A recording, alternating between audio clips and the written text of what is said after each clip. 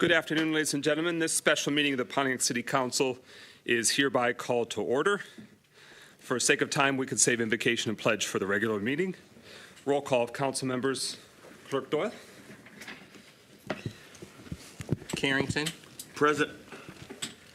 Goodman. James. Here.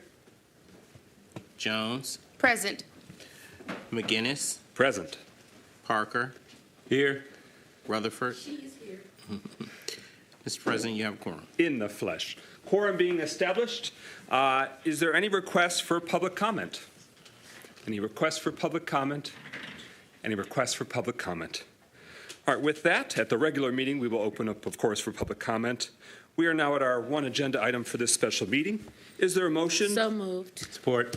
A motion to adopt the resolution to proceed in proceed in a closed session to consult with the city's attorneys regarding trial or settlement strategy in connection with specific pending litigation in accordance with MCL 15.268 subsection E. It was moved by Councilman Rutherford and seconded by Councilman Parker previously. Is that right, Clerk Doyle? Yes. All right, any discussion on the motion? Hearing none, roll call, Clerk Doyle, on adoption of the resolution to proceed into closed session. Carrington. Yes. James. Yes. Jones. Yes. McGinnis. Yes. Parker. Yes. Rutherford. Yes. 6 yeas, no nays. That motion carries. We are in closed session at 5:09 p.m.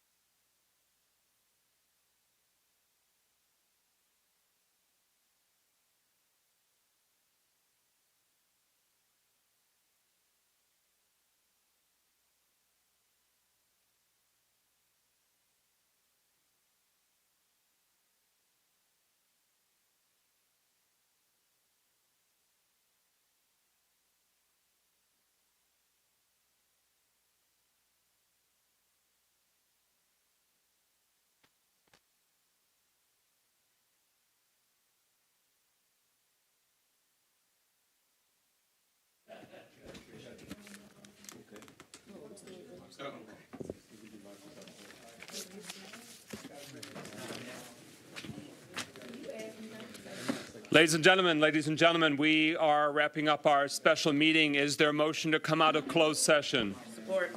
It has been moved by Councilwoman Rutherford, seconded by Councilwoman Jones, that we move to come out of closed session.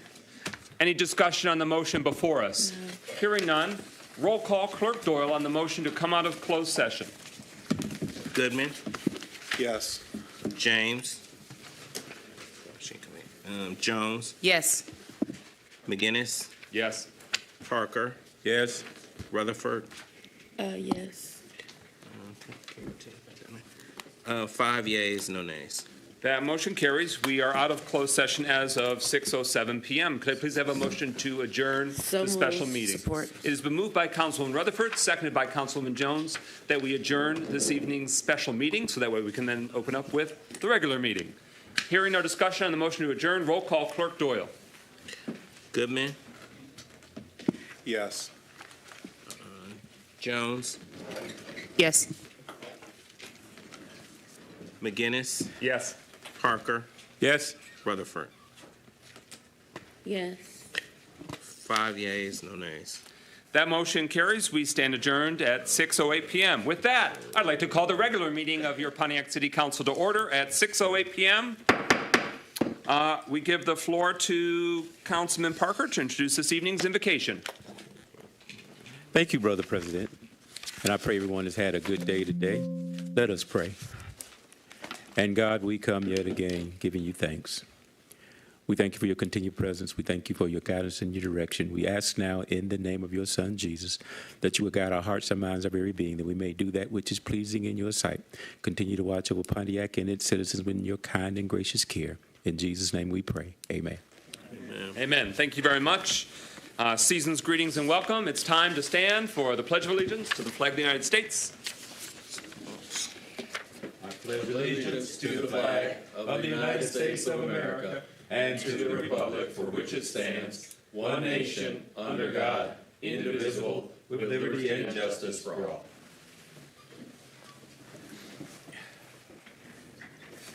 We now join together as a community to hold a moment of silence, remembering those that we've recently said goodbye to, those that have passed away in our community. We have had one of the most tragic of deaths, the loss of a young one, loss of a child. And so we mourn the passing of a young man, A.J. Jackson, who recently has passed away. Please join as we remember Mr. Jackson with a moment of silence.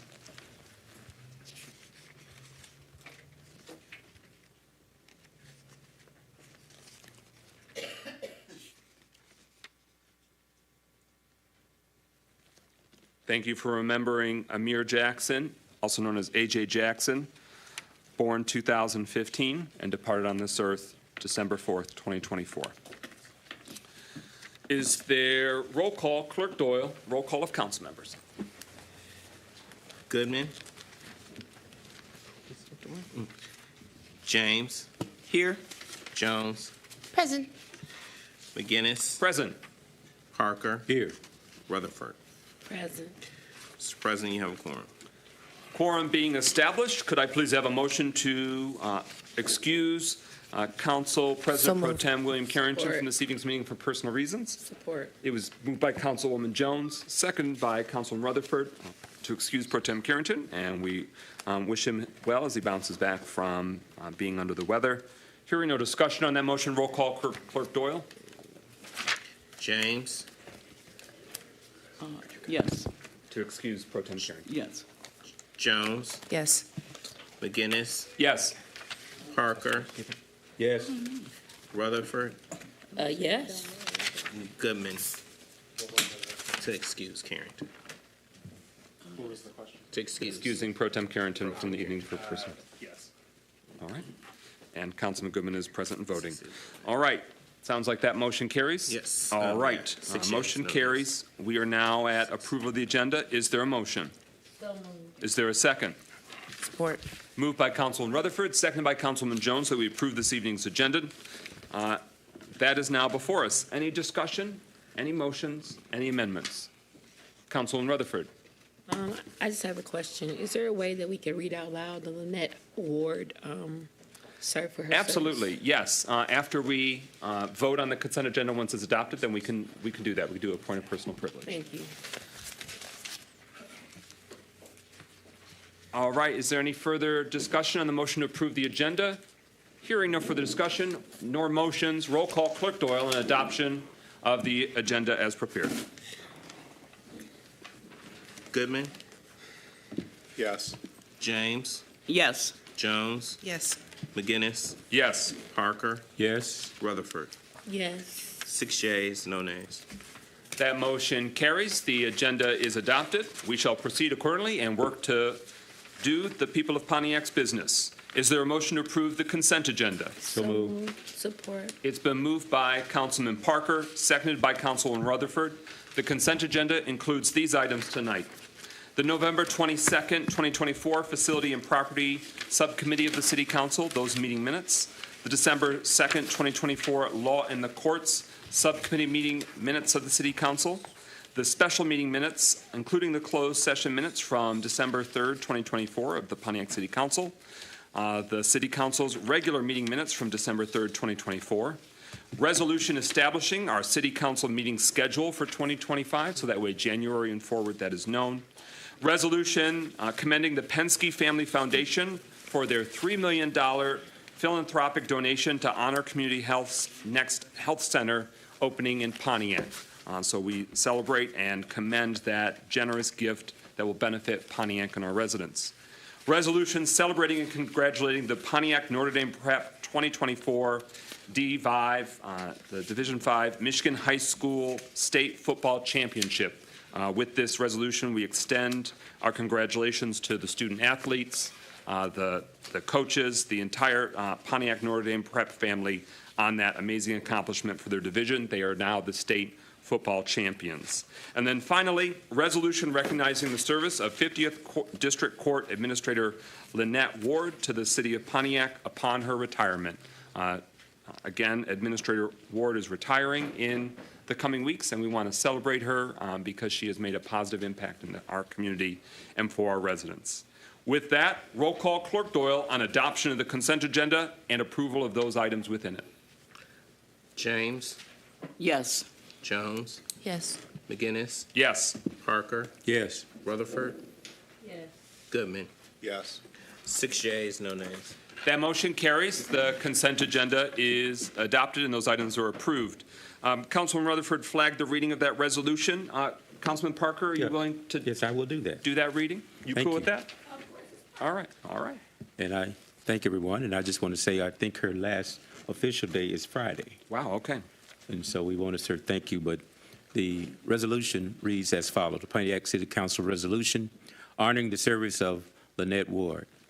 Whereas the Pontiac City Council would like to pay proper tribute to Lynette Ward, an extraordinary woman characterized by her commitment to service, who has had a distinguished career with the 50th District Court. And whereas Court Administrator Lynette Ward is a notable person that has dedicated her life to the noble service of servicing others. And whereas Lynette Ward earned a bachelor's degree in accounting, a master's degree in management, and a law degree.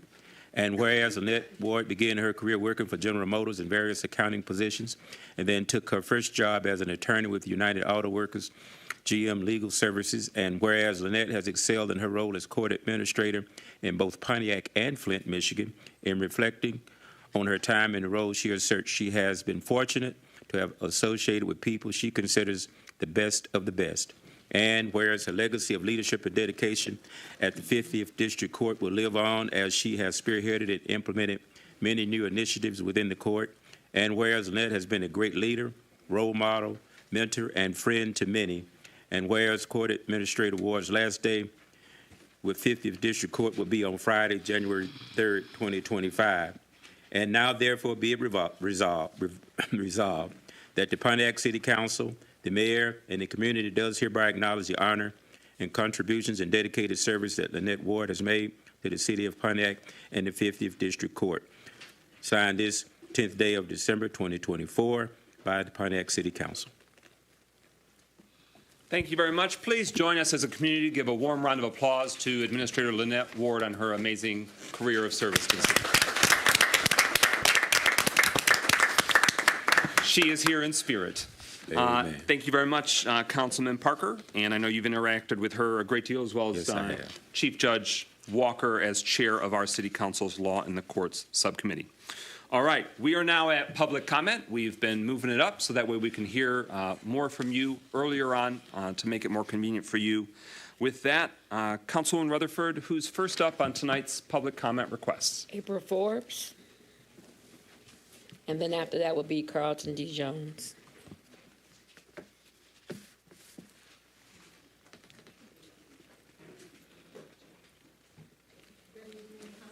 I haven't started your time yet. There's a microphone button on the bottom right of the black device. Okay. Good evening, Council, and everyone in the viewing audience and here today. My name is April Forbes. I'm at 22 Dakota Street. To whom much is given, much is required. My name is April Forbes, a longtime advocate for Pontiac and owner of April's Famous Bakes.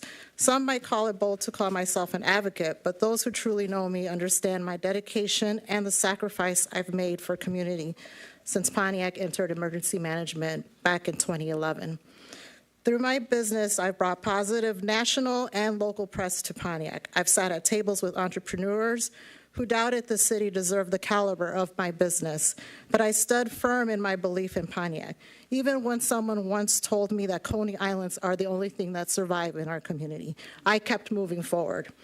In 2015, I launched the first incubator kitchen in Oakland County, right here in Pontiac. It was designed to support food entrepreneurs, many who have opened their own successful restaurants today and who have their products out on the shelves on Myers. In 2017, we opened Menagerie Lounge, a jazz restaurant offering a sophisticated atmosphere and top-notch talent. It closed down due to lack of foot traffic.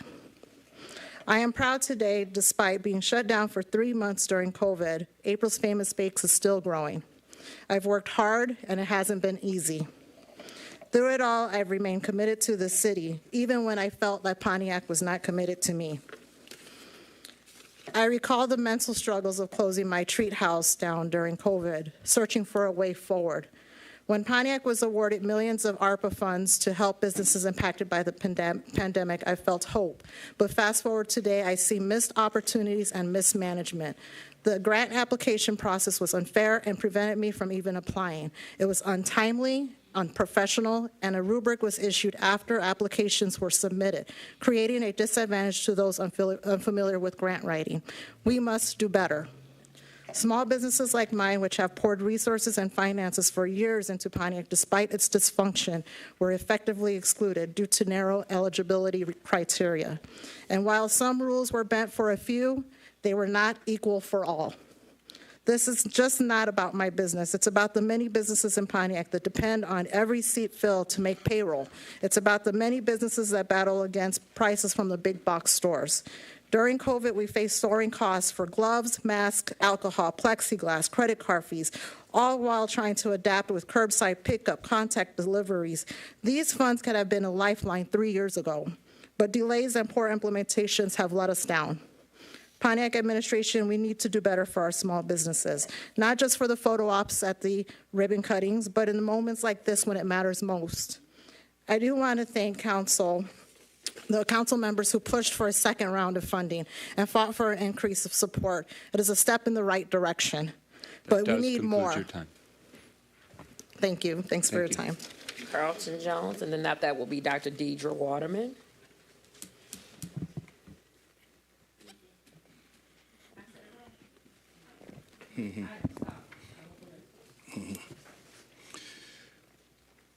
Good evening. I do appreciate the movement of moving public comments up into agenda. I think it will encourage more of our citizens to come out. Everybody know waiting 2 or 3 hours to come out and speak is taxing, and so I appreciate, and also the movement of the agenda address before the agenda items. So I appreciate whoever was responsible for reworking the agenda. It was received well. I want to say that one of the things about this workforce development that I've been talking about for the last 3 years, I'm a product of Pontiac, and I know we need it so bad. So I'm talking to the residents. We're pushing forward with workforce development. Regardless of whatever support we get from the city, we're going to push forward with it. And today I want to say that we are right now starting a cohort in January for those people who want to engage in demolition and construction for downtown Pontiac. We're going to see anybody who wants to engage in a cohort that we're going to be starting up in January. Contact your council person. They got information on TDC, which is we are spearheading that as a coalition. All of them have the information. Contact your council person. We will try to get you engaged. Now, the thing we know about workforce development, you have to be trained. It takes time to train you. So we're going to try to train you if you want to get engaged with some of the demolition and construction work that's planned for the city of Pontiac. That is so important that you get the training way ahead of the opportunity. And the other item that we're going to be bringing in a cohort for is those people who are interested in the cannabis and marijuana industry. Whether you voted for that or not, it's coming. We want to train our Pontiac residents. So Pontiac residents, contact your council person. Council people, lead them to TDC. We're going to try to get them ready so we can have residents in our city engage with these opportunities. We cannot wait. This is an opportunity for people to get an associate's degree, get credentials, get a bachelor's degree, but they have to be on top of this ahead of time. We cannot wait any longer. GPC and TDC, we're pushing forward. We're trying to make sure the residents have an opportunity for engagement. So, council people, I'm urging you, you've got information on TDC, send them to me. We're going to try to do our best to get them ready so our Pontiac residents can have our opportunity. Thank you. Thank you. Dr. Deirdre Waterman, and after that will be, you're welcome, darling, will be Kevin Brown.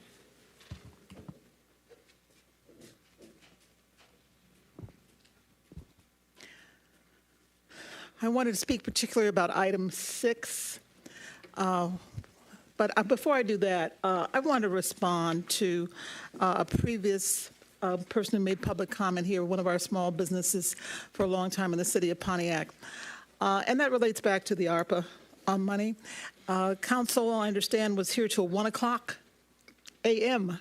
last Tuesday council meeting, trying to get all this money distributed.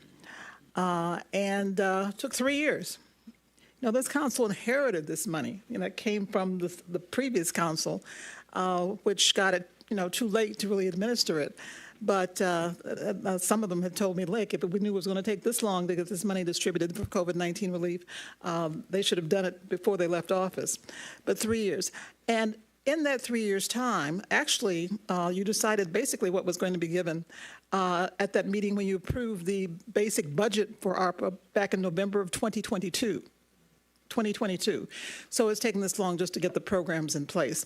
But in all that time, one of the things that I was very adamant in doing to take that time was to increase the amount that you had allotted for our small businesses and our homeowners, all right? And so we'll see. I think you increased some more even last Tuesday. But at all the money that we had, the $38 million, there was still not enough given to our small businesses and our homeowners, okay, the bulwark of this community.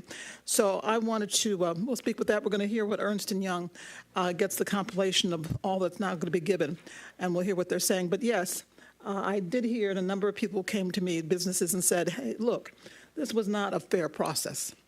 They had one application, and some people, but some others were allowed to answer questions that weren't even on the application. So that's not fair, and I can understand why people would see that. So I'm going to continue to advocate for that. If we can get $19 million to the contractor over there at Ottawa Towers out of our development money, then surely we can get more than a couple $1 million to our small businesses and our homeowners. But I did want to speak to, you have on number 6, was to a vote to commemorate the new youth center, when we get it, after Portia Fields Anderson. And I wanted to commend that and respect that. Portia was, who just died recently, many of you know, was when I became mayor and I reinstituted the Arts Commission. Portia was the first person I installed as an arts commissioner. Also, when we opened that Youth Rec Center on Gulf Drive, we made sure that the Murphy Park program was completed. So I think that would be a good way of recognizing Portia and all she meant to this community and the love and respect we have for her. Thank you. We have Kevin Brown, and the next will be Marcus Bowman. Good evening, Council. On last week, I came to speak in just a basic, unprepared plea to think of the library when talking about funds and the deficits that we had at the library. This week, I am coming to ask if there was anyone that I could speak to, because after talking or speaking on last week, there were a lot of emails and a lot of phone calls, and I would rather speak to someone that sits among you or works with you so I can better understand what's before me and what steps I can take to get more of a permanent ear from you all.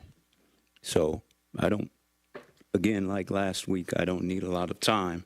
I just need some direction. Thank you, Mr. Brown. As a point of personal privilege, I will offer my ear and a direct resource as president of the City Council. So if you want to take down my direct phone number, I'm happy to work to schedule that pronto. And we can enlist other council members, but I can help coordinate that with our team. My direct line at City Hall is 248-758-3018.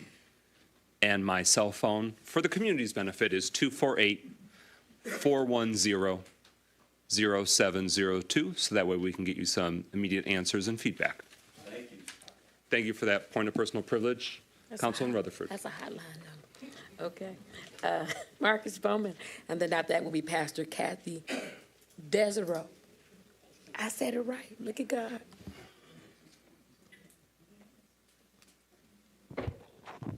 Good evening, good evening, good evening. Everybody need to smile. We got poinsettias in the room, looking all beautiful. Councilman Rutherford got our Christmas colors on. I'm here to just make a few brief announcements. First announcement is I'd like to thank Dr. Leverett and Dr. Excuse me if I mess this name up a little bit, but Devin Zine and Anisha Hanna for supporting MIP 100. And I also like to reiterate that we do have our meeting this Saturday, December the 14th. If you guys are looking for any information, check out the video that's circulating online. And then the next order of business, I also want to make an announcement trying to help seniors. We're working with Bill Maxey to try to get some of these seniors heaters for their homes. So if you need any coordination with that, because we don't want to have our seniors warming up their home with stoves, like most of them do, you know. So we want to coordinate that the best way possible. So I am aiding and helping in that assistance with seniors. So if you need to get any information or you want to contact me so I can be a chain or a pipeline to get you some heaters for some seniors, my number is 248-762-9618. Now, the very last thing, but the best thing that I am about to announce is MIP 100 is setting up a workforce development program, which is already pretty much have a track record of success. We're bringing it in, whether, you know, anybody want to, you know, go against it or not. But I do want to extend the olive branch to the city and have a meeting with Tim as well as Mike McGinnis. We would like this to move candidly. So if things can go along smoothly and go along fast, we'll be happy about that. If not, it will go along as usual or as it's supposed to, because even if we have to put our own money into this program, we're going to do it because we have a proven track record of success of doing this in the history. So we know that we need to stimulate our economy in Pontiac, and the only way to do that is get people back to work. So we're trying to promote economics, and we're also trying to promote workforce development. So I'm asking everybody in this community to understand how important that is and to understand the direction that that can take our community from where we at now to where we could be in the future. So like I said, I was going to be real brief with what I had to say, and I want to thank you all for taking the time out to hear me out, and have a great night, great holiday, and enjoy your evening. Do you want to repeat your phone number in case anyone didn't catch it? Was that your number you were giving out about? That was my number personally. You guys ready? It's 248-762-9618. 248-762-9618. And again, if you need any assistance getting any seniors, any type of heaters, give me a call and we can try to coordinate that for you. So should I delete the 843 number? Is that no good? Okay, all right. Thank you. Thanks for remembering it, though. I had to look it up. Pastor Kathy, and then the next will be Delana Stevens.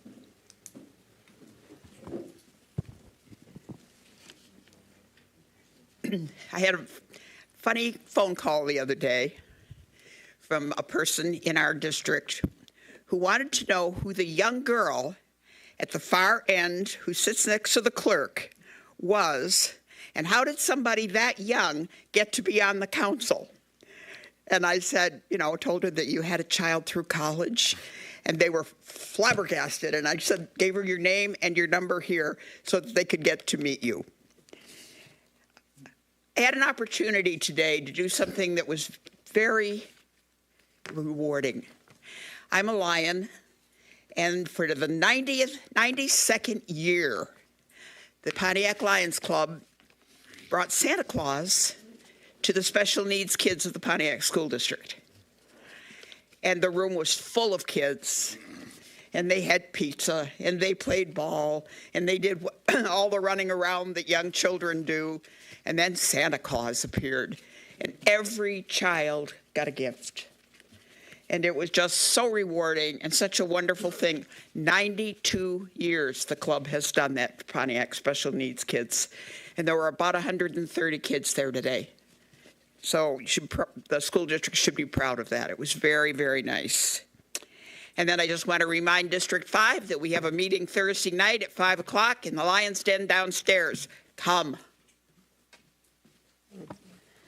After that will be Miss Leona Patterson, and then after her will be Darlene Clark. Miss Stevens is first, then Miss Patterson. I'm sorry, Miss Patterson. Okay. But do it this way, that way she know. Okay, my bad. Go ahead. All right. Hello, everyone. I'm here again for the library. I guess I'm still puzzled why an institution that belongs to the city, even though we had to save it with a millage, was not considered or contacted about submitting a grant and did not get the information they needed in time. But I hope we're going to be able to correct that tonight, because we're working diligently to bring our library up to standards of the libraries surrounding us. But the other thing I want to talk about is that sheriff contract. I'd like to know, do we have the option of including certain things in that contract, such as community policing? We need that. Okay, I don't mean just driving through our neighborhoods. I mean actual community policing. I also would like to see us get involved in Citizen Watch. And we need to target that Citizen Watch to the complexes within this city, because that's where we seem to be having the majority of our trouble. The other part of it is the drug money that's coming in here as a settlement from the federal government. I do not want to see it misused. We definitely need it because we do not have a community-based drug program that relates to the young adults or their parents. And one of the issues involved in that is a parent who's in recovery needs an entirely different type of support. And we need to have that be considered. So in writing that, what you intend to do with that, we have some key people in this community that could really help put together a terrific program as to what we need to have done. Thank you. Thank you, Ms. Stevens. You're next, and then it will be Ms. Darlene Clark, and last will be Ms. Gloria Miller. Hello, I am Delana Stevens, and I am the founder and executive director of the House of Angels. I want to reintroduce myself again. I have a domestic violence organization based here in Pontiac. And what I do is, if a victim is in immediate danger, I place them in a hotel room and provide them food and clothing. I've been doing this since 2013, being a survivor of domestic violence and sexual assault. I had a question. I wanted to know, would y'all have funds available for small nonprofits? The way how I get the money to put the people in the hotel room, I bake cakes. I was doing Instacart and Amazon Flex. But I just had a heart attack October the 3rd, so I can't continue to do that. And so I borrow money, or I take it out my Social Security check, or apply for Walmart grants, little small grants. And even though I still just had a heart attack, people still call. I partner with over 15 hotels in Michigan. It's just not in Pontiac, because if the victim is here in Pontiac, they want to get out of the area to make sure that they're safe. So I'll send them to Detroit or send them to Dearborn or somewhere else of one of the hotels that I partner with. I just wanted to see, like, do y'all have anything for nonprofits? I don't know if y'all can answer that, but I'm just asking. Because it's public comment, it's your time, the people's time, but council members are able to speak during various different times this evening. They might reference it or be able to pull out that answer. But if it's all right with the council, as a point of personal privilege, I can answer, if there's no objection, that there is not, to my knowledge, an immediate program that's receiving proposals from nonprofits in that category or in that sort of frame of what you've shared. But the city council did put funding into the recent budget and distributed approximately $250,000 to entities helping intervene to try and prevent homelessness or to provide mitigation. So there is, of course, general fund, initiatives that we have done in the past. We also, as a city council, have district project funds if it can be identified as something specific to, a public good, a public benefit, and a council member authorizing it with some requirements. So I can give you my phone number. I know you've been in touch with Councilwoman Rutherford at great length, trying to locate resources and figure out what's possible. But I'm happy to. Like the ones that, sorry to cut you off, the ones, I'm be very transparent. I don't care no more. The ones that the funds was given to, if I send people to them, they don't help them. I done had like 5 women. I took out my personal money and put them in a hotel room and bought them clothes and bought them food for their kids. When I send them to these other organizations, they not helping them. And this one girl, she's pregnant. This girl was out with her kids, and she 8 months pregnant. She didn't have nowhere to go, and I sent her and she was fleeing from her abuser. And I send her to these particular organizations, and they don't help them. They turn these people away.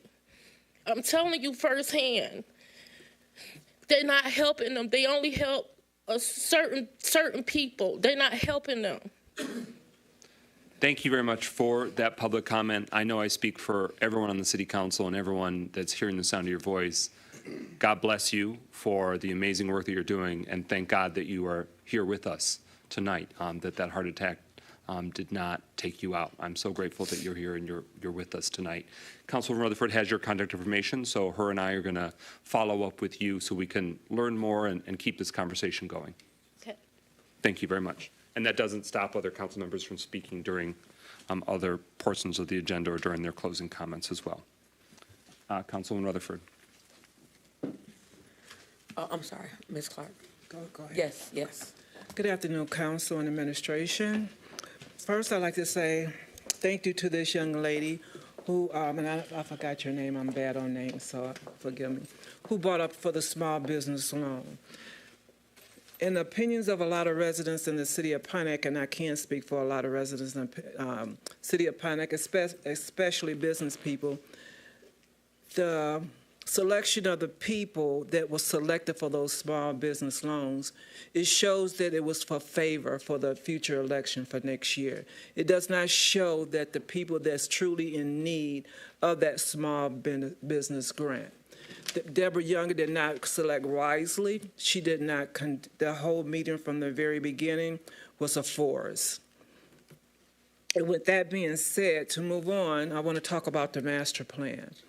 I don't know what it would take for the council to step up their game that the people have asked you for the last 3 years to do, to select credibility for the city of Pontiac.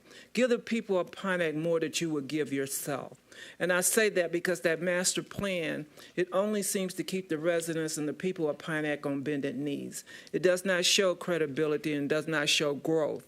It does not show the capability that the people in Pontiac has and the intelligence that people of Pontiac has to further their goals in life. It keeps you at a certain level. That master plan was not designed by, I say this, it's been designed by people who's been on different boards at different times. It also shows that the people that were selected for that board was again done for favors for the future election. Now, with that being said, if this is all you have to do to get your attention is go favors and say, hey, I'll vote for you coming this next term, then we'll look at you now and give you this money like you did the small business loan, like you're doing the master plan. We are not on a plantation. We are not helpless people. We are intelligent people, and we see. We see all and stand all. If we stand in the city of Pontiac on each block, we can call out each one of our neighbors' name. We know what's going on. The credibility that the administration has and the council has let the people down. The people are ready to vote. And to tell that we know that you're ready for us, Mayor Grimer has started his voting process or his election sooner than later. He started just now. The council, you're now turning over some good favors. And Ms. Jones, I am not talking to you, so please, this is not directed to you. You are now starting to hear the people, what the people have been saying for 3 years. That also show your credibility and you telling on yourself what you can and cannot do. The people will speak this time. Ms. Gloria Miller.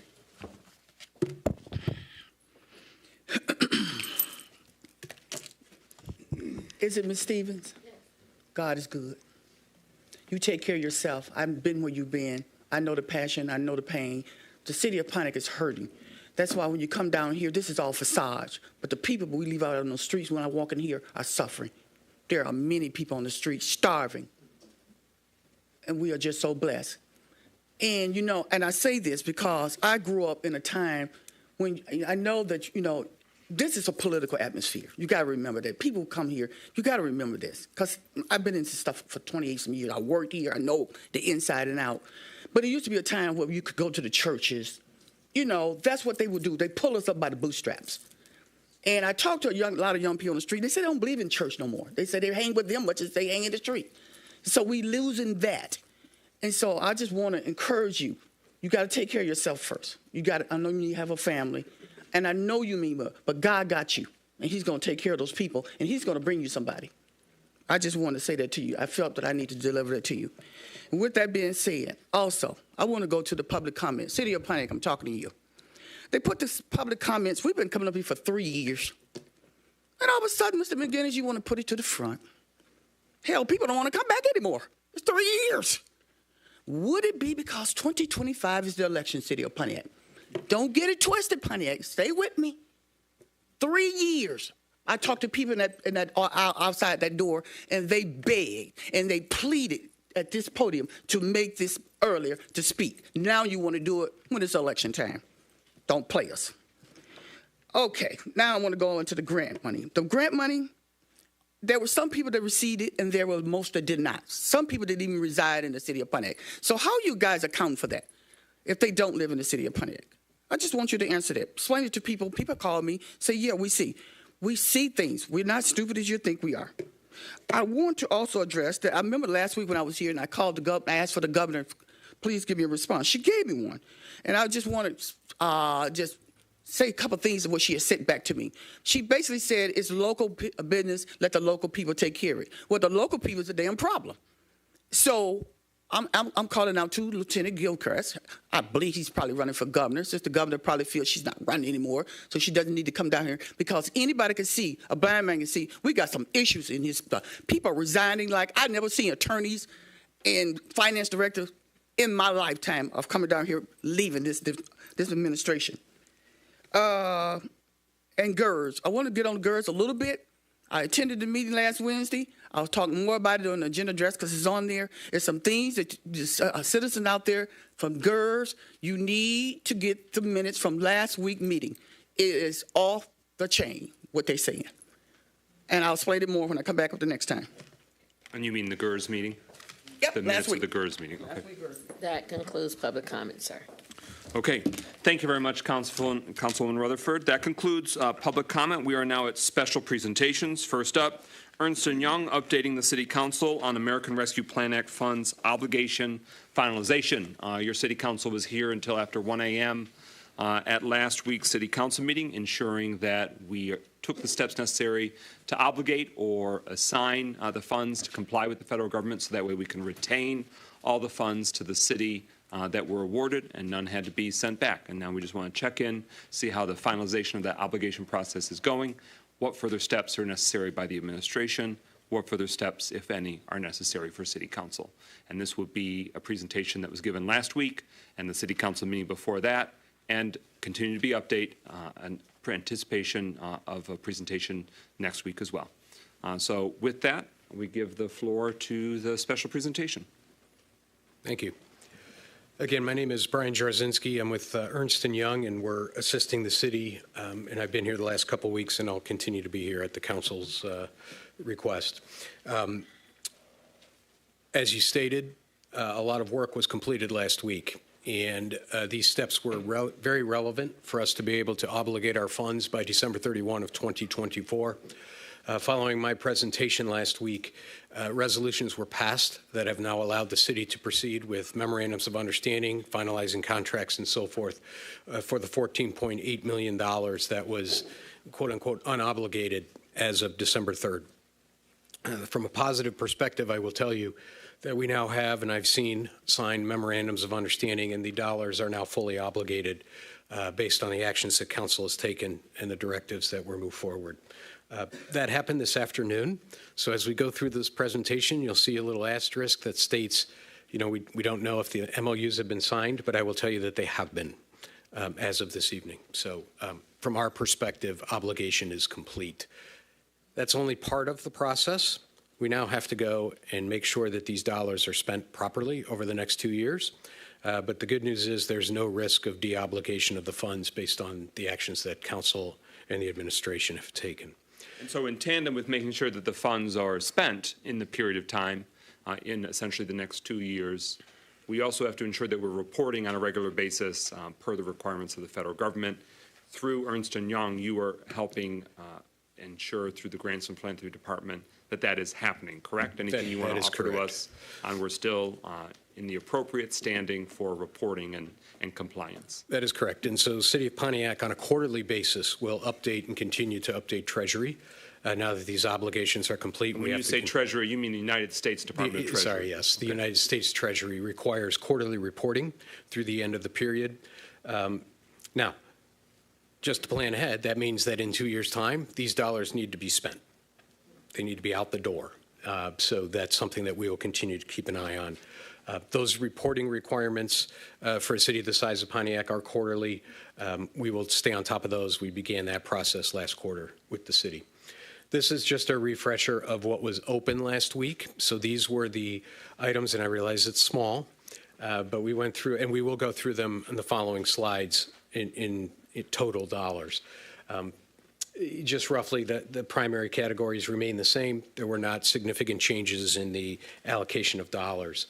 The next slide is more helpful. So this is more of a summary of total dollars granted to each of the programs at the high level. So Parks and Recreation projects. And you'll see all of the projects that have received ARPA funding. As I said earlier, you'll notice 2 stars or asterisks for 2 of the projects. We talked about these last week. And on the bottom, it says pending obligation. Those are now obligated. The MOUs are signed. So I looked at this thing at about 4:30. I now know that the MOUs have been signed. I saw that this evening before I stepped in. But this Meaning with your little eyes, you saw that? Me personally. Okay, that's good. And we will retain copies of those. Thank you, Director Campbell, for waiving waiving those hard copies. Another part of the process is, because of this as a federal program, we're subject to audit like anybody, right? You have your auditors, and then you also have the potential for U.S. Treasury to come in and do audits. We will retain copies of all of the contracts, copies of the MOUs, and we will track those against the expenditures as we move forward. I'll stop here if there's any questions. The modular bathroom we talked about last week, as well as the mini park design and builds. If there's any questions on the MOUs or anything, I'm happy to stop, but I'll continue if not. So again, he's offering the community and council a snapshot of this category, Parks and Recreation projects. Here's the ARPA-funded aspects for our federal funding designated for this specific purpose. Some of this has been spent. So you're now seeing we've moved beyond the ARPA obligation portion. Now it's about getting the projects done, expending the funds. So this has a combination of to be spent and spent. But this is Parks and Recreation. Are there any questions from council on the Parks and Recreation items? Councilman Parker. Thank you, sir. When you come, I just have a question. When you designed this spending, how do you figure out that this is where you needed it to be broken down by? That was before his time. Before his time, it's essentially, this is a recap of all the council votes that got to us there. Then let me rephrase my question. Okay. My question is, based on your experience, would you say that some of this is based on resident input? Can you say that? Well, I wasn't here for the original planning and the bucketing, so since you've been here, can you say that some of it is based on resident input? Well, interestingly, listening to some of the public comment, for sure, there's been public interaction. I will say this. I don't know specifically what happened from a Pontiac perspective. I have other municipalities that went through and went out and did in each of the districts and so forth, had meetings early on in the process to obtain feedback. And I don't know if that happened in Pontiac.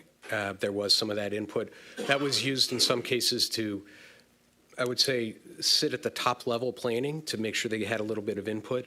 But beyond that, there are some other surveys that were sent out across other municipalities and so forth. But generally, I would say that interaction, that need for public input was not a requirement of the U.S. Treasury rules of the ARPA itself. So some communities did it, others did not. Okay, thank you.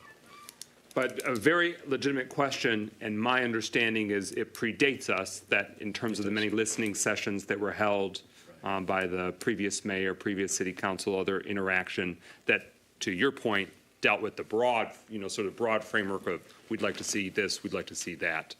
And then on the ongoing basis, the public feedback on when it was being considered actively by city council on those specific projects. We didn't see any situations where there was like a voting situation or anything, like what does the public want? I haven't seen any of that. Other questions on Parks and Recreation? Any follow-ups, Councilman Parker? Oh, I'm good. Okay. Thank you. With that, you can move to the next. Oh, I'm sorry, Councilman James, you have the floor. I have one question, but I'm sure he can't answer it. Is the Parks Director here? I'm wondering about the 86, is that 1,762? That would be helpful to know as well, the community center upgrades. Yeah, I'd like to know what that is, since we don't have a community center at this. Good evening, Honorable Council, Mayor, Deputy Mayor, and residents of Pontiac. So the 86,000 is due to a change order for the one of the senior centers and the installation of the kitchen. So we had the grant associated with that. The costs exceeded the grant, so we made up the difference here. So it's for one of the senior centers. I don't recall which one. I think it's Bowen that's getting the kitchen install. Ruth Peterson. Okay. Yep. Any further follow-up? No. Okay, any further questions on Parks and Recreation projects? Next slide, please. The next primary category is the Youth Rec Center projects. These should be familiar to you. We talked about the $2.9 million last week. That now has been signed under the MOU and is directed toward the rec center and the establishment of such going forward, as well as the earlier spending. Any questions or clarity on this slide? Please proceed. Home repair. You'll see home repair has 2.8, almost 2.9 million. That's contracts already under obligation or signed contracts with construction companies. There's another 2.6 million that has been signed, the MOU, that is set aside for additional home repair projects. Any questions or clarification on this slide? Yes. I want to make sure we have this on record. We do have the money in totality to do the first 238 homes, correct? So the corrected number of homes is 224, and we have the money in totality. Okay. Yes. The follow-up is, we're using CBG funding as well? Or In addition to this. So, in including the $5,417,719, how much of the CBG money are we? $792,781 combined. Okay. Yes. I just want to make sure, because there will be a misinformation that we didn't tell you how the money was being allocated. Then my other thing is this: currently, do we have every batch of homes? Have they already been bidded out? That is a question for Manager Younger. Okay, I'll ask her that. And the reason why I'm asking is because I don't want it to be where certain people who are in batch 20 don't get touched until 2025. Well, it's going to be 2025, but 2026, especially if their home is currently decaying at a more rapid rate. And I'm just using, for example, why I brought it up. There's a home that was allocated, and their roof has now officially caved in. And so is there a way that we can move this particular home up, or is that a question I need to ask you off? Okay, fine, offline. But I'm asking that because this particular home put in for a roof, and now their roof has caved in. Understood. As of today. Understood. Okay, thank you. Thank you. Further discussion on the home repair program? Please proceed. If I can make an editorial comment on this too, the percentage of dollars that you've set aside for home repair is higher than many of the municipalities we've worked with. So, it's nice to see that, because there's always need there. Economic development projects, $4.725 million. Apparently we wanted to give you $2 signs with that. These are all obligated through an MOU, and this is all items that we talked about earlier. I heard some discussion earlier on the small business loans and so forth, but these are all set aside and ready for expenditure. Some of these dollars have been spent as well. Okay. Councilor Rutherford. Yes. Go to the $500,000 for the technical assistance. And the reason why I'm asking is because in January, before you came, Ms. Campbell, there were people that were awarded to do technical assistance. And so I guess it should be a question for the administration. Have those contracts been signed? If they haven't been signed, what is the timeline for that technical assistance? Because from my understanding, you guys are still at the number 8, but it's 25 contracts. So I'm yielding to you guys to get clarity. And I got that number from Deborah Younger. So before y'all say where I got the number from, that's where I got it from. I just want to get clarity on the exact timeline of the contracts you guys have had since January, when they're going to be executed. I yield to the administration. Anybody can answer. Well, I'll have to check in with Deborah to get the exact numbers, but we haven't had the contracts since January. They've been in process for a long time, for a number of months. But my understanding is most of them have now been executed. You're saying obviously something different from that, so let me check in with Deborah and get the true numbers. Okay, and then my follow-up is, can you, for the record, it's $2 million in grants, right?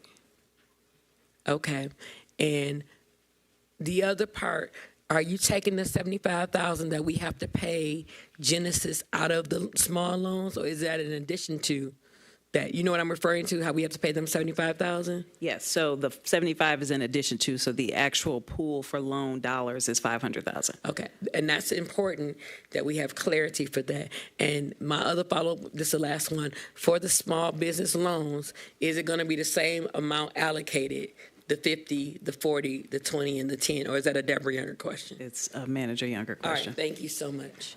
Further question on excellent questions. Further questions on economic development projects? So again, we would look to dive into this further because a lot more still has to be done to get it ready to execute, to spend, to make some of those determinations and get those resources directly into the bloodstream that are very important of our community. Hearing nothing further, next slide, please. The next is the arts and culture projects. These items all have been completed as well through an MOU. These are items we've talked about before, the subrecipient grants, as well as the various projects, music in the parks, and so forth.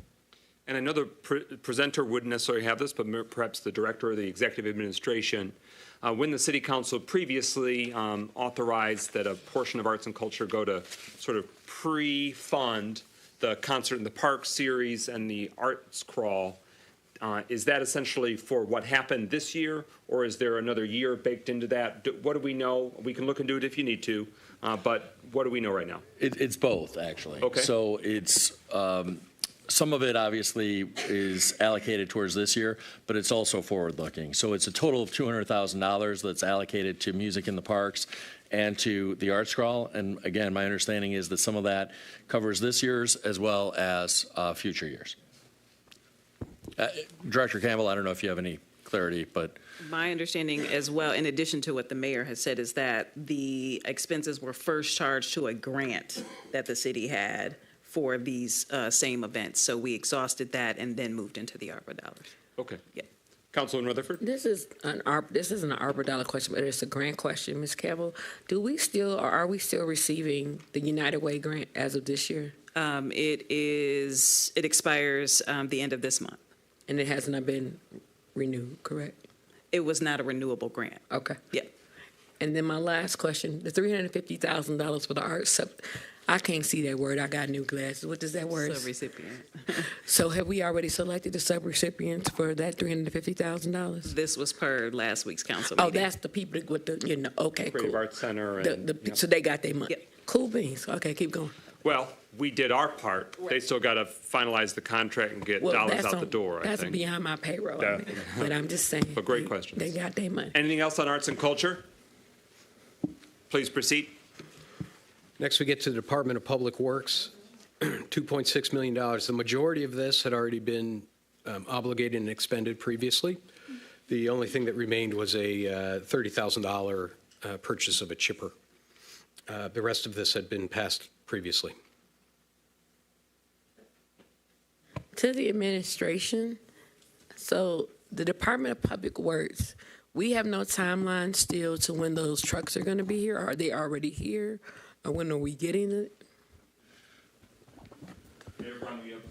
yeah, so it depends a little bit on what you mean by those trucks. So when it comes to some of the trucks, they have arrived. When it comes to the big plow trucks, those are on back order, and we knew that when we authorized the purchase of them. There's an outside chance that one of them comes later this season. It certainly we expect to come sometime next year, but a lot of those plow trucks won't come for another year or two down the line. So most of the plow trucks, the new plow trucks that we've purchased, are not going to be available this winter season. Now, we still have the old plow trucks, but we obviously wanted to purchase the new plow trucks and at least get in line to get those new plow trucks. But there's a big back order on heavy industrial trucks like that. And this is just my follow-up to the administration.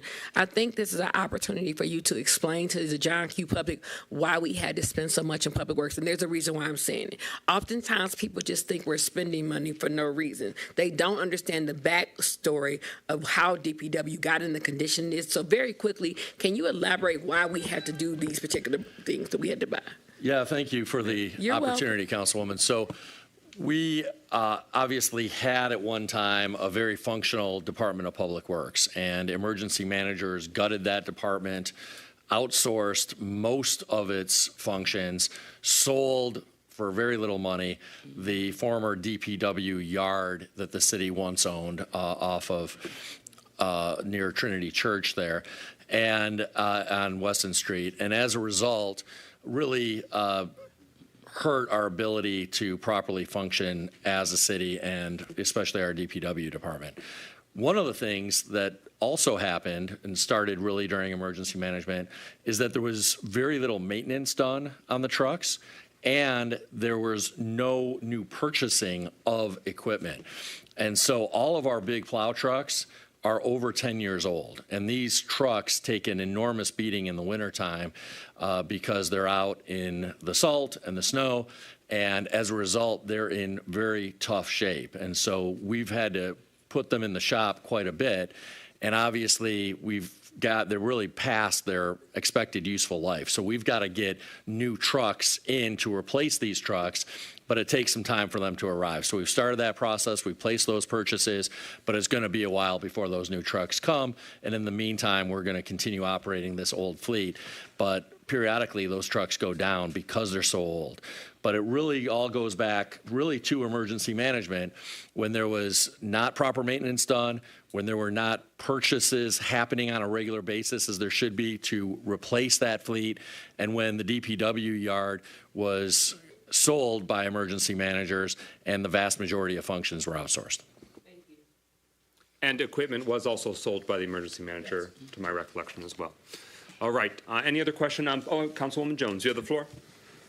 Okay, so the first line, MTech comp, the street sweeper amount, and this may not be a question for you, sir, but I'm just wondering, is that referencing the street sweeper that I was told would be arriving Thursday of last week, and did that street sweeper arrive? Administration, do you have an answer? But broadly, yes, it's one of the ones in question. The street sweepers that we have are the street sweepers that through ARPA funds were acquired.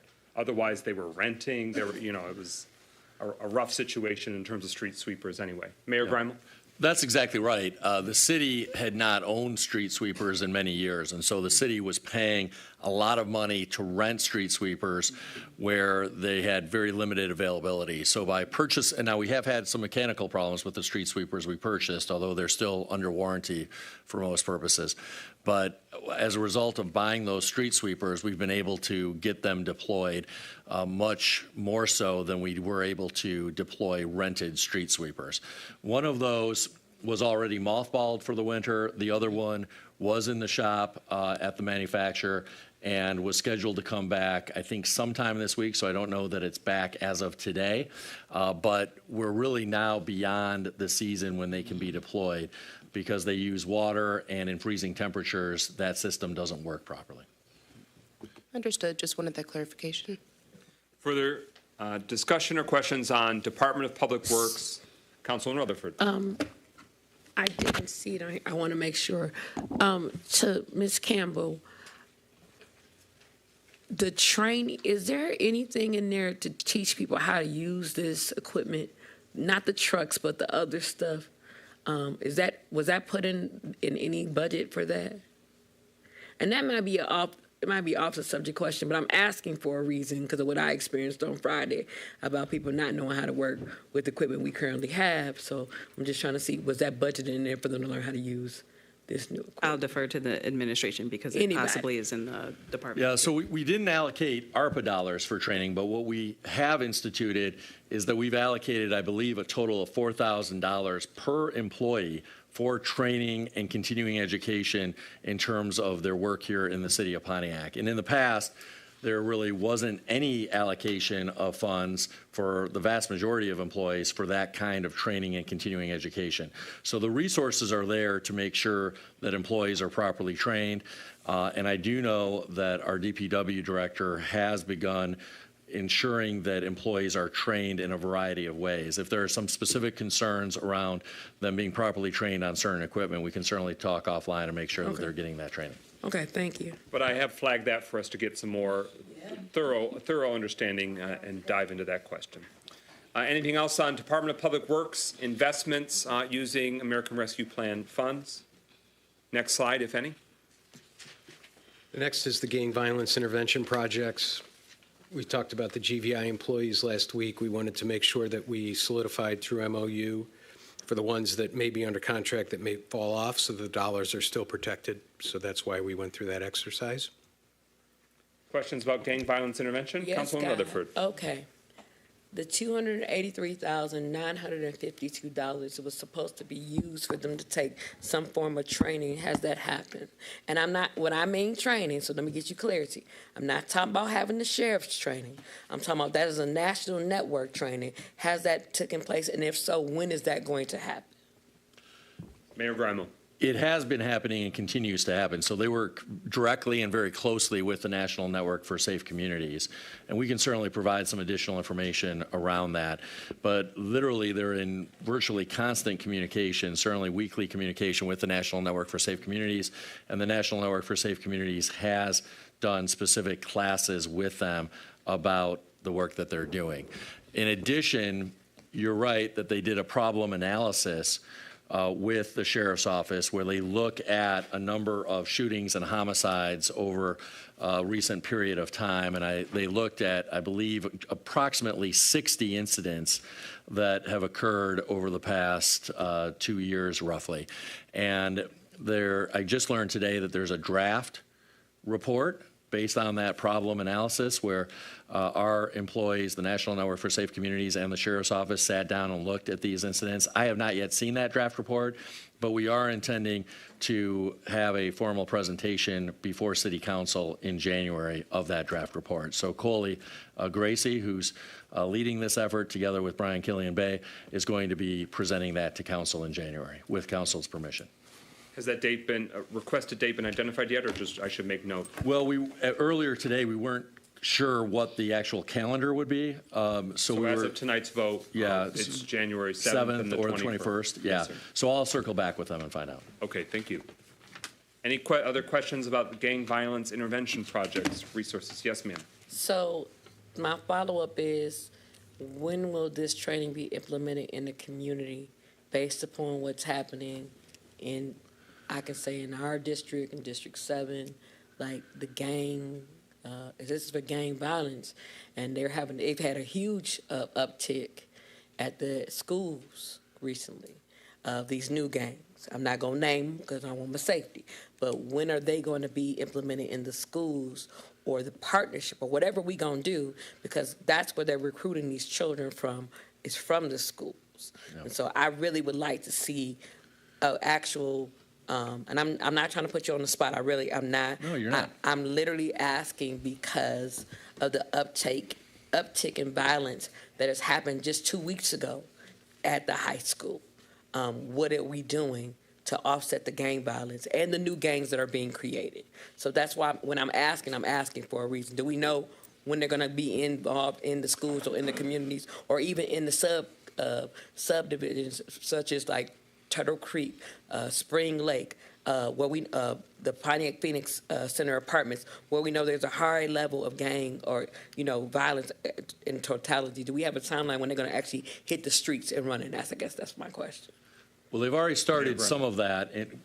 You have the floor. They've already started some of that in terms of interacting with a variety of individuals in the community and in specific apartment complexes, for example. I don't think that they've yet really gotten into the school specifically to answer that part of your question. GVI does stand for Group Violence Intervention. Oftentimes, typically, that's in relation to gangs, although it can be broader than that. A lot of our violence is driven by gangs, but a lot of it is driven by domestic violence and other factors as well.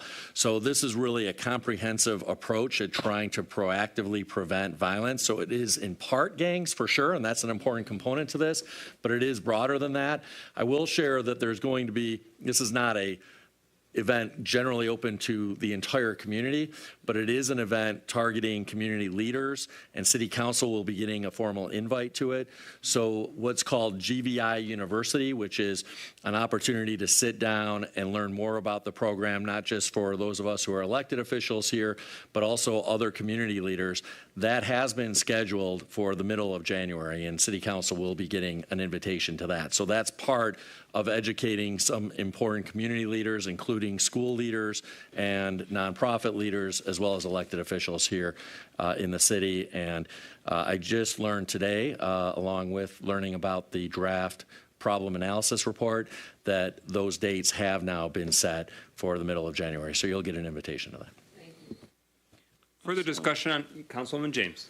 Well, I just wanted to add that they did give a report at the Public Safety Subcommittee meeting, and they did indicate that right now their focus was to get the training from the national network. They were working with them to fully understand, because both of them were hired and they are not familiar with that organization. So that was their first step, is to get the training from the national network and then to work with them to put together that plan. But they gave a very good report at the public safety meeting, and I think we can get those questions answered when they come in to make their report. But first, you know, their focus has been to put together the plan. But they definitely are on the ground and working in terms of the things that you mentioned. Further discussion? All right, that's an important one we need to delve further into. Hearing nothing further, next slide, if any. Next is engineering projects. These are older projects, about $2.2 million. Infrastructure. Any questions on engineering, Councilman Rutherford? To the President, can you explain to them about our storm system really quickly and why it had to be done? There's a reason why I'm asking you to do this, because oftentimes, once again, people say, well, individuals say, why are we spending $2 million on the storm repair? How does it directly affect us? And we need to be very detailed sometimes so that we can make sure, or John Q. Public is aware why this had to happen. Well, first, it was eligible. When the federal government identified American Rescue Plan funding, they specifically called out, water systems, storm systems, because it has such a big impact on public health. That if you got diseases floating around your water system, your sewer systems, it can, current or past or future pandemics especially, you want that working. And Pontiac has an extremely aged, fragile, and long overdue for just basic fixes, that there are various crumbling points. I mean, we all know the state of our city, and the beauty of being a historic city is sometimes what's under the ground is also historic. And so the assessment part that we all see there, $200,000, that was, for lack of a better word, finding out, scoping down below what's the condition and the status, so then we can prioritize where can we get the biggest bang for our buck. $2 million is a fraction of what the need is, but it was allowing us to make a dent of the most serious and severe. And the administration, if you want to elaborate further, but it gives us the resources when a big project comes along that we can do it when it's opportune. And that's not just this bucket of resources. That's really important. So when Bagley and Gulf Drive are being done, or any other future roads are being done, we don't want that new beautiful road, and then a year or two we find out something's caved in or not working, and then we got to tear up all that beautiful new smooth blacktop or whatever the concrete surface is. And that's really crucial. That's a big challenge and shortcoming we're going to have now and going forward. We've got to be clear-eyed about that as a community. But Mayor, anything further you want to elaborate to explain that question? Well, that's right. But to add some additional information, this is for storm water sewer, as you see, storm sewer. So sanitary sewer is under the jurisdiction of Oakland County, the Oakland County Water Resource Commission. So this is the storm water sewer that takes rainwater and collects it and takes it away so that it's not flooding our streets. And I know that a lot of times, certainly for me, out of sight, out of mind. So a lot of us don't think about what's underground because we don't see it on a daily basis. But it has a big impact, especially on roads. And so when these storm sewers are not functioning properly, they back up, the water pools on the surface of the road, and it accelerates the deterioration of our roads. The other thing that happens is sometimes sinkholes form, and then you see roads collapse. And so the biggest way that these storm sewer problems manifest themselves in a way that affects all of us day to day and that we can see is the roads failing at a much more rapid rate. So this really should be thought of as road preservation, because if we don't take proper care of our storm sewers, the roads are going to, in some cases, fall in with sinkholes, and in other cases, flood, and then you see the pavement deteriorating at a much more rapid rate. Further discussion, Councilwoman Rutherford. To the mayor, exactly, I'm saying hypothetically, how much is it going to cost us to eventually have to repair our water system. So all the storm sewer, the Yeah. assessment done, and you can get us that figure if you don't know it offhand, but what are we looking at? Well, we're not crystal clear because we haven't scoped all of the storm sewers, but just based on preliminary estimates, the total amount of delayed repairs and capital improvements that are needed are many, many millions of dollars, probably tens of millions of dollars is the truth of the matter. So with this initial investment, we're prioritizing those storm sewers that are in the worst shape. But really, the city has not properly maintained or invested in its storm sewer infrastructure for many decades. And so we're just now really starting that and addressing that deferred maintenance. Thank you. Further discussion, Councilwoman James. Yeah, that needs to be a part of a long-term capital improvement plan. We've been fortunate to get a grant. We got a grant to be able to do the original assessment, and these repairs are based on that assessment. So this is a great use of ARPA dollars, but, as you've said, it's only a partial fix.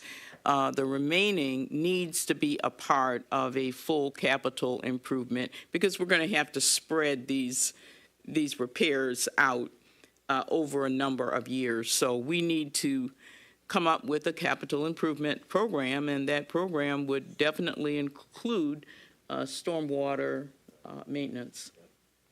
Further discussion? Next slide.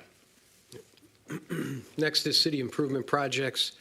There's a parking system as well as discussed last week and now signed under MOU, the $50,000 for the meters. Further discussion, Councilman Rutherford. I'd like clarity. So to the administration, if you can explain why we have to have this, and the reason why I'm asking is because we have been beat up as an administration about this parking thing, and it's important that people know that prior to us getting here, there was no parking program for years, and how much money it is actually brought back into the city. And so I'd like for you to do bare brass text, 1 minute or less, to explain why this has to happen. Thanks. Yeah, so I'll try to be very brief, but you're right. There was a time, really before COVID, that there was on-street metered parking, and that was the case for a long time. And the purpose of on-street parking meters is not to generate money for the city. It's really to make sure that people, mostly employees and residents who live downtown, don't park on the street all day and instead circulate. Because the whole goal of on-street parking is to allow the parking to be as convenient as possible for customers and patrons who want to stop at a restaurant or go to a bar, and they're there for a couple of hours. So when people park on the street all day long, it means that people have to park further away from establishments where they want to be a customer or a patron. And so it's really designed to limit the amount of time that people are parking there. That's the whole point of parking meters. We had a private company, the city had a private company before any of us were here, who were managing that system. And then COVID hit, and they decided with the decline in people coming downtown to park that it wasn't profitable anymore, and they walked away from their contract. And as traffic downtown has picked up, there's more parking congestion downtown. We want to make sure that people, especially at peak hours, can find convenient parking. But we need working parking meters because we tried to patch together the old parking meters, and because they were old, because they hadn't been maintained in years, they have not been working well. So this will allow us to have working parking meters that function properly, that are user-friendly, that people can use credit cards in or coins in, and that really serve the needs of people. And most importantly, initially, our parking enforcement team was overly aggressive. And the goal here is not gotcha. It's not, hey, we want to get tickets issued.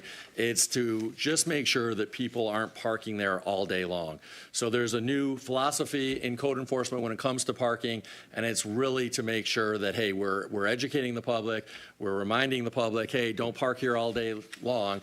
But if you're there for 10 or 15 minutes, the goal is not gotcha, you get a parking ticket. The goal is just, hey, don't stick around here all day.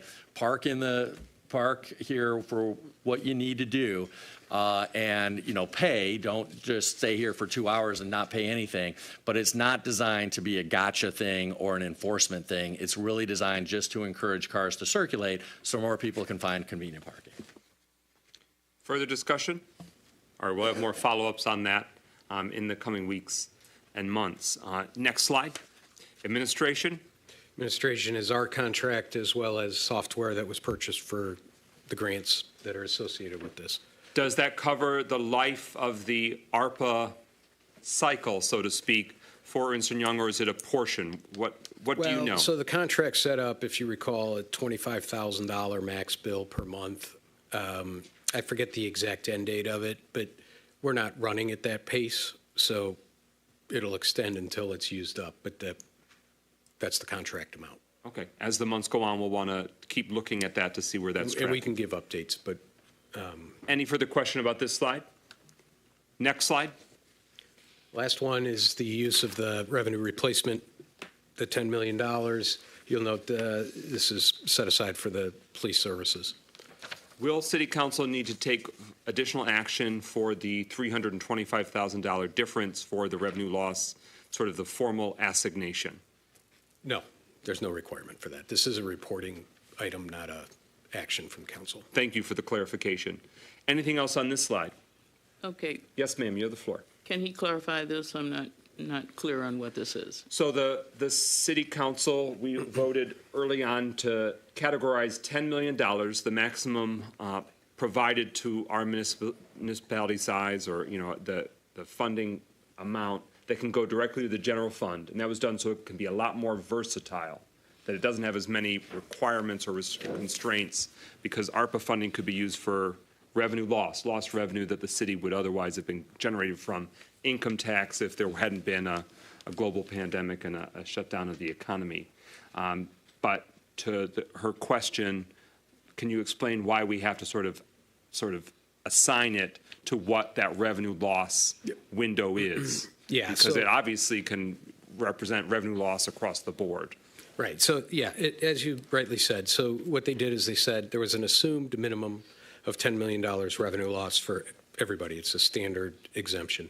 And then those dollars are used for what's considered to be anything that the government would do, provision of government services, anything government does. The city government. Yeah. And in this case, and they do require reporting of the use of those funds.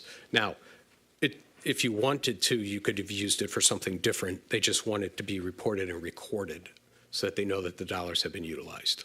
In this case, the city has chosen to use it for its police services contract. Okay, that's, I'm well aware of the 10 million that we put into the general fund, but we have been using that monies, a number of times, and it's surprising now to see that 9,600,000, unless this is just some kind of a budgeting. It's really a bookkeeping matter. Okay, because it's not really saying that 9,675,000 is actually going to the police contract.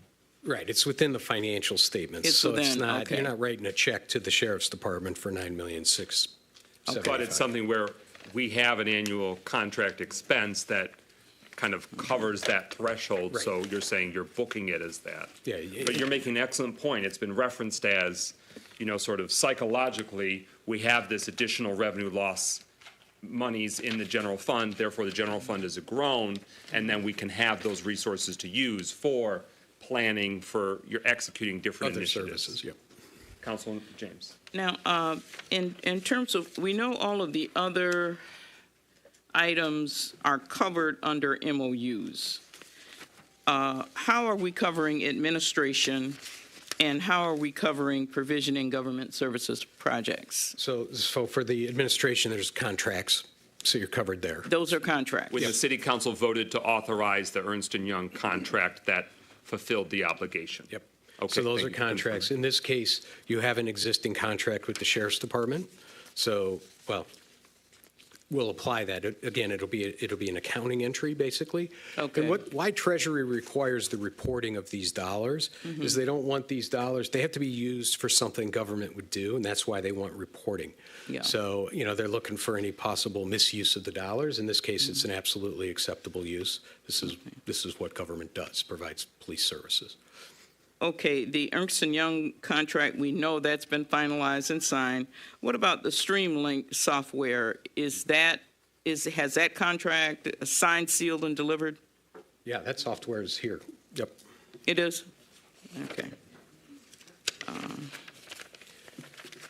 Any further questions, Councilwoman, at this point?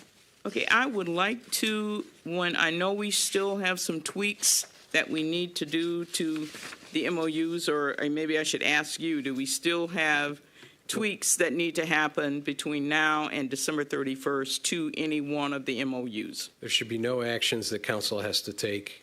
We're going to do a full review of the MOUs just from a signature and accounting perspective, but no action should be required. I would like for council, once those are signed and finalized, to get a copy of the signed MOUs.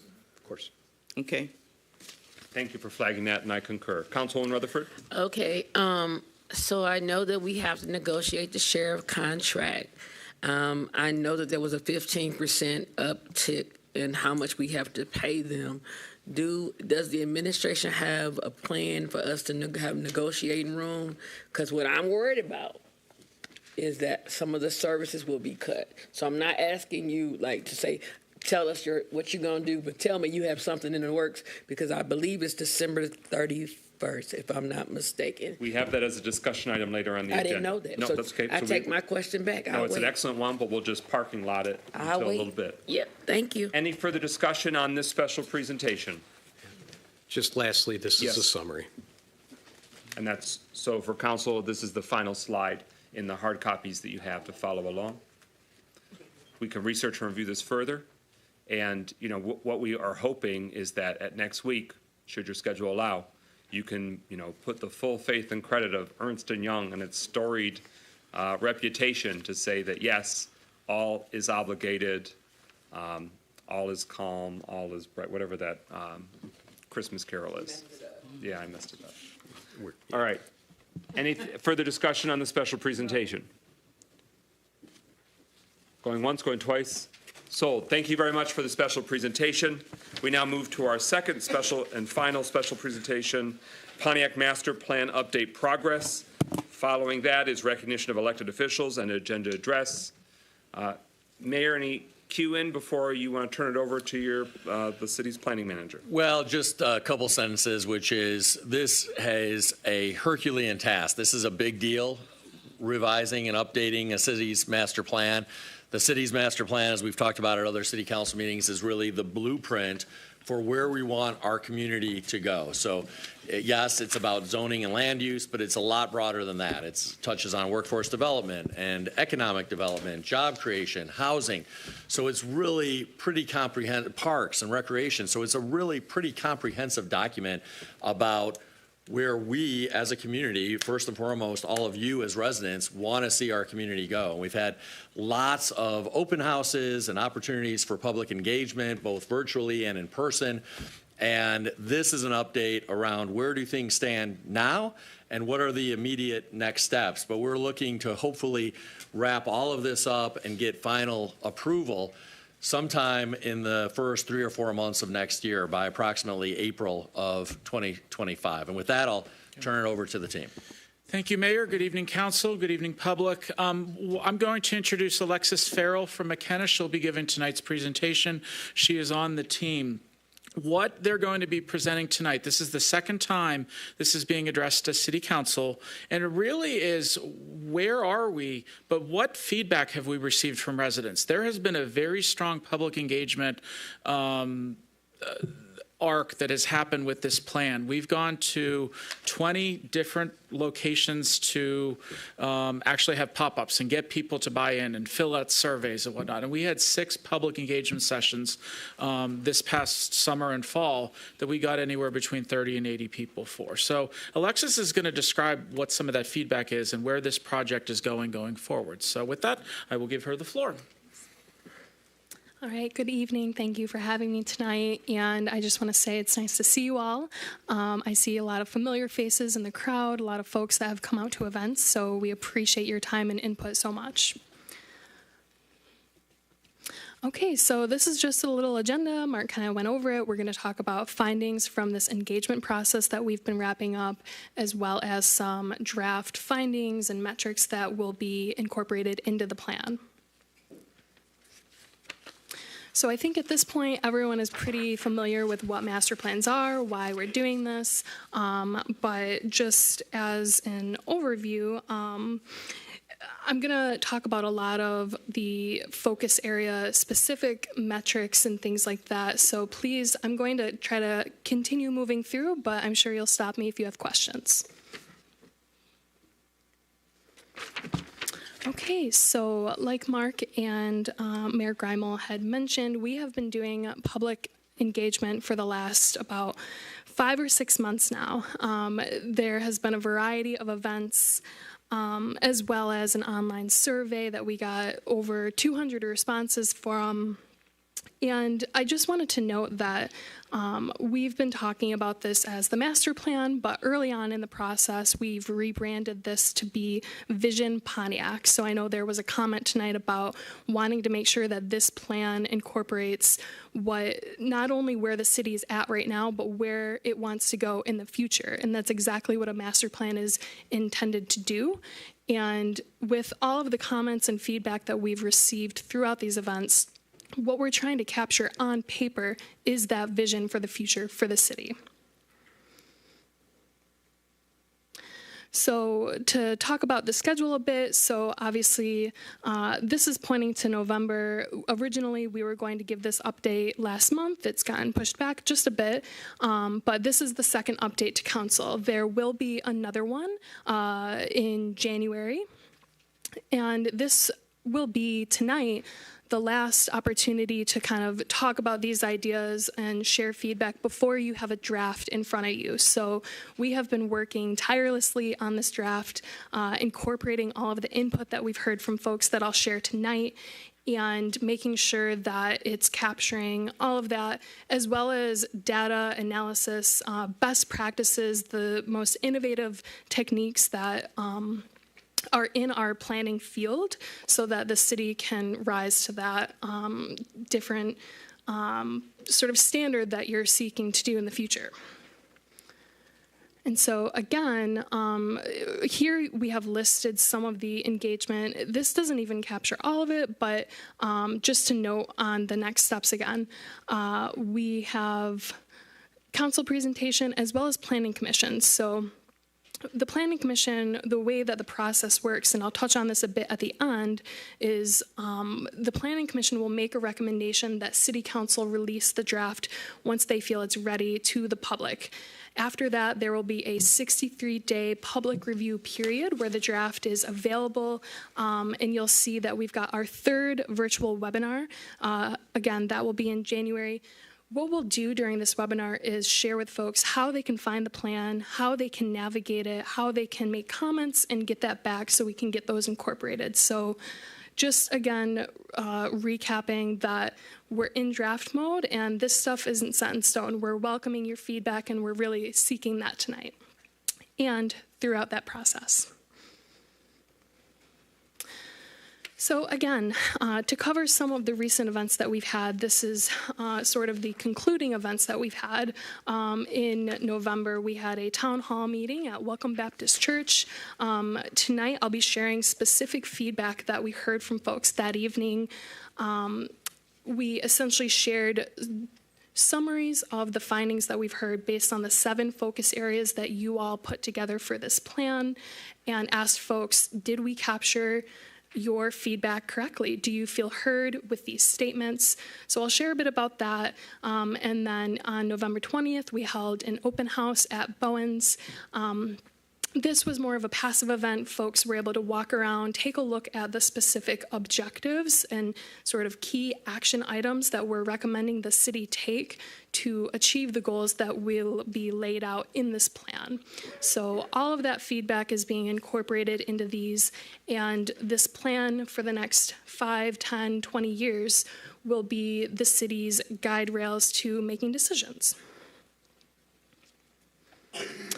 Okay, so what I'll be sharing through this next phase of the presentation are the goals organized through the 7 focus areas.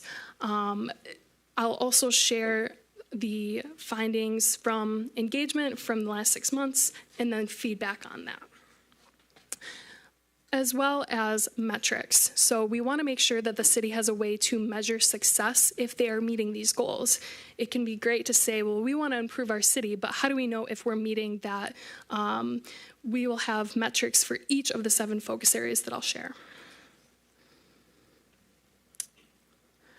Okay, so you all know these focus areas. You're the ones that developed them, but this is how we've really structured our entire process. These buckets can help organize ideas. The master plan covers anything under the sun that the city does, so feedback was captured in this organization. And again, for each of these focus areas, we have goal statements as well as the objectives. I don't have the objectives here for you tonight, but those are all spelled out and will be in the draft. And then in addition, there will be strategies and actions to achieve those in the plan. All right, so getting into the draft statements and what we heard in November. Again, those November events were sort of to recap everything we'd heard previously and make sure that we got it right. What we asked folks to do is rate on a scale of 1 to 5 how heard they felt when we shared these statements. So to get into it, the first one is future land use. So this is the goal statement you're looking at here. This is, again, the draft to create opportunities for people to use and improve their neighborhoods, for improved public health, and for creating generational wealth. This is just a first draft of the future land use map, and essentially what this will turn into is a guiding document for the Planning Commission, for the Zoning Board of Appeals to understand what do we envision this property, this area of the city to be in the future. Maybe right now it's a park. We want it to stay a park. That's perfectly fine. But there are other areas that we want to see a higher level of change. So this is categorizing every parcel in the city on how they want to see that in the future. And what we heard about future land use throughout our outreach was that folks wanted to see space included for small site redevelopment and neighborhood leadership and economic development priorities.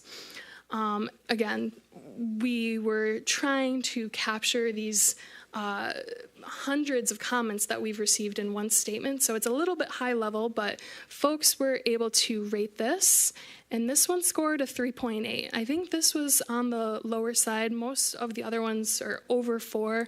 And again, coming to consensus around these things are a bit, it's a challenge. Everyone's got different opinions, so we also, during this town hall, the way that it worked is that folks could vote on their phone and then afterwards submit written comments. So those will all be summarized in the master plan as well. And then the associated metric for success for this is for the city to partner to create 120 Pontiac resident small-scale redevelopments with first access to publicly owned land.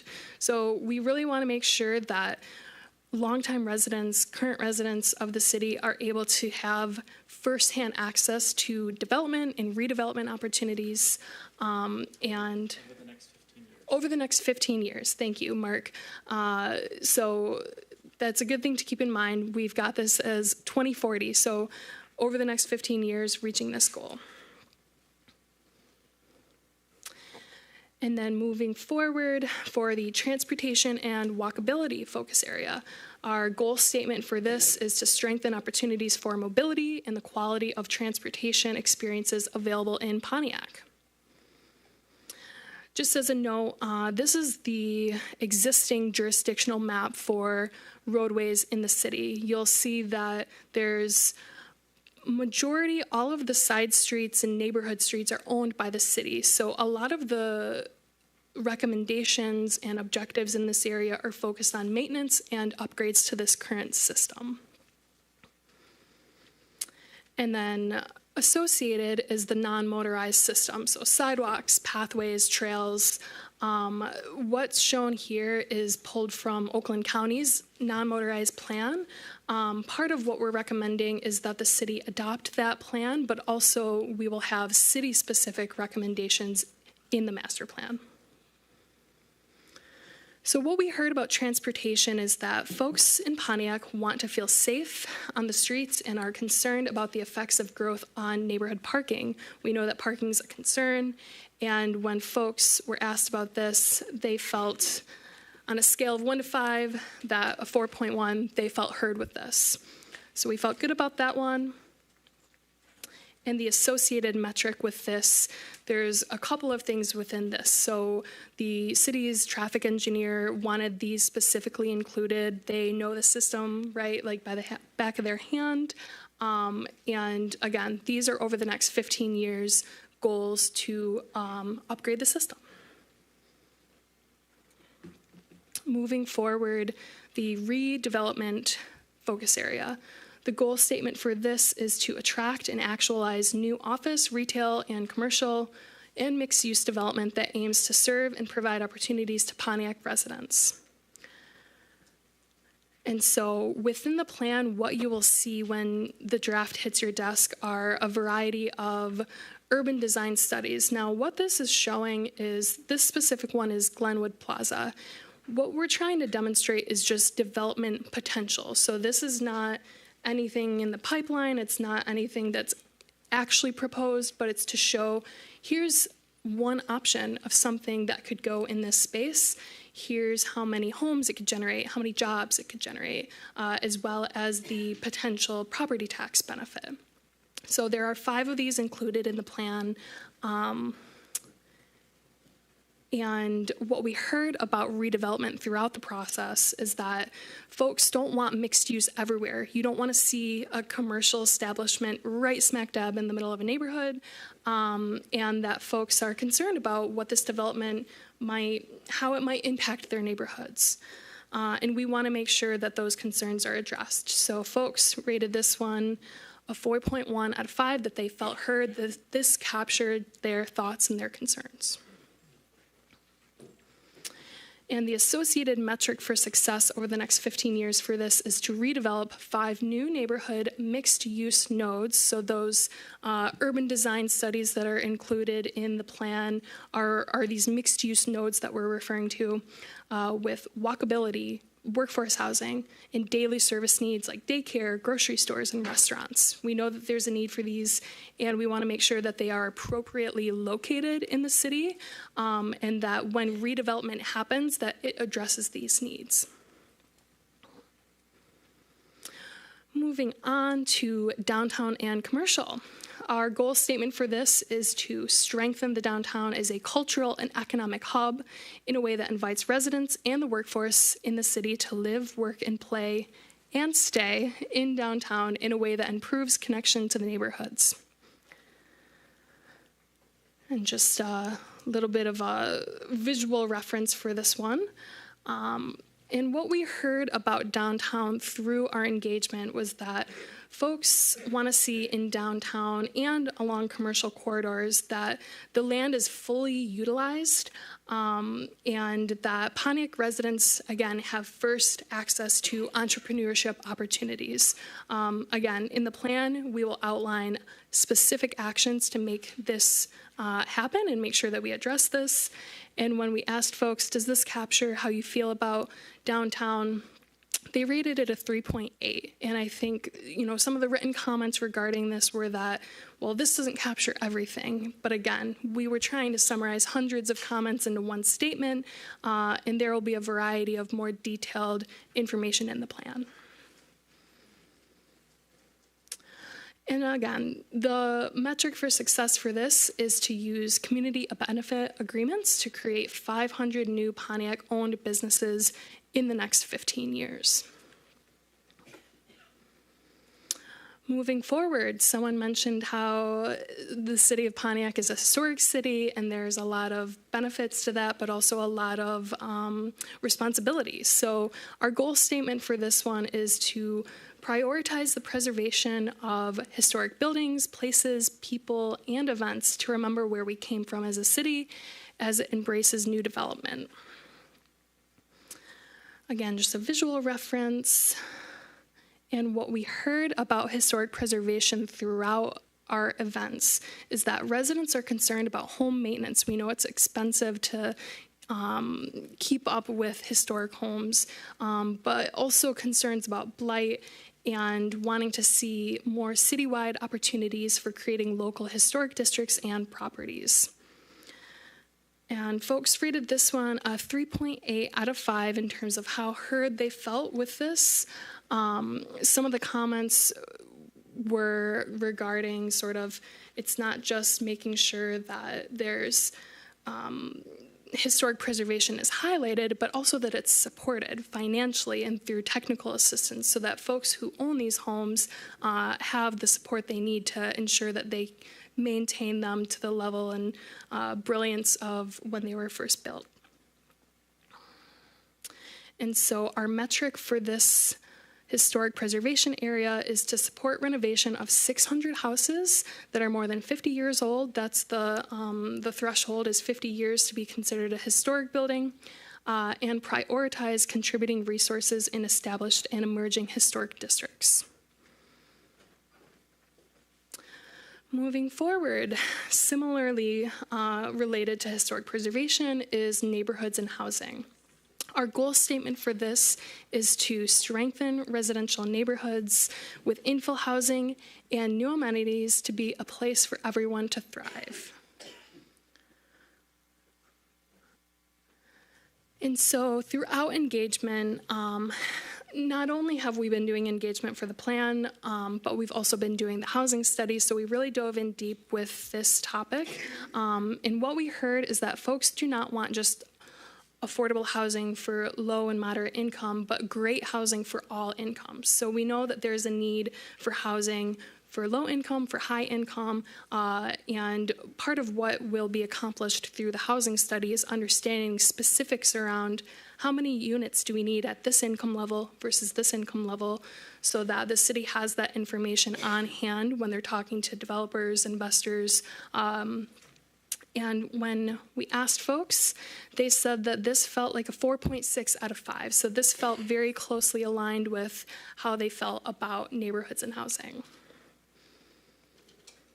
And the metric for success that we are recommending for this is to create 5,000 new homes or units with workforce housing design standards and high quality materials. Again, over the next 15 years.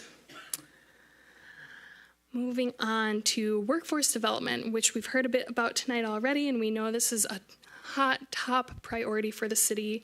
Our goal statement for this is to address barriers to maintaining an adaptable and prepared workforce and develop and maintain an effective communication network between local businesses and residents to facilitate access to educational and employment opportunities.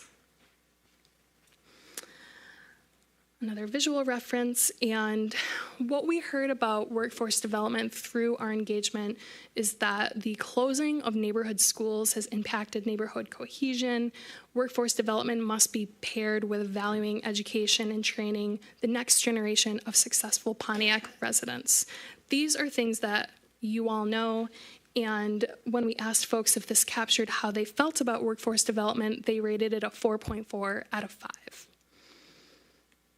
And our metric for success for this, which I'd like to note, there can be multiple metrics of success. These are just our kind of top priorities, is that growth in the median city income outpaces growth in the state income. So we want to bring you guys up and be the top of the top.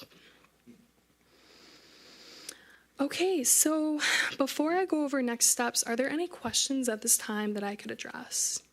Councilwoman Jones, followed by Councilwoman James. Thank you. So on some of these slides, you do have about the average rating for what we heard, which is very helpful, but they're not presented for all of the slides. All of the slides don't have that average rating, or at least I did not notice it, and it's not in our packet. So I wondered if you have the average rating for, all of these categories, and if so, if you could provide that to council. Yes, that is a great point. So when we did this activity, we only asked them to rate this statement, the what we heard throughout the engagement statement. So previous events, we did talk about the goal statements. We also talked about these and went through revisions with the steering committee. And so what we're presenting tonight really is the feedback on, are we capturing what you've shared with us accurately? Because again, this was at one of the last events, and we wanted to make sure as we entered drafting that we captured that engagement accurately. So, and I will also say that all of the engagement events we have summaries for that will be included in the plan. So every event, as well as organized by the focus areas. So in each chapter of the plan, which is all of the focus areas, there's a summary of what we heard on those topics, and then in the appendix will be detailed summaries of each event, activity. We did the pop-ups, the survey, things like that. Councilwoman James. Yes, the slide that you showed on 500 homes at various income levels, could you clarify, are you including apartments, new apartments and condos in that, or is it just single-family homes? That's a great question. So this would be housing type, all housing types. Any kind of housing. Yep, So, and yeah. that's why we have it say homes or units, because part of what we asked about when we were at these events was, what type of home do you want to live in? Some folks, a single-family home is a lot to maintain. They'd prefer something like a condo, something like a townhouse. There's a lot of different types of forms that housing can take. So I didn't see unit there. I think there must be another one that doesn't. There must be another one there that doesn't have. It said 500, not 5,000, and it didn't say units.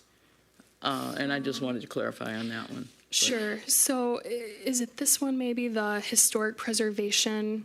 It's the 600 houses. So this metric is specific to historic homes and structures. So, you know, it doesn't necessarily have to only be with single family, but as long as it's historic, more than 50 years old. Okay. Further discussion so far? I want to salute you for that interactive voting feedback, and I want to thank the residents who took the time to participate every step of the way. But I think that was a very innovative way for us as the council, as we're finalizing or formally adopting what gets drafted, that we get a sense of where in these different priorities and objectives where the residents were able to sort of confirm, yes, that's moving in the right direction, that's hitting what we were hoping. Further discussion at this point? Any final slides with your next steps and contact information? Yes, thank you. And I will say that, you know, some of these, we've got, this one is 4.6, which is great. Some of them were on the lower end. And what we did is take the feedback that we heard at these events and again, retool and retool. So going back to our next steps. So again, the first step will be for Planning Commission to review the draft, offer their comments. Once they feel comfortable, they will recommend that this council open the 63-day public comment period. So again, we are still in full draft mode. Even after this 63-day period starts, we'll be welcoming feedback even from council. So we'll come back in January for both of those meetings, tentative schedule. And then once that 63-day period opens, we'll be doing our final webinar to have a video online for folks to watch and understand how to get those comments back to us and get them into the plan. Once that public comment period concludes, we'll take any final comments, revisions, and present you with a final draft. Before that plan is adopted, there will be a final public hearing at Planning Commission, and then once they recommend to council that it is adopted, we'll come back and ask that you adopt the plan. So that process, like the mayor mentioned, will be occurring in the first quarter of next year. And this is our contact information. Paul is managing this project, and I've been working with Deborah on the housing study, but we're happy to answer any questions. You flagged that this will come to the Planning Commission.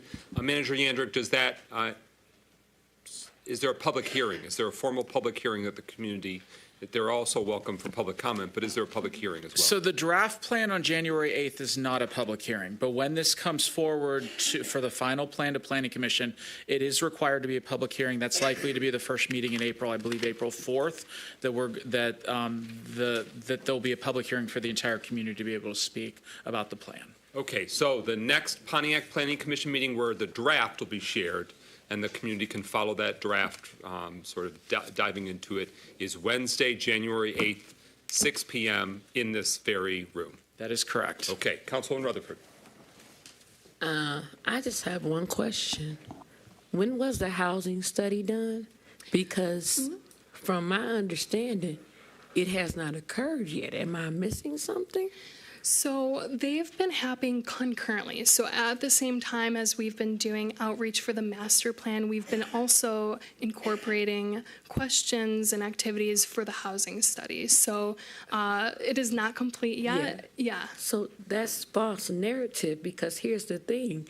If y'all did the housing study, and we're looking, I'm just, because, I deal with this every day, how can we then use information that's not in there? For example, the average rent around here, has that been factored in? The average household income about how to buy houses? What areas do you get money from Flagstar? What areas do you get from Genesis? Who's offering deals? Like, none of that is in the housing study. What's the progressive long term for the small houses that you guys asked us to change the ordinance for? So that shouldn't be up there because y'all haven't done it. That makes it appear as if there's a housing study done and it hasn't been done yet. Oh, you mean right now the contact? I was under the impression from the way she's talking that they've done a housing study. Okay. So I need clarity. You want to clarify that. Right. And we recognize that when it's said that you all, when it comes to changing the square foot of homes, that wasn't a McKenna project, but she means the planning division. Yeah, so you're absolutely correct. The housing study is not completed. It hasn't been presented to this body just yet, but we've been following sort of the same timeline. So again, all of the engagement that we've been doing has been covering activities, questions, and topics for both of these projects. We wanted to do this combined engagement so that we weren't asking folks to come out twice because they were happening at the same time. And so all of the feedback that we've been gathering on housing and neighborhoods and all of the associated information is going to be in that housing study. And similarly, a draft of the housing study will be presented to this council, tentative in January. Okay, so what would this might be helpful, what should the council expect from a draft housing study? What are the elements in it? Yeah, so we'll have, again, summaries of the engagement, but also some in-depth analysis. So to your question about average rent and incomes and things like that for the city, a good bulk of the plan is about just that. So looking at what is the existing housing supply, what are the costs, what do current residents have in terms of resources. So we've done an affordability analysis. Again, this is all still in draft form. It's sort of sitting on Deborah's desk, and we're, again, planning to present in January, but looking at, for someone making X income, what could they afford, but also how many units are there currently in Pontiac at that level. So a lot of it has just been data analysis, looking at census data, housing market data, and accompanying all of this will be recommendations on how to act on this information, which will align with and have recommendations for the master plan. Okay, and I hear all of that, but I just know we paid for a housing study. And I know we paid for it at the first of the year. And we were told that it would be done in October. We was told we're not doing any pilots. I like to repeat what people say, because this is not towards you. This is going to go towards them. We're not going to do any pilots until this housing study was done. That was what the big thing was. And then we're going to do brownfields until this housing study is being done. There are projects that are coming down the pipeline that they said they put on hold or the back burner based upon this housing study. So to Deputy Stevens, my question is very simple. When is the timeline? Not what you doing, ma'am. Kudos to you when the housing study will be done, because you guys said that your moratorium that you had on pilots was based upon y'all not having a housing study. I can recall council members saying we need a housing study, and that's why y'all couldn't give out no pilots. Meanwhile, we still have a shortage of affordable housing because they can't afford to build based upon how it's happening in the world of construction. So to the administration, because that's what y'all told us, when it's gonna be done. I yield to the deputy. Thank you, Council President. Thank you, Councilwoman Rutherford. So the very succinct answer to your question is that, unfortunately, McKenna has the answer as to when will the housing study be done. I'm not doing the housing study. McKenna is doing the housing study. So when will the housing study be done is a McKenna question. To answer the nuance of your question about the housing study and pilots, and for those of you who are listening, pilots are payments in lieu of taxes, which essentially is the city forgoes all of the taxes on the property so that a not-for-profit developer can build housing, not pay taxes, and then provide that housing to low-income individuals at a lower rate. And then the payment in lieu of taxes part is where, instead of paying the taxes, they pay a negotiated fee to the city based on whatever the actual rents are that they charge, which comes out to be much, much lower than what the actual taxes would have been on the property. To the point of what the administration has suggested to City Council on that end is that we don't give out any more pilots just to give out pilots, but that we actually do it on a investment type basis where the pilot is granted not just based because, hey, we are going to provide low-income housing, but the pilot would be granted based on how dense is the housing. Is it a mixed income development so that we are not segregating people by income, but we are actually allowing for what the master plan is calling for a mixture of housing amongst income levels. And if you need me to provide you with another copy of that recommendation, I certainly can. President McGinnis, can we put on the agenda next week to get an update on the housing study, an actual timeline? Because this is not what we were told. And I don't want to belabor the issue, but so much stuff has been put on hold. The administration has said because of this, we need to do this housing study. And I am very confused. And I really need it to be discussed in great detail. The people we paid $50,000 to, like, what do they do with their money for this housing study? And so can you put that on the agenda? Well, let's get the question answered right now. When you laid out the next steps for the master plan, is it the same timeline for housing study, or when is that expected? So again, we are expected to make our first presentation to this body in January. Got that part. And then after that? Yep, so it doesn't have the same adoption process that the master plan does. Meaning like there isn't a state law that dictates you got to have 63-day window or whatever. Correct. Okay. Yep. And so it's a shorter process, meaning we can come and present this draft, get comments from you all, make sure that it's addressing things in the way that you agree with and can support, and then come back for a final meeting to sort of have this body not necessarily adopt, but sort of accept, and we will have that final version of the document ready for you. And Attorney Hendrick. And I just wanted to clarify, the housing study originally, when it was passed by City Council and the contract was signed, this was an independent project. And so there was a timeline given to City Council and the public of when this would be done. But when the master plan and the RFP process also awarded to McKenna, that's where there was a shift to align the public engagement strategies. So if you came to a master plan meeting, you were also coming to a housing study. At the November 20th meeting, which was the last public engagement, there was actually 5 boards about housing, which was much more than every other topic. So really McKenna has been taking that feedback and creating the housing study from that, and it'll be under draft review and given to City Council in January. In terms of you getting the job done, I get that, but, council is just trying to express to the administration why, our hope and desire was to see, how you were saying 5,000 homes and housing units? We were hoping that we didn't have to wait 3 to 4 years to get going on that. And of course, there is some housing units and new constructions happening, but we want to put that on steroids where it's strategic. So we're trying to be strategic. It was flagged that a housing study would be most strategic. So it has not been sort of thoroughly communicated to City Council, hey, guess what? It's going to be long after, fall of 2024. So I'm not, hitting you on it. Again, we need to have the conversations with the administration and Economic Development Manager Younger to get a clearer sense of that, because we just want to be clear-eyed. When's it happening, and what steps can City Council take to help emphasize the importance, when there are many other important things as well, but this is something that we had been expecting at this point for years, years plural, an S at the end of that, and we know that's not on McKenna's, head on that.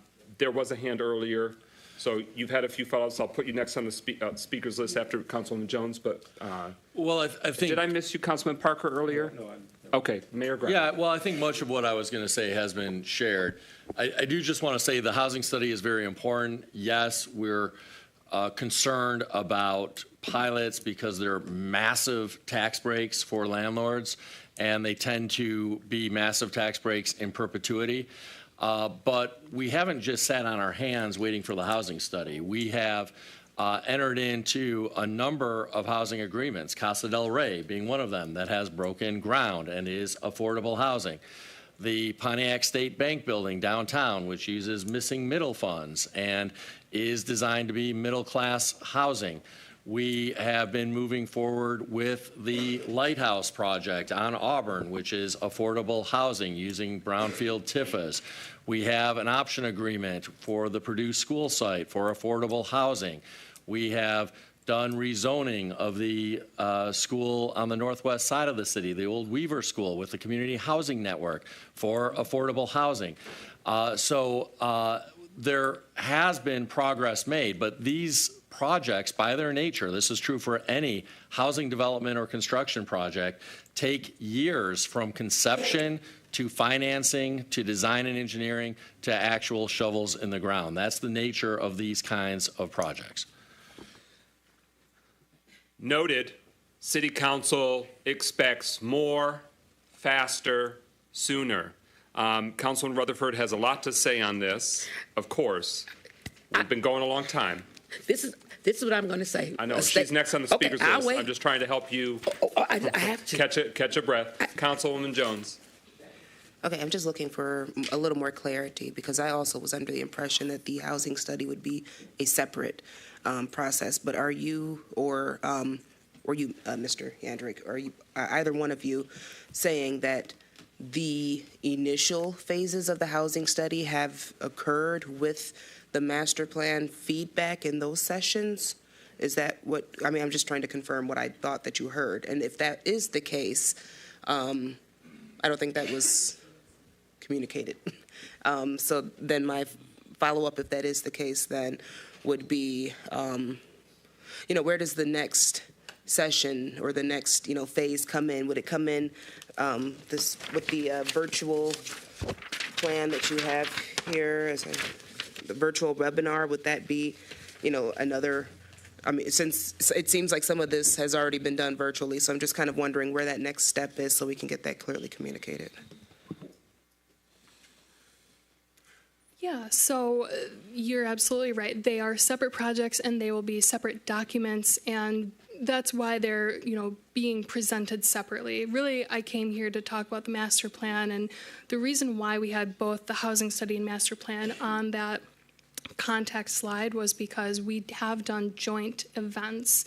Again, the idea behind that and the intent was to make sure that we weren't asking folks to come out multiple times to talk about similar topics. We wanted to take advantage of folks' time and make sure that we made the most of it. And again, separate projects. Mark.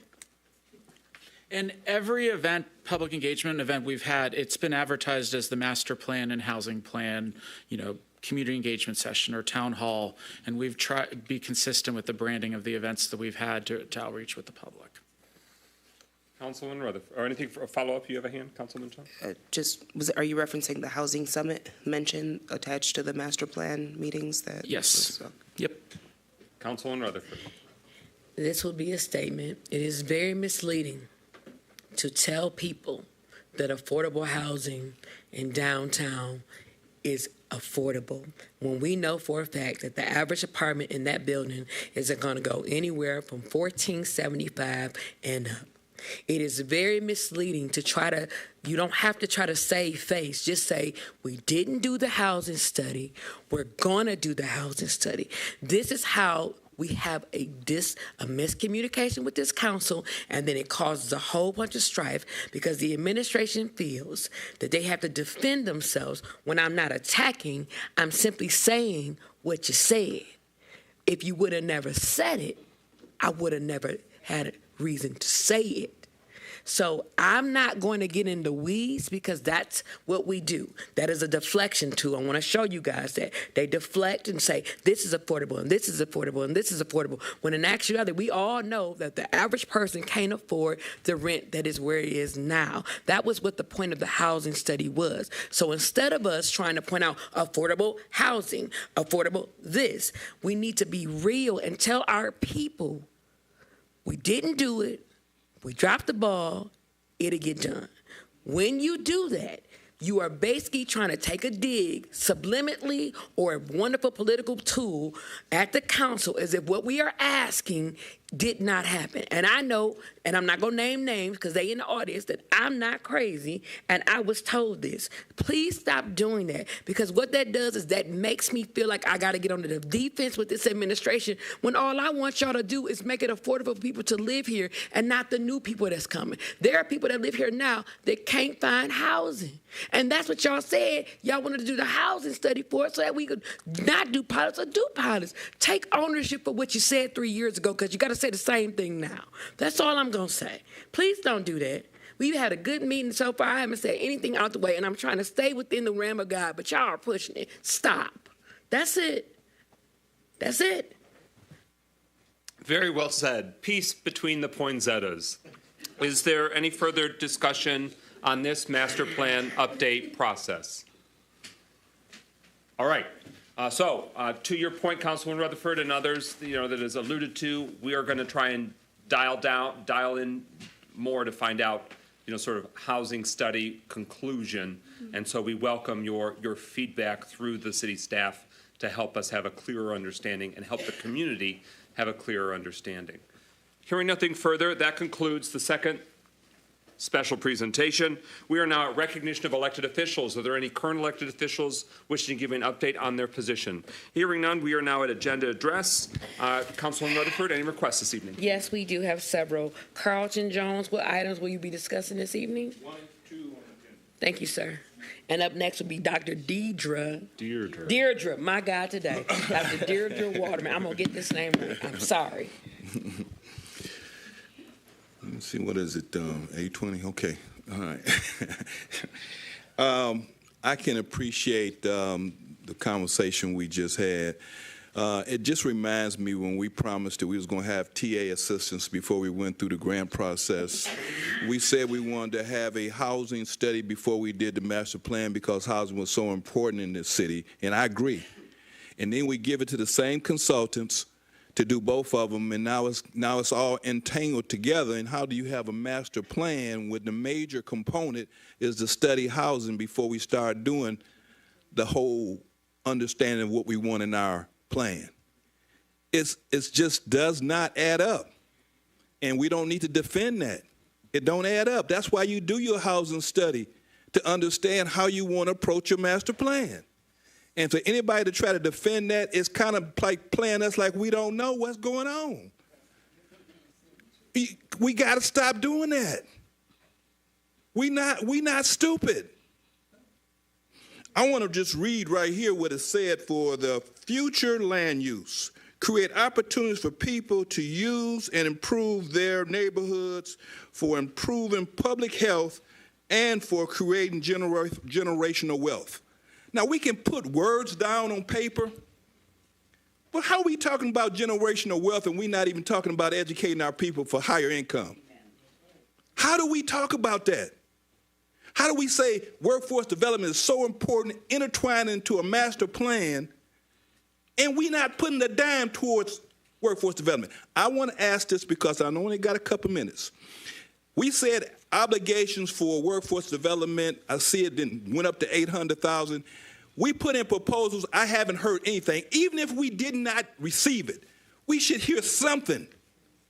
We haven't heard anything from proposals for over 3 months we put in to the city. Haven't heard a word. I know my time is up. Thank you. Thank you, Mr. Jones. Dr. Waterman, next, what items, because you don't have a listed that you'll be discussing, Lord? I'm sorry. Yeah, what was the one we did? Okay. Number 1. And after that will be Rick David. You're next, sir.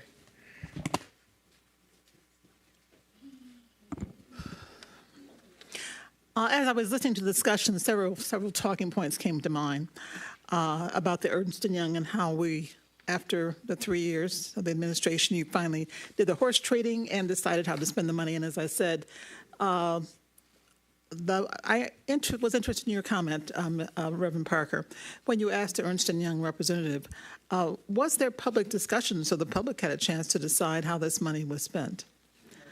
And he was surprised you asked him because he wasn't even here. You know, he wasn't here at the beginning of the 3 years when this started, because this is money inherited, from the other administration.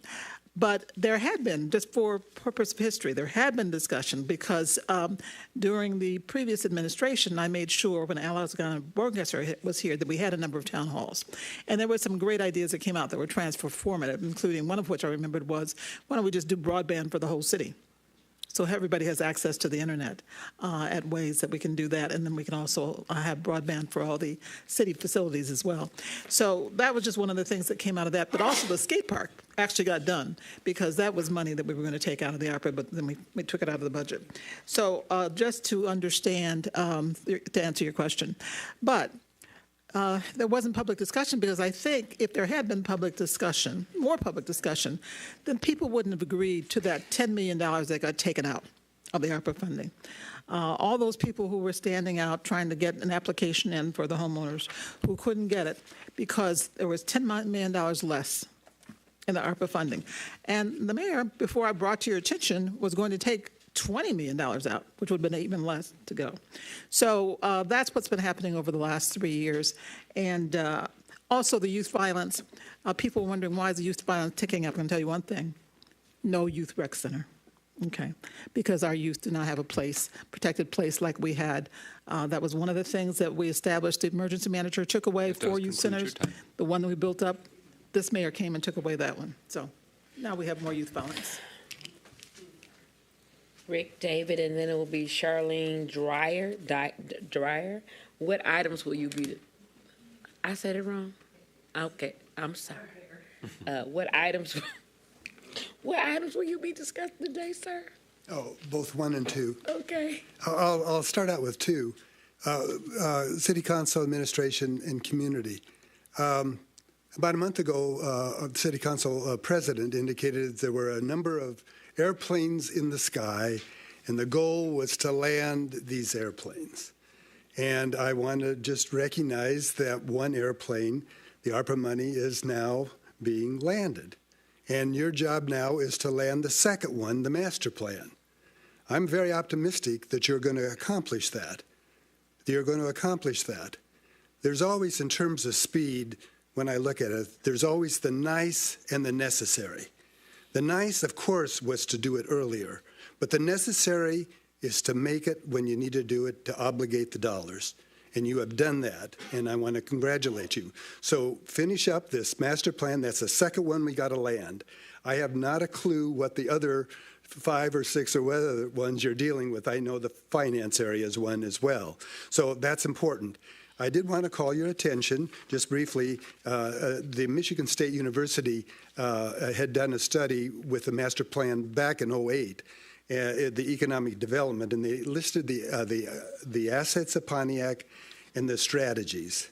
And part of the strategies were to create a world-class education, connect to the new economy. How are we going to go from a post-industrial city to a new to the new economy? And how do we bring all the people along? Carlton is always the advocate about workforce, and we've got to match that up so much.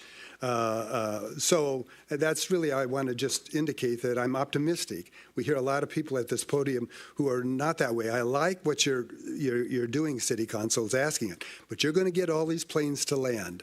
That's your job, and you're going to accomplish that. Amen, my friends.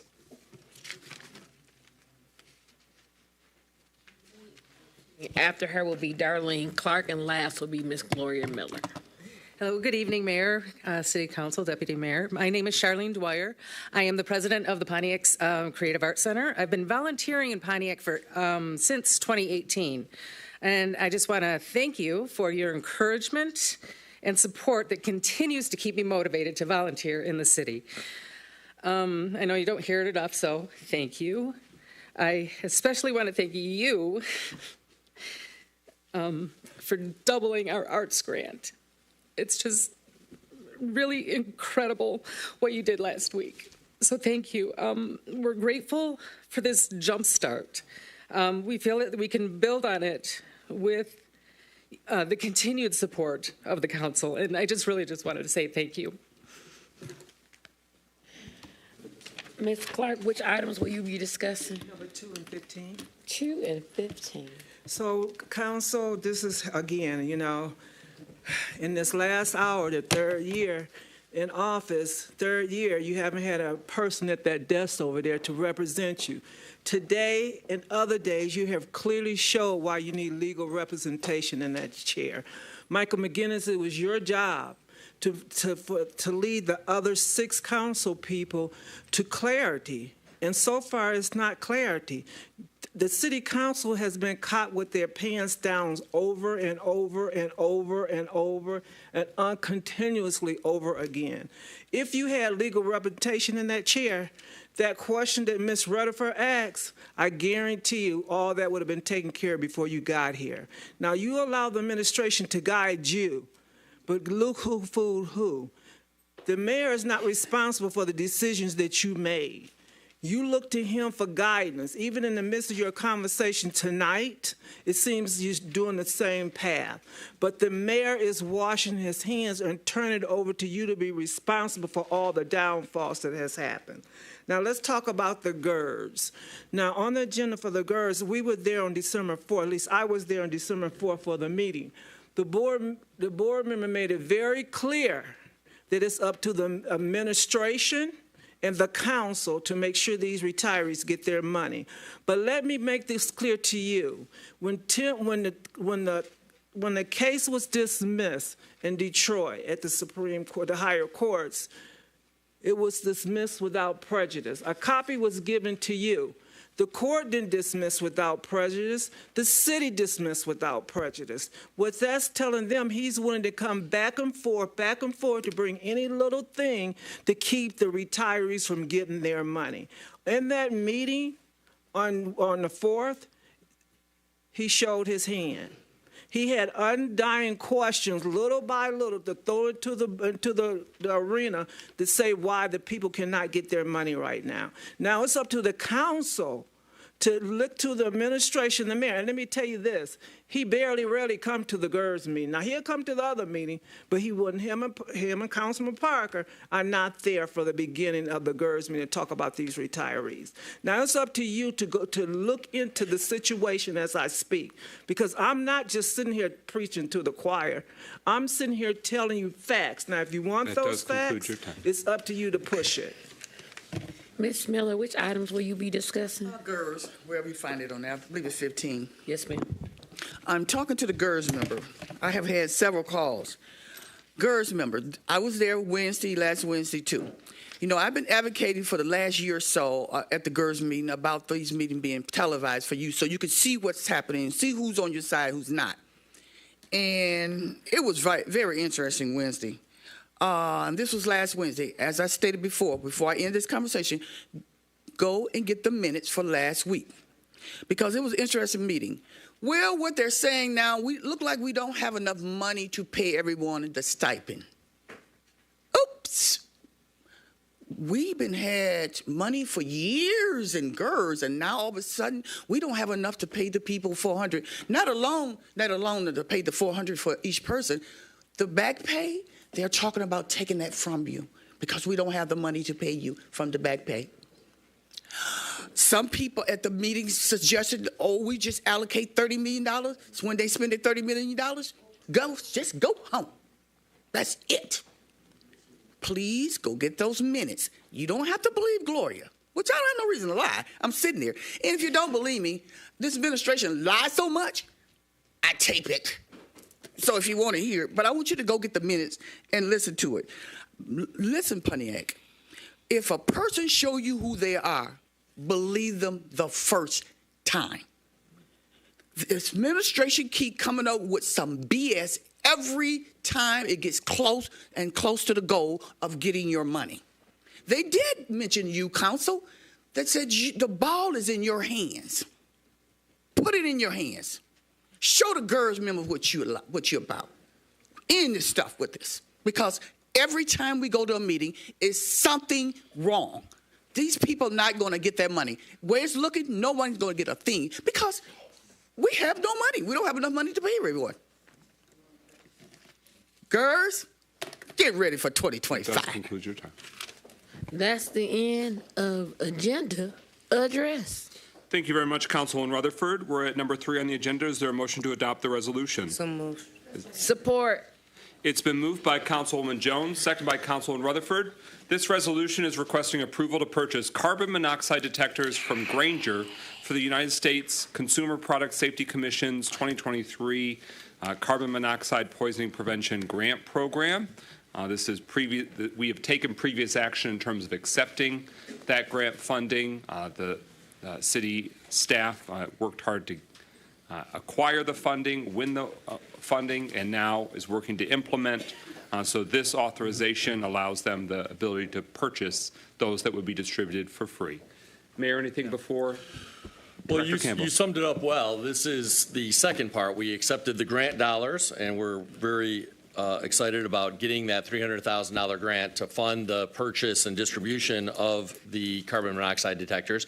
But this is to approve the actual purchase of those carbon monoxide detectors from Grainger. And so with that, I'll turn it over to Director Campbell, and she can also talk a little bit about how many ballpark carbon monoxide detectors are we talking about. And I know she's working to put in place a plan to actually get these out in the community as well. So if she's ready to start talking a little bit about that, she can touch on that as well.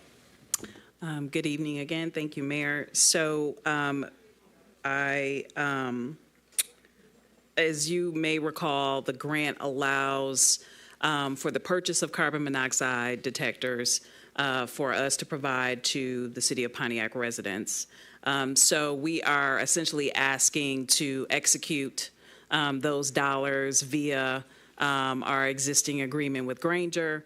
The grant budget has $282,000 set aside for these carbon monoxide detectors, which per the quotes we've received from Grainger, we estimate we'll be able to purchase approximately 4,800 carbon monoxide detectors.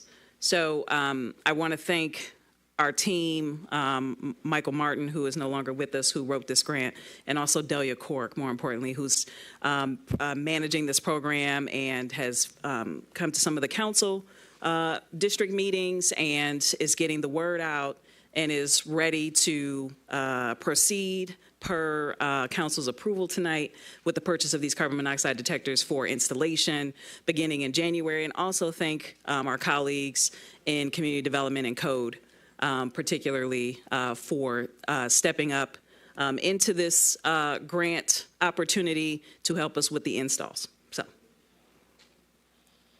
Councilman Parker, followed by Councilwoman Jones was first. I slipped that line. So Jones, Parker, Rutherford, you got it. Okay, thank you. It might be in the packet here, but I will just ask you. So you said 4,800 detectors will be purchased with this $300,000 grant, and this would be one per household. regardless of the requirements? So it is however many is needed for the household. So we would be remiss to say only one per household, because if you have a multi-level home, we certainly would want to make sure that it's adequately supplied with carbon monoxide detectors. So it really will depend on the needs of the home. Great. I'm glad to hear that, and that makes sense. So my follow-up question there, if this is approved tonight for the purchase of the detectors, do you have any insight on the timeline of installation? I remember at one time someone mentioned that assistance would, happen with installing these detectors in different households based on the guidelines. And I'm only asking because I, of course, knew about this opportunity and have mentioned it to a few residents whose response was that they did not want to wait for the city to implement this program because by then they could have had their own detectors. I mean, just this particular bunch. So do you have any insight on, the actual installation timeline? Yes, so we anticipate if this passes tonight that we can begin the initial order tomorrow with Grainger. They're prepared, they're ready, they know. Because the carbon monoxide detectors do have expiration dates, we don't want to pre-order the entire batch. So we're ordering 500 up front. Again, we've already, and when I say we, honestly, I mean Delia Cork, has been working with the code department to kind of structure the scheduling once the applications are coming in and the appointment scheduling so that the installs can happen. Since this is the first time we are doing this program, we're trying to take every measure to make sure that everything rolls out smooth. But we'll know more once those installs begin, really how long they're going to take per install, how many they can get done in a day, in a week, and we'll be able to provide council with that update. Could I clarify one thing that you just mentioned? The 500 would be ordered up front due to the expiration date if adopted, but you mentioned that, if this is approved or adopted, that you could begin tomorrow. So does that mean that an application would be drafted tomorrow for? The application is ready. Oh, okay, It's so that ready. would be launched tomorrow? Yes. Oh, thank you. Yep. Councilman Parker? Thank you, Brother President. Just want to clarify, these are not these carbon monoxide detectors that you just stick up. They have to be electrically installed, correct? So we had this conversation with the grantor. So one, actually to respond to Councilwoman Jones's inquiry about the actual install, per the grant, we have to install them. We cannot just hand them out to residents because we have to make sure that they're properly installed. So are they electronically installed? So we were able to get it so that they do not use electricity in the home. They have a 10-year battery. Okay. 10-year battery. So thank you. Also, we are mindful, and we again talked to our grantor about this, but that some homes may not also adequately have smoke detectors. So we have the flexibility to provide a combination of smoke and carbon monoxide detectors for the homes that need both. Okay. And the B part of my question is, how are the homes being selected? Is this First come, first serve. First come, first serve. Just go down the list and say, we start here and we end there? That's right. The applications come in, we get them scheduled. Well, they have to apply. It's just an application. There's some data that we need to collect for the grant. So we just need to bring in the application, and it's a brief application that asks for some basic household information, but then it also allows the code department to kind of also help map their route as they plan to schedule these installs. So it includes the address and home square footage, that kind of thing. All set? Thank you. Yeah, I'm good for that. Okay, Councilwoman Rutherford, followed by Councilwoman James. Let me just say this to you, Ms. Campbell. Thank you. Thank you for your diligence about this. Thank you for honoring your team and truly leading this department in a different direction, people-minded. I think this is important to say because sometimes you don't hear that and you get berated and beat up. And so I want to publicly thank you. That's my first thing. Thank you. Thank you. Seriously. And my compliments are few and far in between. So thank you. Thank you. The other thing I wanted to say, just quickly, to the administration, this is very important that the same emphasis that we put on Spotlight, the same emphasis that we put on sending out those email blasts, that the communication sends this out promptly. The reason why is this can be very costly. I'm a new homeowner. I speak from experience. I still owe my electrician a couple $100 for doing this. It's important that we do that. So please, to the administration, if you could just make sure that the same emphasis that we do about the little things, that this is a catalyst for change. We can save and will save people lives. And that's not a dig, that's a simple ask. I wanted to clarify. Thank you. Councilwoman James. Yes, the application, is it online? It has not been released. It is ready to be released. So Okay. it should be out there tomorrow. Let me clarify that, but I know it's ready to go. Okay, would you please send a copy of it Absolutely. to our Chief of Staff, Sharika Hawkins, so that each one of the council can have it, that we can forward it to our people? Because, and again, thank you for you and Ms. Cook, I believe, Cork. Ms. Delia Cork, for attending the District 4 council meeting and explaining this. Everybody was excited about it, and so I definitely want to let people know that the application is available. So if you could make sure that our Chief of Staff gets a copy of the application so that we can all be able to distribute it to our residents, I'd appreciate it. Yes, ma'am. So you'll have an electronic copy. We'll have hard copies available at the senior centers, here at City Hall. It'll be on the website. We'll make it as accessible as we can. We want to get all of these carbon monoxide detectors out the door. We have until June of 2026 to spend the full grant. So. And to echo that, thank you to Ms. Cork and your team for being at the District 7 meeting. We had a full house, so they got to hear the latest. And when we have our January meeting, I want to bring hard copies. So Absolutely. They're eager and expecting that. Thank you. And there will be more educational opportunities as well. That's part of the grant for us to make sure that we're educating the residents. If at any time the residents request information about carbon monoxide safety, we can provide that for them. So, yeah, we will continue to do that work again. Thank you. Any further discussion on the motion before us? Can I call for the vote? We don't need to if there's no more discussion. Cool. All right, thank you. With that, roll call Clerk Doyle on adoption of the resolution approving the purchase of the grant-funded carbon monoxide detectors to be distributed to Pontiac residents free of charge. Jones, Yes. Yes. McGinnis, Yes. Parker, Yes. Rutherford, Yes. James. Yes. 5 yeas, no nays. Point of privilege. That motion carries. The resolution is adopted. Yes, ma'am. We just wanted to acknowledge the Nick and Zachary Burt Memorial Carbon. That's who gave us the grant. So we should acknowledge them later on down the line. The source of that funding Yes. for the U.S. Consumer Yes. Product Safety Commission. Yes. I would anticipate that it's perhaps someone's family member that died due to undetected carbon monoxide poisoning. Yes. Yeah. And they provided funding for this program. So thank you for that, Councilman. Yep. Yeah. All right, we're now at number 4. Is there a motion to adopt that resolution? My God, today. It's been moved by Councilwoman Rutherford and seconded by Councilman Parker. This resolution is approving the executing of the Memorandum of Understanding from the Pontiac Community Foundation for the Pike Street Clinton River Trail Connector Project. Mayor and Administration, you have the floor.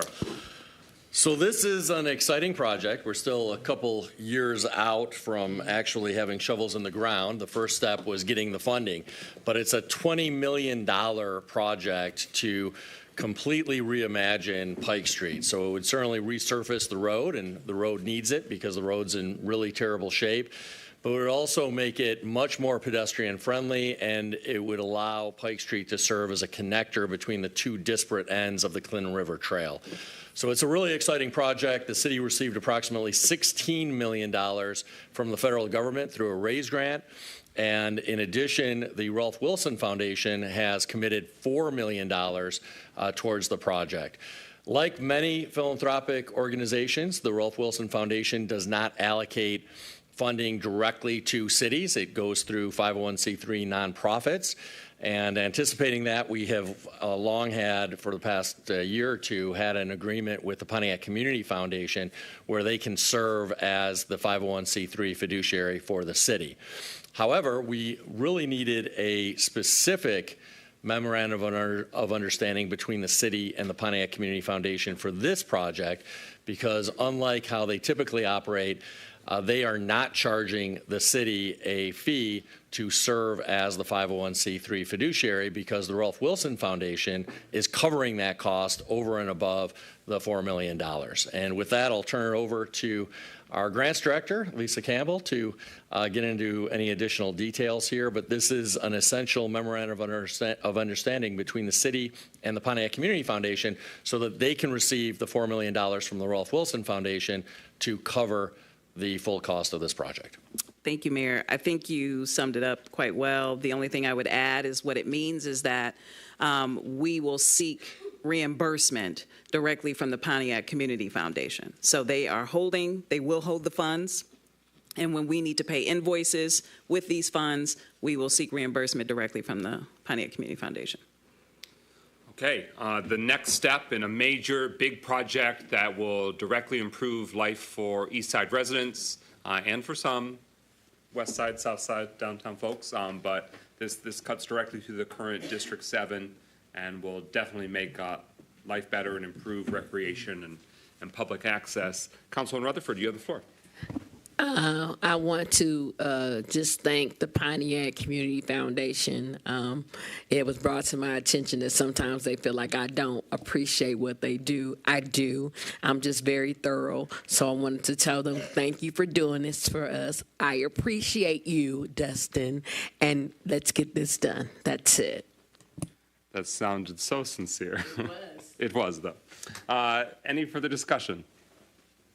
Yes, echoing Councilman Rutherford on behalf of the City Council, thank you to the Pontiac Community Foundation for being willing to serve this role, because without it, we would not have been able to get this essential funding for an important part of a very costly project. And if I could just add a big thank you to the Ralph C. Wilson Jr. Foundation for providing the match for this grant, for this really important project, and really just their continued support as we work through all the complexities of finalizing that grant, and we're looking forward to partnering with them on this project.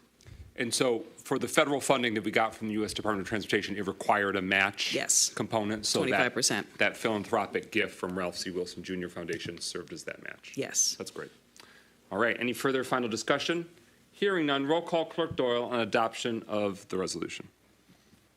McGinnis? Yes. Parker? Yes. Rutherford?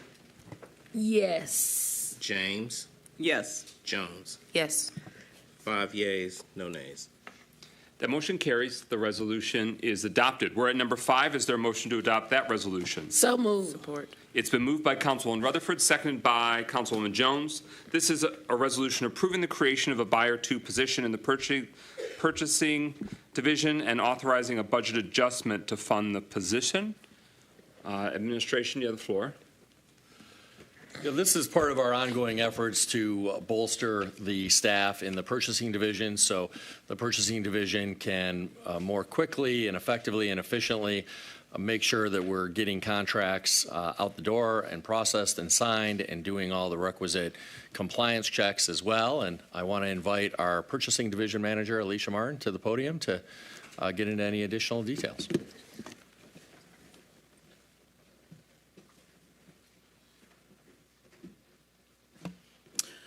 Good evening to our City Council, to administration, to the residents of the City of Pontiac. Thank you for allowing me to be here this evening to talk about the resolution for a Buyer 2 position. As of now, purchasing is managed by myself, and we just recently hired a Buyer 3 position to assist with our procurement activities. The Buyer 3 has been here now for a little over 2 weeks, is currently being trained. When we had our previous finance director here, Deanne Irby, we met and discussed the need to have additional staff for purchasing to be able to handle a lot of the incoming activity for various departments, for our suppliers, et cetera. And so her recommendation is what she agreed with me, is that we would need to hire additional staff to maintain operations and to make the efficiencies that we indicated in the resolution. Discussion on the motion. Councilwoman James. First of all, this was not, we just recently made this determination that we did need additional staff. So this is not a budgeted position, right? Correct. And secondly, where did the funds come from? Did we take them out of general fund? Just where? General fund. General fund? Okay, thank you. Okay. Related, my question is about the process in which we amend the budget. This is not a traditional budget amendment, but it's calling for adjusting the budget. Is this a sort of interdepartmental shift in terms of what's budgeted? I'm trying to understand, because based on council leadership's conversation with the executive administration, it was about the authorizing the creation of the position. Can you help me understand, do we still need to do a specific budget amendment for this action that follows the posting requirement, et cetera? Deputy Mayor, you have the floor. If you're over the poinsettias, you look like you got an answer. So, no, actually, my answer was to redirect to the manager here. To answer your question for the general public, if we are doing a budget amendment, which brings money from the fund balance and brings it into the daily ledger for spending, that requires posting, a waiting period, and then action by council. If, however, inside of the department, we are just moving money from one line item to another line item, that, to your point, Council President, does not actually require council action. It just requires the administration to alert council to the activity that we have taken place. I believe that this is, you are actually requesting money to be brought from the fund balance, correct? That is correct. Yes. So this is, this would in fact be a budget amendment, not a budget adjustment. And I apologize for letting this slip through, that it was not, the actual budgeting part should be brought to you next week as a request to post a budget amendment. Well, on the counter to that, I don't know if within purchasing division is sufficient or finance department, because obviously you have a lot of salaries that haven't been paid in finance department. So is that sufficient, or does that have to be within the division? It's inside of the department is sufficient, yes, because we have a departmental line budget. Okay. So yes, we can move money inside of the finance department, and we will take your suggestion. So I'll just flag, if you crunch the numbers and you still need some accommodation, we'll just have to go through the traditional budget amendment process. Does that work sufficiently for you? Yes, sir. Madam Manager? Does that work sufficiently for you, Clerk Doyle, master of all budget amendment postings? Okay. Councilwoman Jones, you have the floor. Just a clarification question here. In the actual resolution, I'm seeing budget adjustment, which I'm guessing should be amendment. No, what we just worked out is that adjustment internally will be sufficient. It's communicating that they got to shift internally to the finance department. Okay. Well, I'm seeing the amount of, the amount here, the 51,000, et cetera, but it looks like annual for our upcoming fiscal year. Or, no, wait, I'm sorry. It would be 87. I'm so sorry. Is it okay for me to? Yeah, I think so. What you're identifying is that there's a higher cost if it was the full fiscal year, or like a full annual. We're coming in midway through. They're basically just trying to tie it up through the end of June 30th because of the fiscal year. Did I get that right? That is correct. So this should say December 24 through June 25, not December 23rd? I mean, 2023. Okay, so that's an exhibit. That won't be binding, but you're absolutely right in terms of anything you want to elaborate on that? And I do apologize. I pasted this from someone who gave it to me from finance. I should have caught that error. No, it's okay. I'm just wondering if resolution, it should actually be 24. So they probably were using the recently December. concluded, just kind of Right. swapping. So we don't need to vote on this again for the full fiscal year, correct? Even though the full fiscal year is not mentioned in the resolution. Correct, because once and correct me, administration, if I'm wrong in saying this, once council or the appropriation is done for the position funded for this fiscal year, when we go before council for budgeting for the new fiscal year, this position will be added at that point in time and represented to the council As part of for the full approval. budget. That makes sense. Thank you. But because the resolution does referenced the exhibit. Thank you for catching that, Councilwoman Jones. Would you like to make a motion to amend Exhibit A so that way the title reflects that it's December 2024 through June 2025? Yes, I make that Is there a motion. second? It's been moved by Councilwoman Jones, seconded by Councilman Parker. Any discussion or clarity needed? Hearing none, roll call. Clerk Doyle on the proposed amendment to the resolutions exhibit. Rutherford, Yeah. James, Yes. Jones, Yes. McGinnis, Yes. Parker. 5 yeas, no nays.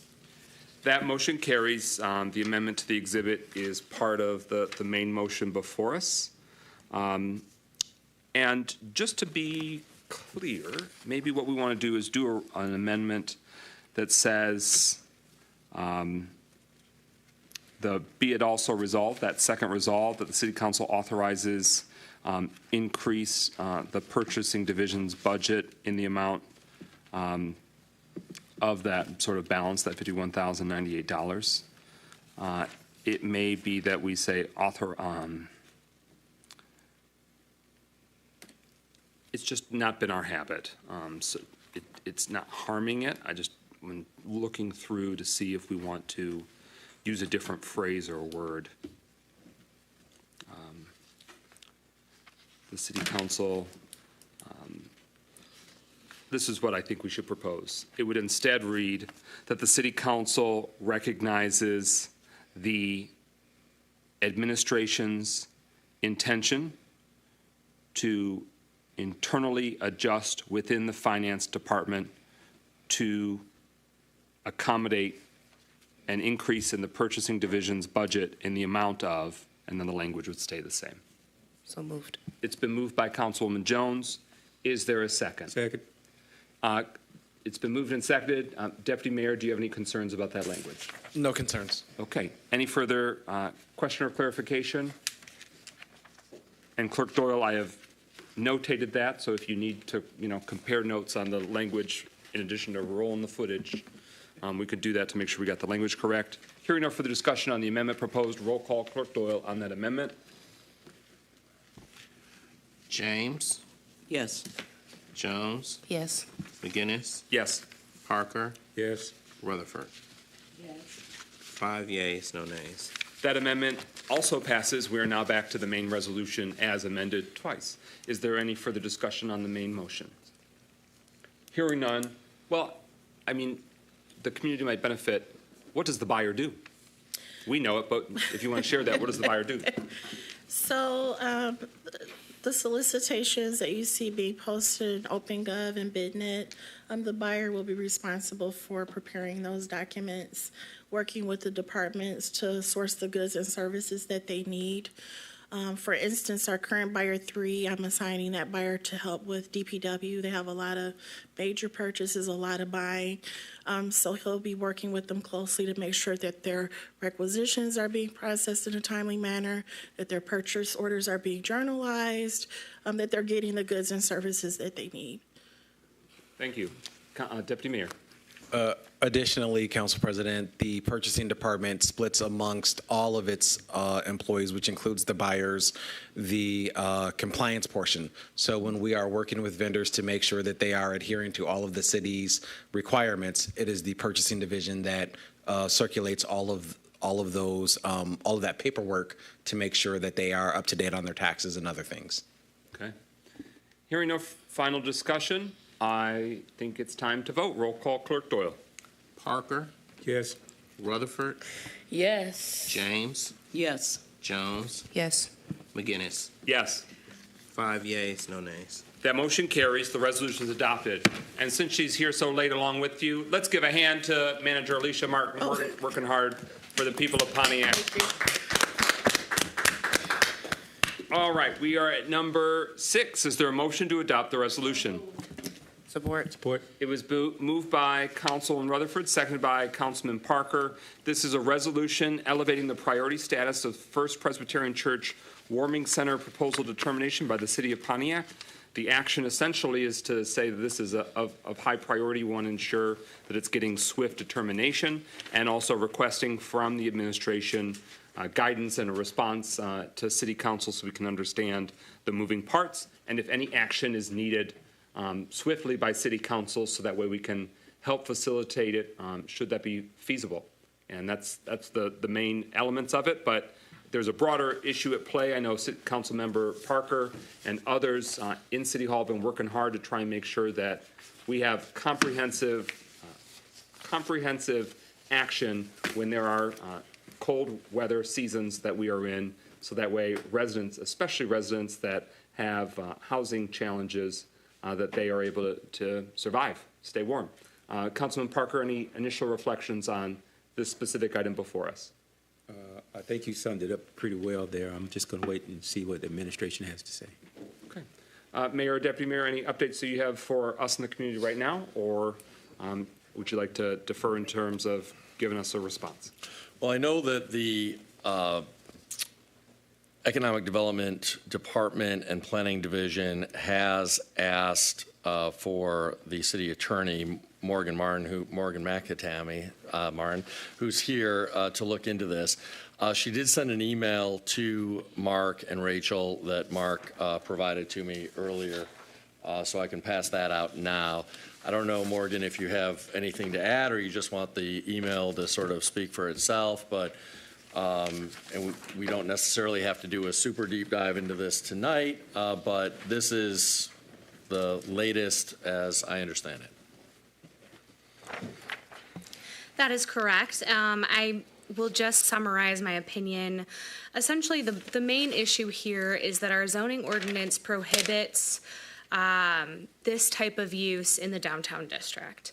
And the only way to modify that in this particular situation is to do a use variance, which has to go to the ZBA.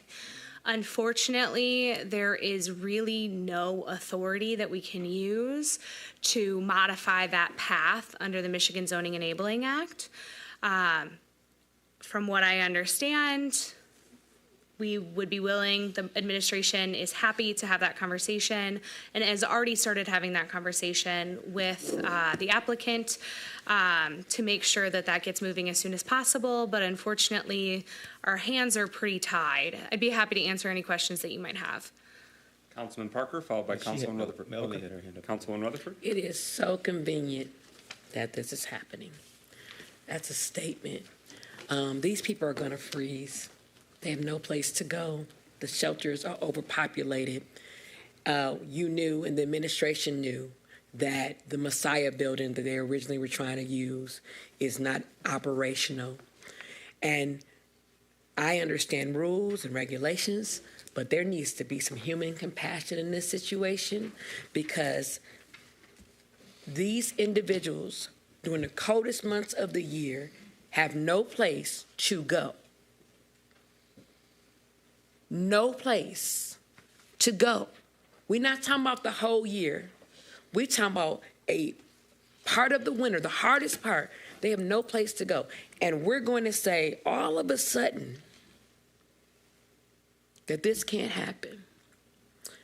So what are they going to do now is the question to the administration, because you sure used them when there was a freezing thing last year.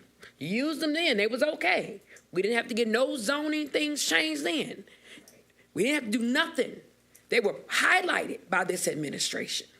Now, when we're really trying to do right for a 3-month time span, you, and I'm publicly saying it is you, are finding ways to make sure this doesn't happen. You cannot say that you are for the least of these, the people that need us the most, and do this. That's a statement. I don't even have a question, but I just want you to know that when they used them last year. What? No, you used them last year. Order in the chambers. You did, sir. You made sure you did. And now that they're trying to do it the right way, you gonna pull this. This is disgusting, and you should be appalled. And I am so disappointed in this administration. I don't care about no rules. They didn't have no rules when them people was out there freezing. They didn't have no rules when they went to the county. Now y'all got rules. Y'all wrong. And if ain't nobody gonna tell y'all wrong, I'm telling you y'all wrong. Y'all wrong by people that can't say it. So let me say it. Tim McGrimal is wrong. Deputy Stevens, you are wrong. You are wrong. Wrong for doing this. Wrong. Councilman Parker? Well, I can only say that Councilman Rutherford is angry, and I have learned how to control my anger better than her. But I can tell you this. I have worked nights at First Presbyterian when they housed the homeless and those who didn't have a place to stay for multiple years, not just, and plan on doing it this year too as well, because people need some place to go when it gets cold. And I know the city knows about it because the sheriff dropped them off and the city was aware. So my question becomes, if you was, and I attended a meeting earlier, well, probably late last week, where it was discussed that First Pres was going to be one of those areas talked about in their emergency planning. So again, I'm curious as to how we can say they can be a part of our emergency planning and not be able to use the facilities that they've been using for years to keep people warm. I believe there has to be some legal way that that can be done, because I do understand that they are trying to work on the various issues that exist. And I know that the original plan was to use another facility for this process, but I believe it was because of the inspections by the city that made that area unusable. And since the city is not offering an alternative, what is the plan for, because I do understand tomorrow is supposed to get below freezing, and it's, by the fact, supposed to be below zero tomorrow. What is the plan? Mayor I'm Grimel sure we has have his one. hand. We got to have one. Mayor Grimel has the What is floor. the plan? Well, in terms of tomorrow, First Presbyterian Church was never going to be open tomorrow. The hope was to have them open December 15th. That's not tomorrow or the day after tomorrow. So this doesn't affect tomorrow, just to answer your most immediate question. But I didn't know that this location was being considered until that meeting with you, Pastor Parker, and I told that to you when you shared this location with me. Last summer, Pastor Kelsey mentioned that she wanted to use a location on Mark Street, Messiah Missionary Baptist Church, and I mentioned to her that there needed to be some conversation with the planning division around what permits were required for that, because it's a land use issue. And the first I learned that they were no longer looking at the Messiah Missionary Baptist Church and were instead looking at First Presbyterian Church was a week ago when you and I met. And I said that to you in the meeting, so I don't think you would disagree with that. No, I don't. And that's when we had the conversation about what's permissible. And so again, this is a legal question in terms of what the process is, and I defer to the city attorney. Councilwoman. Well, I have a question for her, if I may. Okay, follow up. Yes, sir. My follow-up question. I believe that, is there a possibility that the council can do a, I forget what it's called now, to where they can temporarily issue a moratorium for the zoning requirement while they're working on the paperwork? Is that not possible? No, and I've done extensive research on this at the administration's request. There is no emergency way to usurp the rules that are in the Zoning Enabling Act. Unfortunately, there is nothing that we can do in this situation. Even for the issue of safety and health? Correct. But they just don't care? I didn't draft the statute, so I don't know the answer to that question, but reading the statute and reading the other statutes in the state of Michigan, there's simply nothing that we can do to emergency amend the zoning ordinance. Okay. Councilwoman James Jones Rutherford.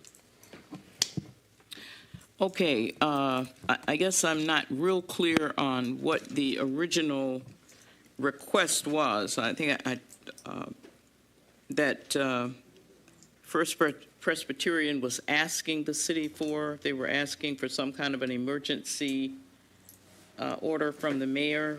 Can you tell me what the original request was? I don't know the answer to that. Pastor Kelsey brought up to me last summer that they were looking for ARPA funding for the location on Mark Street, which is Messiah Missionary Baptist Church. And I mentioned then that there should be conversations between her and planning around that.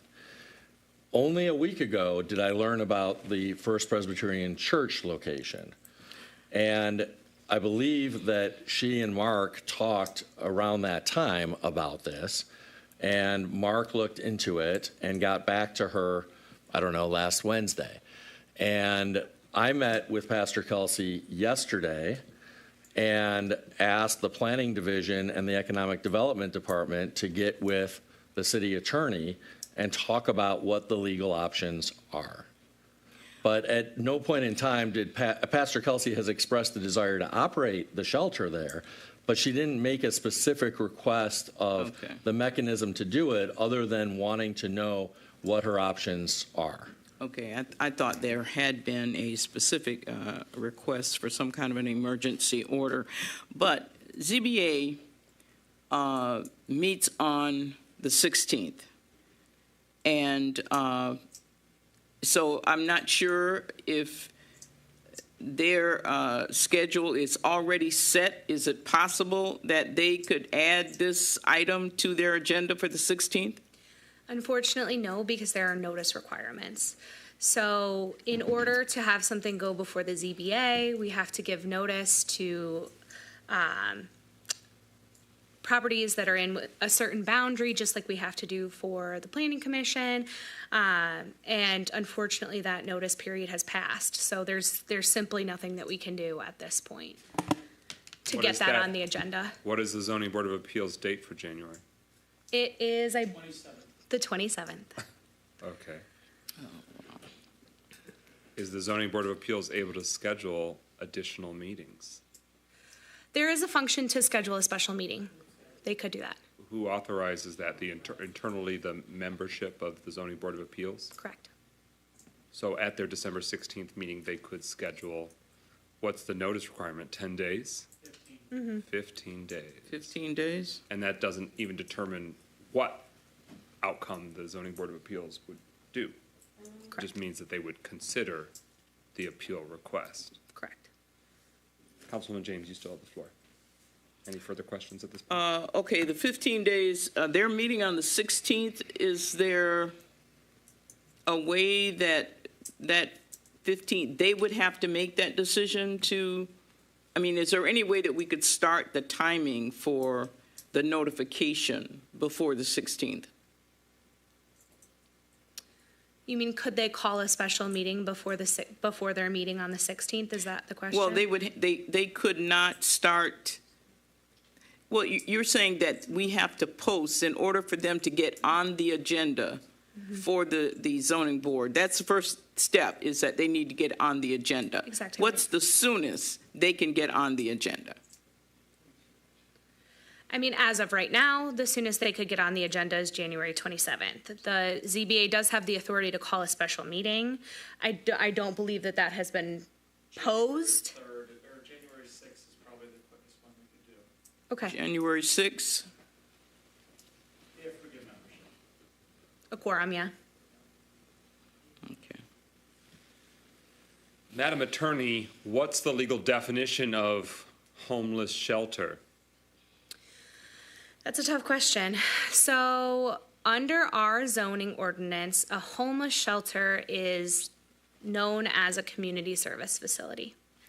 And the definition of a community service facility is any facility that caters to the needs of individuals who are at need. Let me give you the exact definition because I don't want to misspeak. You're on the speaker's list.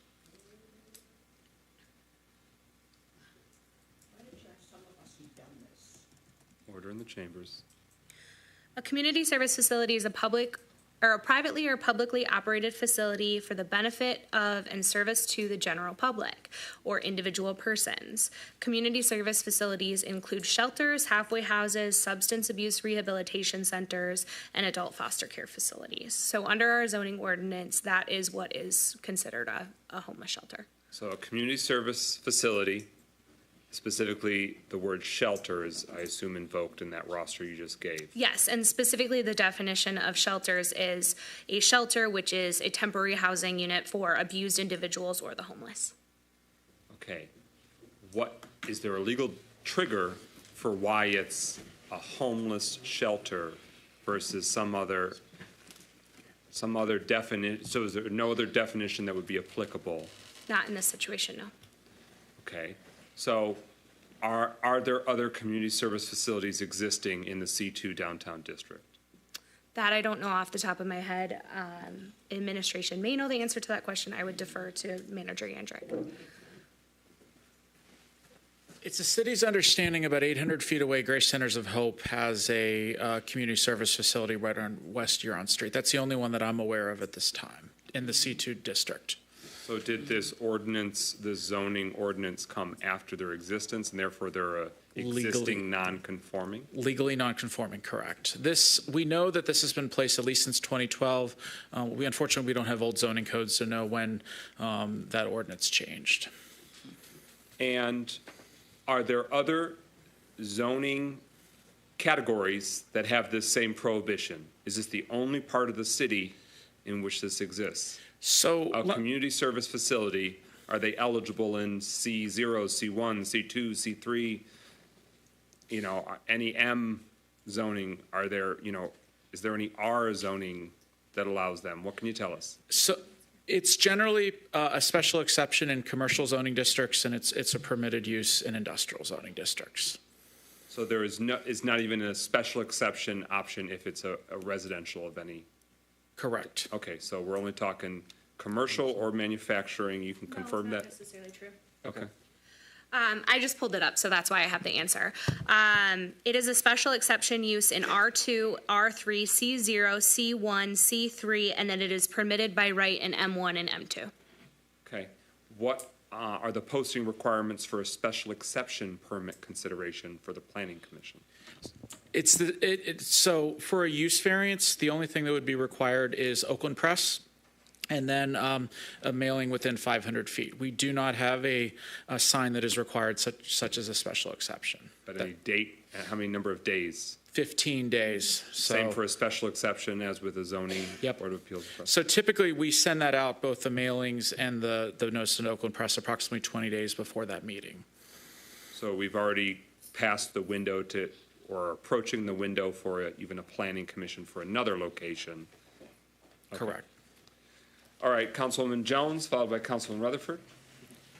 Okay, some of my questions were addressed, but I think we can all agree that the bottom line here is we cannot ethically or morally or, any other standard of humanity, we cannot let people die in the elements. We're talking about late January. We could lose a significant number of individuals by then if we'd have no established warming center. So for the next 7 days, the immediate future, even before then, what can either of you or anyone recommend at this point to save lives, to have mercy on people who have nowhere to go? Any answers to that? Someone's got to have a recommendation. Otherwise, we're sitting here saying that we are okay with indirect murder. We have to be able to help somehow. Are there any zoning allowances or zoning prohibitions on people lying in the street and dying? What zoning category is that allowed or not allowed? Is there any prohibition on people just laying out and dying or freezing in C2? Just curious. Councilwoman Rutherford, you have the floor. We ain't got to call it a shelter. We can call it a warming center. Because let me tell you what I know. Mark Yandry, come on up here real quick. What is the zoning for the Bowen Center? I believe that is R1. R1. And you just said Attorney, what's her name? Well, she got married. Congratulations again. Attorney Martin. Attorney Martin.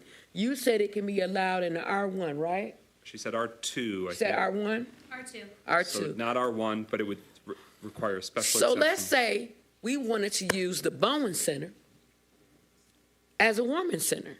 You've done it before. Couldn't we do that? Could we make it a warming center, and with the money they have, they could pay for the staff they already have to do it there? You raise an excellent question. The primary use for the Bowen Center is whatever you designated, but a government facility, and there is then an added use. What's the deal with First Presbyterian Church? I imagine they are designated as a church, right? They're a religious facility. So how is this a departure from their primary operation? It's sort of an added function of them being a religious. Because the biblical say, and I just want to say this, it say to take care of the hungry, the sick, the thirsty, the poor, and in prison. And so if we say it's a warming center instead of a shelter, then we could by chance use the Bowen Center. Well, right now, what the attorney has stated is that there is not an existing use that they could, based on their legal interpretation, there's not an existing use or category that warming center would fall under. That doesn't answer my question that I asked, though, invoked about the existing sort of use of the site of the facility of the First Presbyterian Church. Could we call it a 24-hour church service? Because I mean, that's a church. It could be a 24-hour church service. That wouldn't be breaking the law. With the world's most comfortable pews. Absolutely. Y'all can't do nothing about that, can you, attorney? If we call it a 24-hour church service, or a lock-in, praise God, or a lock-in, couldn't we do that, attorney? Somebody? Have you looked at the question yet in terms of, because there's no hours of operation limitation. That's right. That we have on statute about a religious facility. That's it. Councilman, I'm sorry to allow, but is it okay, Councilman Parker? If I may, question for the lawyer. If I may, a few years back, when it got real cold, because I remember hauling people over there, we used a church as a warming center during that period of time. And the city supported that. Can this church be the same as that church? Or can any church? Because I have a church, so can any church? So it would depend on the underlying zoning district. So part of the issue is that I don't know what these churches that you're referring to, what their underlying zoning district is. There are differences between how churches are treated in an R1 district versus a C2 district or an M1 district. So the reason that this is not allowed in this particular location is because it's the C2 district. And community service facilities, according to the zoning ordinance, are not allowed in the C2 zoning district. So, I mean, the rhetorical but also possible question that can't necessarily be answered right now is, how can the church just extend their church operations and functions? That would be a question for that congregation and its leadership, in part. But Councilwoman James is next on the speakers list. Yeah, I would think all they would really have to do is post it. Churches generally post their schedules, and I think if they posted that they were holding all night or 24-hour services, there would be nothing anyone could do because churches come under different guidelines. But the question I have, last question, is legally, and there are many ways that we can handle this, and it can be handled. But in terms of the city, we can either approach the ZBA with a use variance, or we can go, as President McGinnis said, to the Planning Commission with a use variance. No. I was just invoking the special exception permit. Or the special exception. If they were looking at another location. Mm-hmm. Oh, Because not that, not that no matter location. where it is, if it's in a zoning area, they're allowed. Because right now, C2 is all of downtown, not allowed at all, based on the zoning ordinance as it exists. I'm saying if they find another church, another facility, Councilman Rutherford invoked Bowen Center, that wouldn't apply because it's R1. But let's say that was R2, even though it's the zoning window, that might be okay. They still have to get a special exception. I was just trying to figure out if that has a shorter runway of requirements. Sounds like it's the same 15-day window. I think she's really, Pastor Kelsey's really set up to be able to do this at First Presbyterian. So the next question is, if the ZBA, the use variance, what's the chance here of, I'm not familiar with ZBA, a little more familiar with planning, but not familiar with the ZBA and how that operates. What are the chances of them being able to get a use variance? Again, keep in mind, this is a temporary. This is not something that's going to happen 12 months out of the year. This is a temporary request. So what are the chances of them getting? And Mark, are you the direct contact for the ZBA? My team is correct. Can you give us your opinion? What are the chances of us getting an emergency approval for this through them? So let me just say the Zoning Board of Appeals is a quasi-judicial board. It is completely separate than the city. They typically see appeals, they see dimensional variances, and they seek use variances. Mm-hmm. Specifically for use variances, it requires a 2/3 majority, which is 5 votes, to get that adopted, and there are standards of approval. I've done we've had a couple come through in my time at the city, and really there's some opportunities there within those standards, but there's also some challenges there. This is something that is self-created. One of the standards is this property cannot be used for any other purpose. And, the building that the church is being utilized is really, it's in the downtown area. It's not, I don't know that necessarily would be my foregone conclusion. Now, are there other standards that Pastor Kelsey could make the case that it applies? Sure. But there are some that I don't believe would fit the standards of approval. So, are you completed with your question, Councilman James? So I'm assuming you're saying that you think it would be very unlikely that they would be able to get an approval from ZBA. And I want to be clear that staff makes no recommendation. We do some analysis with the standards like we do for any application, but there's no city recommendation to that ZBA for any appeal or variance. But there could be some challenges with that. Is City Council legally required to provide a separation or sort of that independence to the Zoning Board of Appeals? I've heard talk of that over the last 20 years. Yeah, because the ZBA is an entirely separate body. They're a quasi-judicial body. They can be sued independently of the City Council. It is not advisable for the City Council to make any recommendations to the ZBA, especially considering the fact that the council appoints the members of the ZBA or confirms those appointments. And so any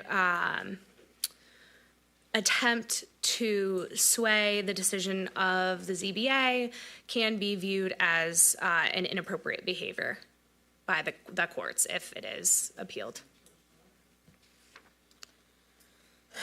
There was hands from Rutherford and Parker. Rutherford? All right. So she was next on speaker. I'm sorry. The mayor can, I'm just asking the attorney, the mayor can declare a state of emergency, can he not? In certain circumstances. So people freezing, would that be a state of emergency? I can't opine on that. Okay, I know that you can. I'm asking the administration, people freezing, would that be a state of emergency? I think the real question is, and it's a legal question that I don't know the answer to, and maybe Morgan can look into it, but the question is, does declaring a state of emergency override city zoning? And I don't know the answer to that. To the president. You're a lawyer now? No, I'm sorry. I don't think this is a laughing matter. You know what I'm saying? I'm not joking about this, because at the end of the day, this is serious to me, and I'm trying to contain how I feel, and it's very hard, and I get the sideline conversation, but I want to be clear the messaging that we are sending out in the community. This is not a whole year thing. This is a temporary shelter. I'm asking, because you did not answer my question, so I'm going to ask it again without a joke. Can we do a 24-hour church service, and would that not be legal to do so? No, because in my opinion, there would be co-principal primary uses. So in that situation, there would be a religious institution that's operating a church, and there would still also be a community service facility that is housing the homeless. So we do watch night services at Trinity Baptist Church, where we wash people's feet, they eat, we stay there all night till 6 a.m. Could that not be considered the same thing? I'm just trying to make, like, I don't understand why y'all not understanding that something needs to happen. And if we could do a wash night service at a church to 6 a.m., why we can't do a service to 6 a.m.? I think there's a significant difference between a one-night event that doesn't consistently happen for 3 to 4 months versus the use of a facility as a homeless shelter for an extended period of time. That's the primary issue here. And this is not something that I've researched, but there is a difference between using a facility for one day for an emergency as a warming center for individuals to come in and warm up because the temperatures are below freezing versus a consistent use over the course of 3-4 months. That is a completely different situation, and it is that, in my opinion, that triggers this zoning issue, that the city council does not have the authority to usurp the requirements of the Zoning Enabling Act. It is the fact that this use is going to be continuous for an extended period of time that is causing the issue. So my only follow-up is this. The county gave them money for this shelter. County awarded it. So if the county didn't have a problem with it, why do we? And I get what you're saying, but there's a human side to this. And there's no compassion to me that's being shown by this administration. Let me publicly say they ain't showing no compassion. But when something happens, and it's going to happen, you watch these same individuals be in front of the camera, be on Fox 2, be on 4 and 7, because this is preventable. There are some things, even if it's legally not right, it should be morally correct. And I can't change the zoning. That's above my pay grade. But to this administration... well, technically, we can change the zoning. We can? We just can't do it like that. Right. In a week, yeah. We can change it. But when something happens, I want you to remark my words. They're going to all be there. That's all I'm going to say. They're going to all be there. Watch, because they did it before. Next on the speaker's list is Councilman Parker. So as a pastor and as a church, you're saying that if I just decided that it was too cold and I could tell the community, you can come to my church, I'd be violating law? In certain circumstances, yes. I can't say that in this hypothetical you necessarily would, because I need a lot more information. Because you need to know where my church is and whether it fits in with the zoning requirement and all that. Yes. Okay. So let's just run this on out.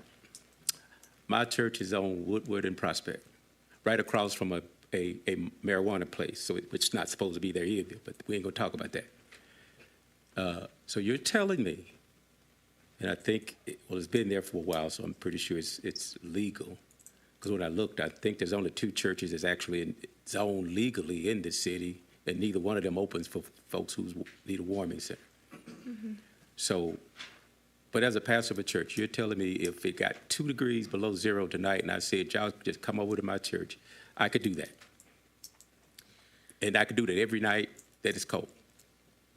I'm not necessarily saying that. What are you saying? I'm saying that there's a difference between using a facility as a homeless shelter for 3 to 4 months and using a facility as an emergency warming center with the authority and approval of the city. So if you stay overnight and you get up and you sign out and you go do whatever you're going to do and you figure out I'm cold again, there's available here, and you come back and sign in again, is that the same as, because I signed out so I don't stay there. I'm not staying there. I'm just using it for a warming center.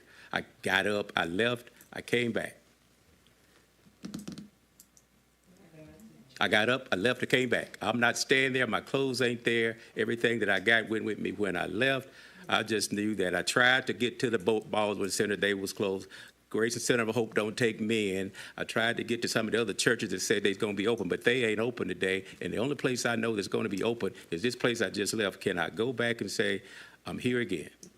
I cannot answer that question in this situation. I don't have enough information, unfortunately.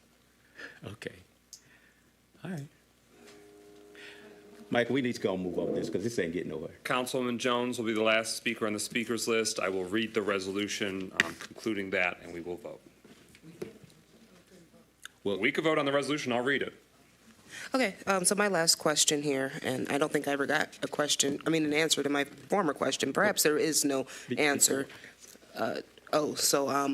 My last question here, or my last statement, is if we cannot get a warming center together without violating, some legal aspect of law, then we need to be transporting individuals to warming centers because, we need to be transporting them somewhere. We need to do something, and that would be just a suggestion to the administration because ultimately, the ball was dropped. We could have had this taken care of. We could have had zoning. We know it gets cold every year. This, as Councilwoman Rutherford said, it was completely preventable.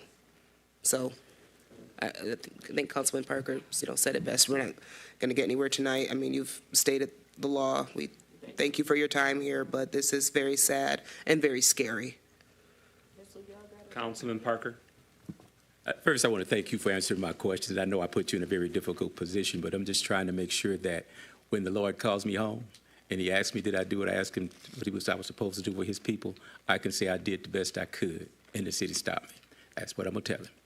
The second thing is I'm not blaming the administration because I know they have to uphold the ordinances and the zoning laws that they are required.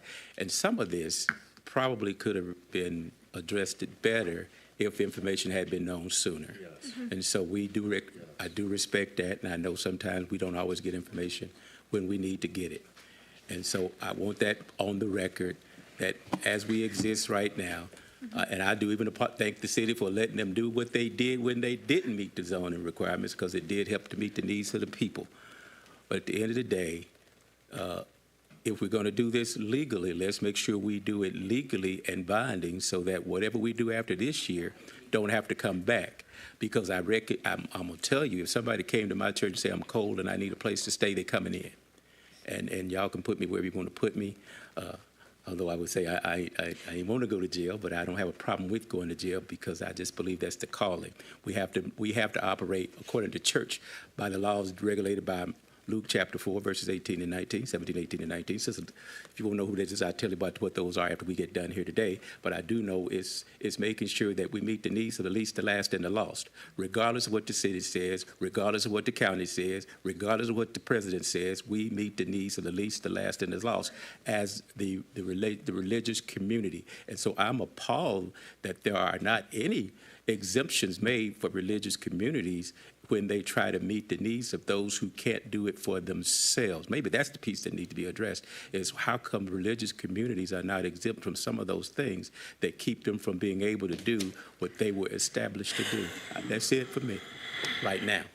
But I shall return. Councilwoman Rutherford wants to be recognized again. I want to say, though, 2 Januaries ago, a woman and her children froze to death in our city. 1 January ago, there was a severe winter weather emergency, and in the element, literally, and in the moment, city council members activated to try and work with private entities, religious entities, the administration to find sort of in that moment, in that crisis, on the spot, on the fly, figure it out. So I do hold to account the administration that we as the city council have now been saying for 3 years, and it was voted. We voted. We made it as a priority, and we put the appeal to the administration in January of this year of 2024, that one of the top 5 priorities of the city council is that we are able to respond in emergencies. We have a plan in preparation. And I'm grateful that there are some elements coming together now, but this is in part what kicking the can or allowing other things to become the higher priority. It manifested in the housing study. It manifested in we need more time for the small business grant program. We'll get to that later. We'll get to that later. We need to make sure that those that are indeed the time-sensitive priorities, that we start those systems in place early. We know, living in Michigan, what we're dealing with. So I think that we all can recognize that as a community-wide response and desire to see that happen, we have had notice. The administration has had notice.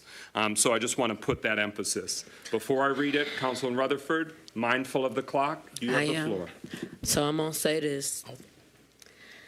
I blame this administration. He's doing that on purpose. It's okay. That's what he does. When he doesn't want to listen, he does that to deflect. It's fine with me. I'm still going to say what I'm going to say. I'm sorry. I blame this administration because this administration has failed to act once again. I blame this administration for every time somebody call me and say, I can't get in the shelter because I suffer from mental illness, and you and I, all of us know that you can't go to Grace Centers if you take any medicine. Kafani knows it, Timothy, Mayor Grimo knows it, they all know. I blame this administration for every young lady who is homeless in the winter with her kids. I'm going to blame this administration because this administration will do whatever they have to do parks. They will do whatever they have to do everything else. But people who are not voters are not a concern. I blame them and woe unto them because when it happens this year, I'm going to be the loudest person. I'm going to call them out for it because we have warned them. They playing with people's lives, and I don't think they care about anything that I'm saying, but I'm saying it anyway. And you can let them talk if you want to, but I'm still going to say what I got to say. I do not care. They do not care. And this is an example of why leadership should care about people more than about people opinions. That's it. Never-ending speakers list. Mayor Grimo.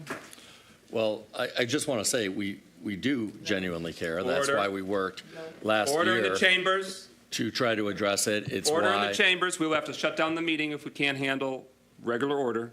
Mayor Grimo, you have the floor. It's why this Thursday and Friday we're opening up the Bowen Center for extended hours. I just want to say, though, that we asked the attorney for our legal options, and we got the same answer that you're getting right now. So it's not that we don't care, but we have to abide by the law. The other thing that I would say is what happened 2 years ago was an absolutely horrific, unspeakable tragedy in terms of the woman and children freezing to death. But it was not a situation where they were homeless. They had a home. Sadly, and it's really horrific, the mother was mentally ill and led the children out into the outdoors for an extended period of time. But it was not a situation where they were homeless. So I just want to keep things in perspective and factual. Okay.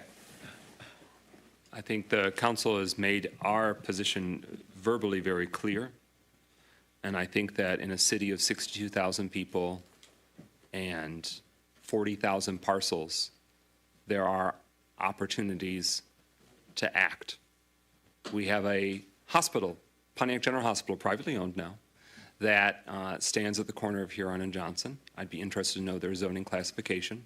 They have recently lost their Medicare status, so I'm sure they have a lot of floors and a lot of rooms and a lot of beds that need occupants, that there can be some compensation or offsetting, a defraying of the cost. So again, I'm going to read the resolution so you can see exactly what City Council is asking for, which is building off of the previous resolutions we adopted, calling for proactive planning before we have to get to every winter weather emergency year after year. Whereas the Pontiac City Council has continued to identify community response plans to address winter weather emergencies and the impact of severe weather events on our residents, including those facing housing insecurity. And whereas the City Council has learned that First Presbyterian Church of Pontiac is seeking municipal authorization to operating a warming center to mitigate the impact of severe weather severe winter weather on our residents, including those facing housing insecurity, and has received crucial funding for those services from Oakland County government on a short-term basis for the coming months, in addition to the funding approval from Pontiac City Council to amplify what is feasible for such a warming center to address these pressing challenges. Now, therefore, be it resolved. The Pontiac City Council hereby requests for the administration to elevate the First Presbyterian Church proposal request due to the time sensitivity of mitigating winter weather's impacts on our residents and the time sensitivity of their Oakland County funding support, which we didn't talk too much about tonight, but it's worth flagging that. There's probably a time window and expiration there. And further resolve, the City Council requests from the Executive Administration a written update on the current status of the proposal request, anticipated next steps and timeline, and any recommendations from their perspective on additional actions City Council can take to ensure the First Presbyterian Church's request is addressed swiftly. So I just want to highlight that for the council colleagues, that in my interpretation of this language, if it's adopted, this is one aspect of a response, not the full written response they're requesting. Point of information. Councilwoman James has her hand first. Yes, ma'am. I have a request. I would like to ask for a second opinion. Microphone. Mr. President, I request and make a motion that council request a second legal opinion on this. Would you like to propose it as an amendment to a further resolved? Yes. Okay. Councilwoman James is proposing and further this be a third resolved added to the resolution under consideration, and further resolve the City Council shall obtain a second legal opinion on the feasibility of utilizing this identified location for such warming center purposes. Is that in keeping with your motion? Yes. Is there a second? I second it. It's been moved by Councilwoman James, seconded by Councilwoman Rutherford, that we seek additional legal opinion to help us understand this concept's legal viability. Any further discussion on that amendment, the proposed amendment? Hearing no further discussion on the proposed amendment, roll call Clerk Doyle, and to catch up Councilman Parker, we're adding a final resolved seeking additional legal opinion on the matter at hand. Roll call. James. Yes. Jones. Yes. McGinnis. Yes. Parker. Yes. Rutherford. Yes. 5 yeas, no nays. Okay. Councilman Jones, did you need clarification? Yes, a point of information. Now that this has been adopted. It hasn't yet. Oh, well, now that this resolution is before us, excuse me. Yeah. Our next steps then would be to get the ZBA appeal in front of the commission, correct? It's important to clarify, an applicant seeks an opinion, a decision from the Zoning Board of Appeals. We can't say, hey, City Council refers something to the Zoning Board of Appeals, or the City Council asks them to act. Somebody who owns a property or has legal right to a property, they have to say, I am appealing, or I'm requesting a use variance, or I need, sort of something regarding the zoning. They have to initiate that legally. They are the one that has to carry that forward. So this to your question, you're trying to practically understand what comes next. We can't unilaterally or know that in isolation. In large part, it has to be determined by the property owner or the entity that owns the property. But I hope that answers the question. Can I clarify that real quick? So the property owner of First Presbyterian Church would need to then start the process of receiving an appeal from a ZBA appeal, which or use variance, depending on how it's classified. Yes, and they may have. I can't speak definitively on if they've started the process or acquired an application or sought scheduling. Okay, 15 days after that request is made, then that comes before them. No, it needs at least 15 days for notice. Right now, the next Zoning Board of Appeals date on the books is the end of January.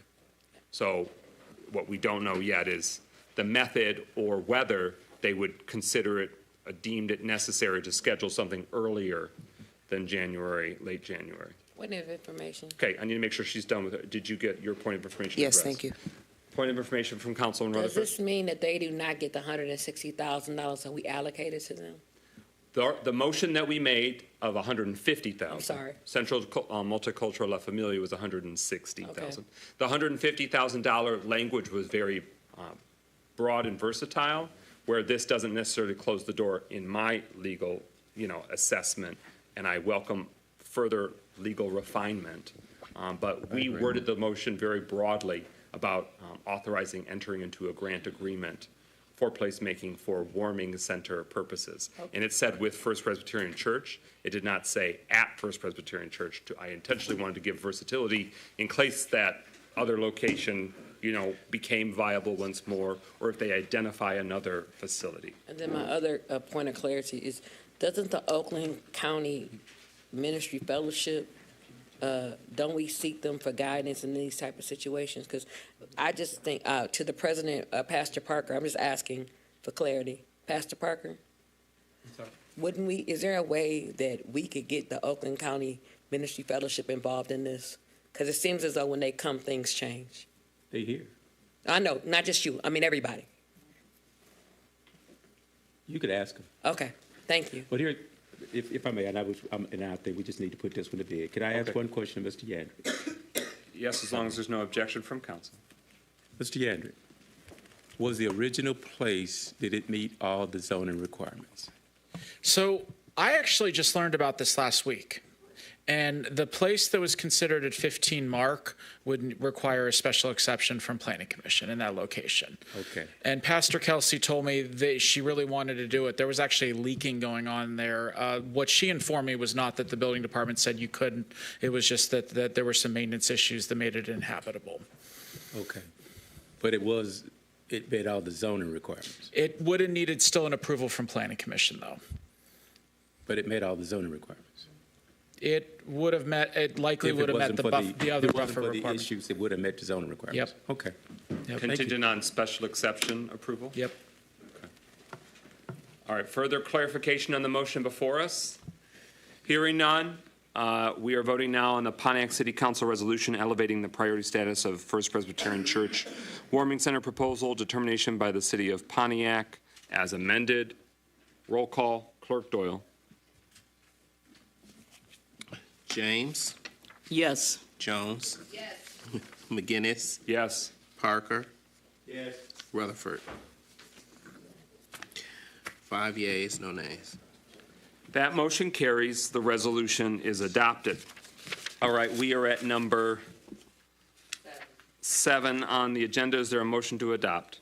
So moved. Is there a second? Second. It has been moved by Councilman Parker, seconded by Councilwoman Councilwoman James. Allow me some grace here. It's 10 o'clock. So it's adoption of an ordinance to regulate commercial parking lots to include adding Article 4, Division 7, Sections 114, 116, and 114, 181. It's through those sections, correct? Correct. Through sections 166 through 181 in section 114? Okay. All right, it's now before us for consideration.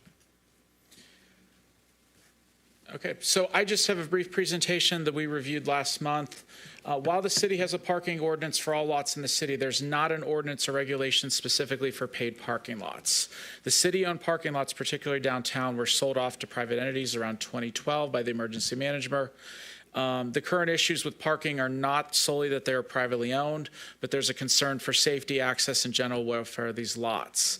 This ordinance tonight is only for a municipal code amendment, as this aligns with certain aspects of all paid lots for health, safety, and general welfare. No zoning code changes are proposed. So again, this ordinance is citywide. It's for any parking lot where there is an hourly, weekly, monthly, or yearly fee. This may be a permanent or temporary lot. The ordinance does differentiate, and I'll get into this, between commercial lots, which are all lots that are paid 5 or more, and then large commercial lots, which are 100 or more spaces.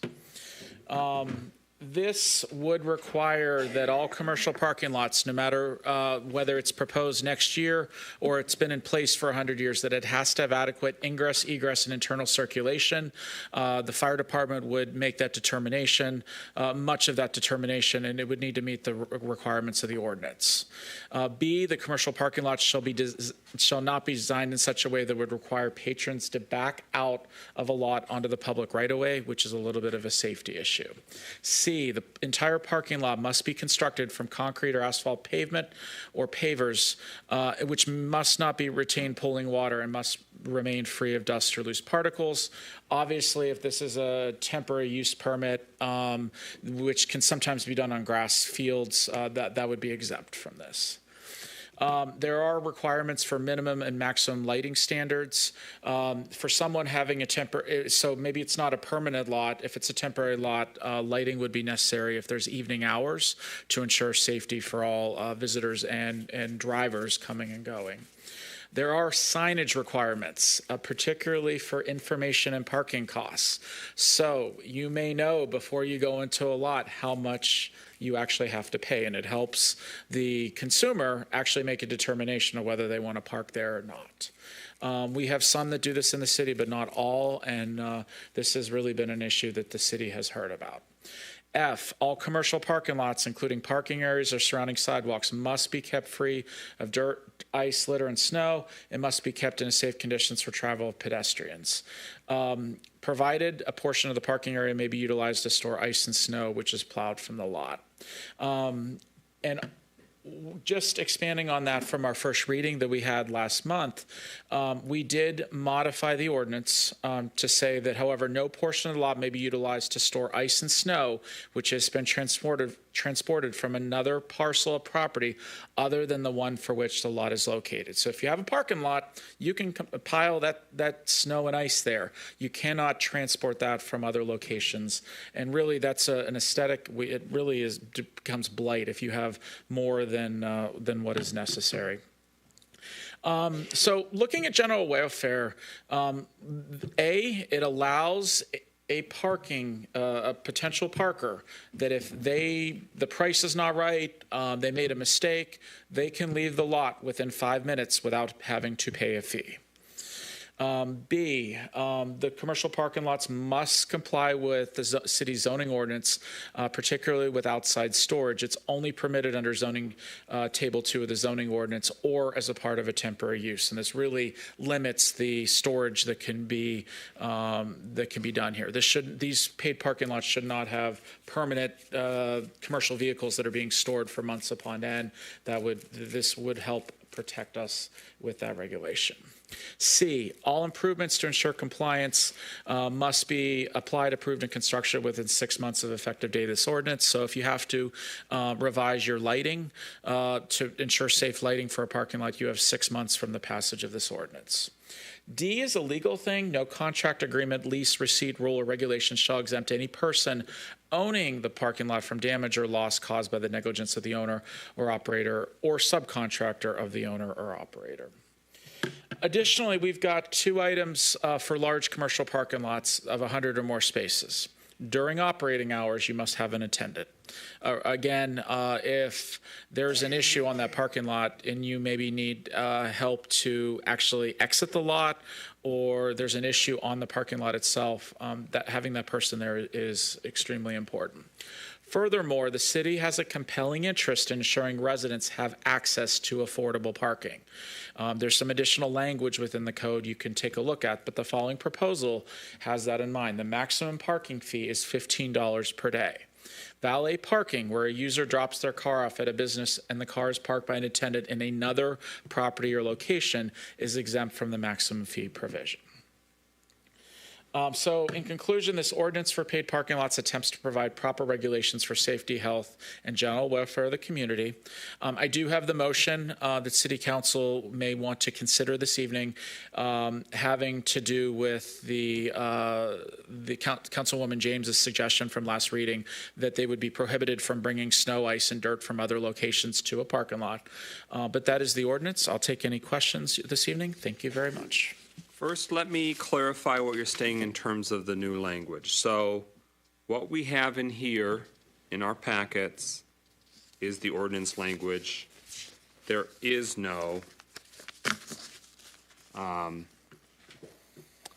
Madam Attorney, can you break down for me how and under what lens we need to do this specific language that he's flagged? Because we've moved to adopt an ordinance to regulate it. Mm-hmm. Okay. So the ordinance is correct. It in the packet contains that revision.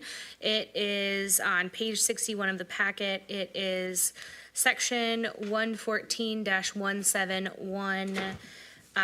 B, and it's the very last sentence. It states, however, no portion of the lot may be utilized to store ice and snow which has been transported from any other parcel of property other than the one on which the lot is located. So the motion that you have on the table is sufficient because it is the ordinance that you are proposing to adopt as written in the packet. It has the language incorporated Exactly already, right. Mm-hmm. so we don't need to modify our motion before. Not at all. Nope. Okay. I'm going to go down and see if anyone has any questions, clarity, or perspectives. Madam Attorney, my understanding is that an ordinance amendment requires 4 affirmative votes, correct? That is correct. A budget amendment would require 5. Correct. So just since we have shrinking attendance, shrinking quorum, I don't want us to render a verdict here if people have some substantial concerns. Councilman Jones, you have the floor. Thank you very much. Could Mr. Yandrick, could you please just briefly go over how you came to the $15 maximum fee and why that was determined to be the? And I just want to say, excellent question. We're going to try and not invoke specific parking lots, so that way we don't open ourselves up to specific lawsuits. Yeah. But so I asked Manager Yandrick to answer that question broadly. Yeah. Both for temporary uses and permanent parking lots, we've seen parking sometimes at $25 on average, and sometimes we've seen higher amounts, especially if there's a lot going on in the city. And what we try to strike a balance with this $15 is something that gives the property owner enough revenue and hopefully some additional vehicle storage if their lots are not full currently, enough regular revenue that they would be able to properly own and maintain their lots.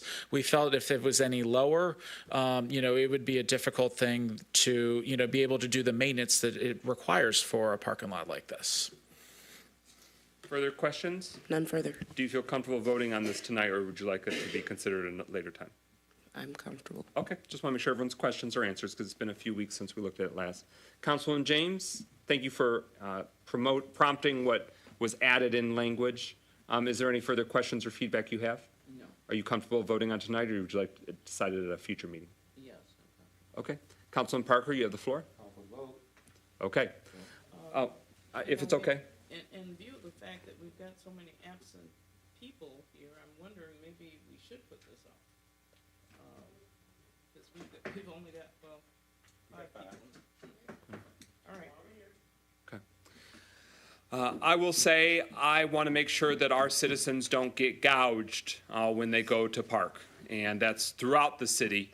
But I want, if they enter a parking lot, not to be trapped, and the only way they can get out is if they pay the surprise amount. I want our residents to, when they go to park, go eyes wide open in terms of what they will be obligated to pay. And I think those are central to improving the experience for Pontiac residents when they have to do, for many of us, the essential function of parking, to be able to conduct business, to explore and visit parts of the city, to be a part of the community. Councilman Rutherford. All right. I like to ask questions, make people uncomfortable. How y'all gonna implement this? Great question. Really, part of it is actually advertising. Is your microphone on? Thank you. Really, it's advertising and providing letters to the known property owners that we know, at least for permanent locations that are paying for parking. So here's my follow-up.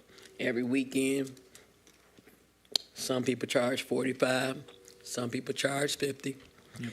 One parking lot in particular, to the right, and go name it because, I don't want to get sued, but they put up a sign and make you think you're actually paying the city, and it's a passcode, and they try to say that's a private parking lot, but they put it in key locations so that people think they're paying the city, but they're actually paying this like? You know what? Are you familiar with what I'm talking about? In general speak, yes. Okay, so you know I ain't just saying this for giggles.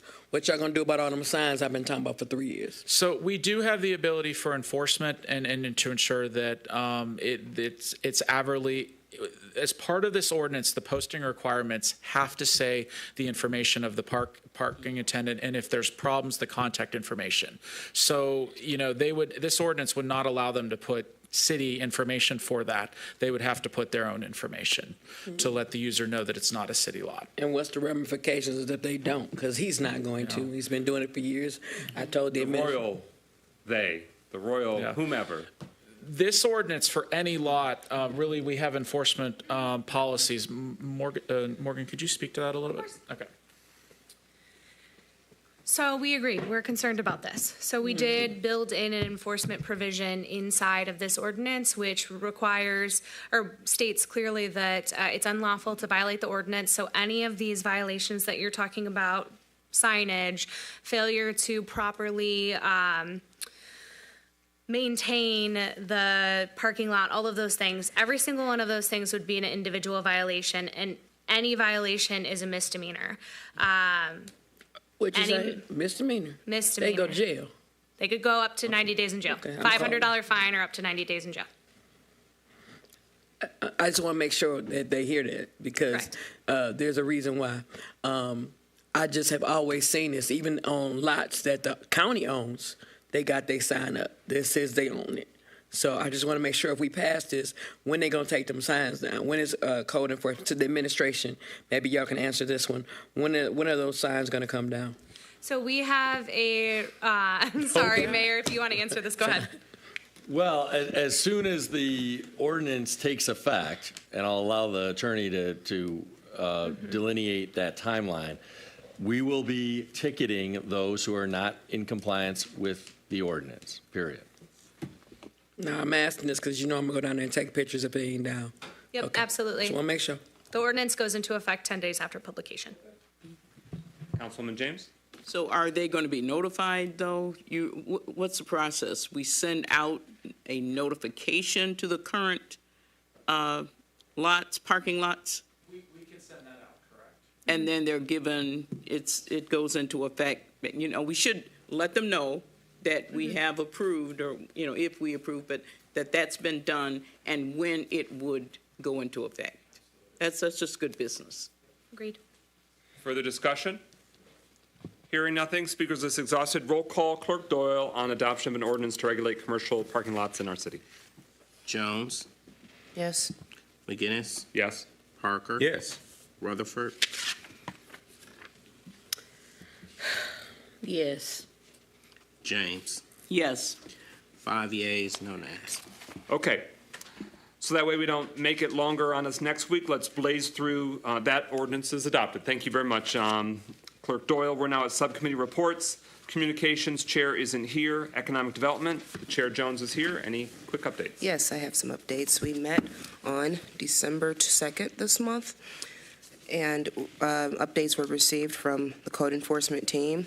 Economic Development update, which did include the GM withdrawal of their interest in branching out in Pontiac again, and ongoing projects within the economic development sector. Planning updates, which included the master plan update, which was, thoroughly presented today. The parking ordinance, which we just, completed the adoption of. And also the building department provided updates regarding demolition, which a part of that was the complete demolition of the McCarroll site that was completed, I guess, in November now.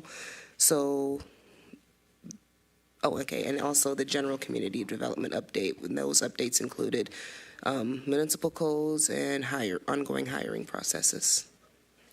And that's a good overview of what we discussed at that meeting. Thank you. Chair of Facilities and Property, Councilman Rutherford. Well, here's the update. We don't have a permanent spot for DPW. We need a permanent spot for DPW. I'm in support of us finding a permanent spot for DPW because I'm worried about what's going to happen for the winter. That is a reality and a hard conversation that we as a community are going to have. The salt trucks need to be protected. The property that we're buying needs to be protected. The updates that I have is quite simple. We're doing the best we can with what we have. Do I think we could be doing better? Absolutely. And I hope and pray in 2025 that we do. That's all I got. Thank you. Finance and Personnel, for time, you've heard City Council take multiple actions related to our strong concerns about the financial operations and the continued leadership vacuum when it comes to finances for us taxpayers of Pontiac. The next Finance and Personnel Subcommittee meeting is this Thursday, December 12th at 2 p.m. in the Legislative Conference Room. The community is invited to join council members participating in that subcommittee. This is, to echo what Councilwoman James, a member of our subcommittee, has said in recent city council meetings, this is an A1 top priority. It is alarming to city council that it is not seen as more urgent based upon the actions that have accumulated over the last few years, that it has gotten to this point. It is fixable, it is correctable, but it's about ensuring that that happens because we need to have the thorough and full understanding of our financial status so we can make the most sound decisions about moving forward. And so for the sake of time, I will leave it there. But this is especially a high priority of the City Council, and this subcommittee continues to be fully invested in making sure that these improvements be made stat. But as of this current standing, the City Council is yet to be informed if there is an acting or interim finance director. We have been informed, and we look forward to finding out more, that there has been the Raymond Group hired by the administration, but we need more details and specificity about what that means, the practical implementation of that, and how we can ensure the taxpayers' resources are safeguarded, that we're handling the day-to-day operations so that way our functions can improve. Law in the Courts is chaired by Councilman Parker. Thank you, Brother President. Law in Courts met December 2nd, 2024 at 4 p.m. in the council chamber. I want to thank Councilman Jones for joining us, our group. I hope it was inviting and interesting. Updates from the 50th Court District. The courthouse is revamping their email system to help improve the information that they receive from the public. The court has now gone fully live with MI File and are now paperless on civil cases. This change has reduced the flow of paper that they receive due to the new filing system. The court is currently searching for a different ticket vendor to assist them with online ticketing system. The Wi-Fi upgrade for the courthouse is scheduled to begin around January 2025. There are 2 contracted clerk positions open and recruiting is ongoing. In regards to code enforcement, the department shared a stat report from January to the current date. They did 23,744 code enforcement inspections. They did 8,082 rental inspections, along with 4,242 grass enforcement tickets. They had 1,060 court ticket appearances and 28 court property abatements that were issued. Let's see, through a collaborative process, the building department, with the building department, the department identified and served 46 commercial buildings for certificates of occupancy. My tongue is wrong. For a certificate of occupancy in the month of November. The department is currently working with the city attorney to amend rental ordinances following the request that there will be an order from the courts to make needed corrections on rental properties. And there was no report from the prosecutor's office. But lastly, an update from the law director. The MDIC budget was discussed briefly, and further information will be provided. I believe the budget it was reduced a little bit, but I think it was going to be approved. And there was more information forthcoming. There was no report from the prosecutor's office nor from the public, and we adjourned at 4:55 p.m. Thank you. Parks, Recreation, and Public Works is chaired by Councilwoman James. Yes, my brief report is our next meeting is Friday, December 20th at 12 noon. At that time, I need to give some feedback from or to engineering in regards to a couple of issues that I've brought to the attention of council. MDOT is attempting to get council input on what the new name for Wide Track Loop should be, the street that's right out front of City Hall. Woodward will retain its name but they are proposing another name for the street that's right outside, looking at using the previous name for that street, which was Park, P-A-R-K-E. And the question is, how does council feel about that name, and would we rather use Park Boulevard, Park Avenue? You know, what's the full name that we want to use? So I need your feedback. If you would just send an email to me and let me know, I can pass that information on to our engineering director, who can pass it on to MDOT. The second issue they want feedback on is the Pontiac Chief statue that's right there at the head of Y Track. That will have to be removed during the Woodward Loop conversion. And MDOT wants to know if the city wants to keep that. If we do, then we would need to pay for the cost of removing it, because it does have to be removed prior to that. Did they give us a cost yet? They haven't given us a cost. So basically, they just want to know, do we want to keep it? Do we want to like relocate it somewhere? Or can they just dispose of it? So they want an answer on that. I would say, this is sort of, point of personal privilege, but I would say we'd want to keep it, contingent on the price not being insane. But I think it's nice. Councilwoman Rutherford, you up for keeping that, that lighted How much it's gonna cost us? We ain't got no money. But, so, the question is, are we even open or interested in keeping I'm it? open. I am asking, sir, how much it's gonna cost? We ain't got no money. What she just said is that they haven't told us yet. Okay. What we want to give them an answer, though, is do we at least know if we're interested? I'm interested Okay. if the cost is right, because we got to pay for so many other things. Certainly. Councilwoman Jones, do you have a verdict? I am tentatively interested. Okay. Councilman Parker, you know which one we're talking about? Yes, as long as it's cost effective, I'm in. Okay. And Councilwoman James, where do you shake out? Oh, I think it's beautiful, and I would definitely want to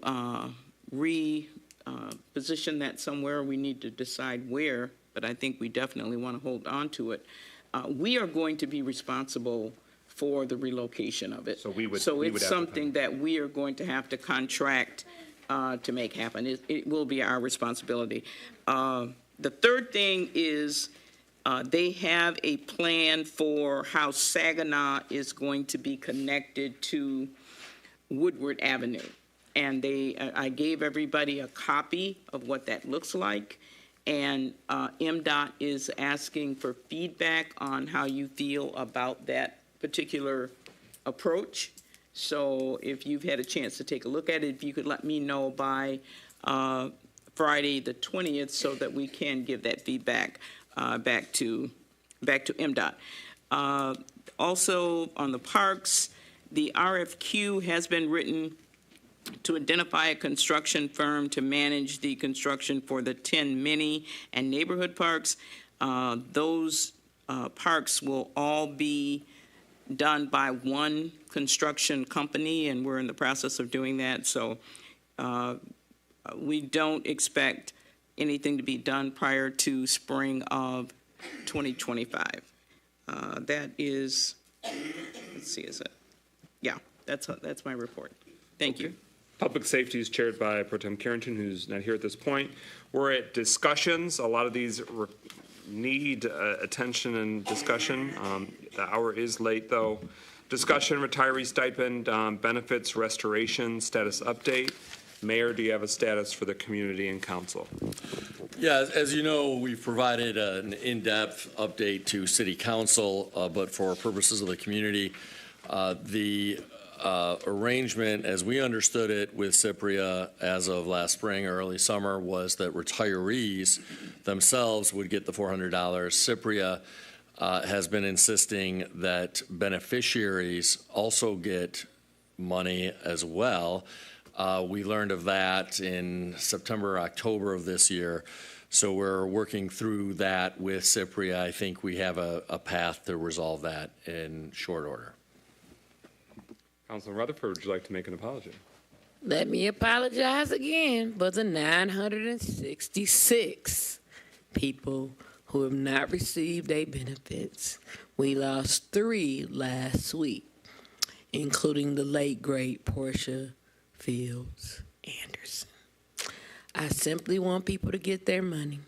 So I'm apologizing again, and I will continue to apologize until this is resolved. I'm sorry, Pontiac. I'm sorry. Further discussion? We'll revisit this at next week's City Council meeting. 16, Finance Department reorganization status update. I flagged some of that in my subcommittee report, and we did a summary of our many resolutions related to the financial operations at last week's City Council meeting. Mayor and Deputy Mayor, can you give the community and council any guidance on where matters stand with Finance Department reorganization? Yeah, Raymond is now on board and engaged to help primarily with the accounting functions, but also more broadly than that in some additional capacities.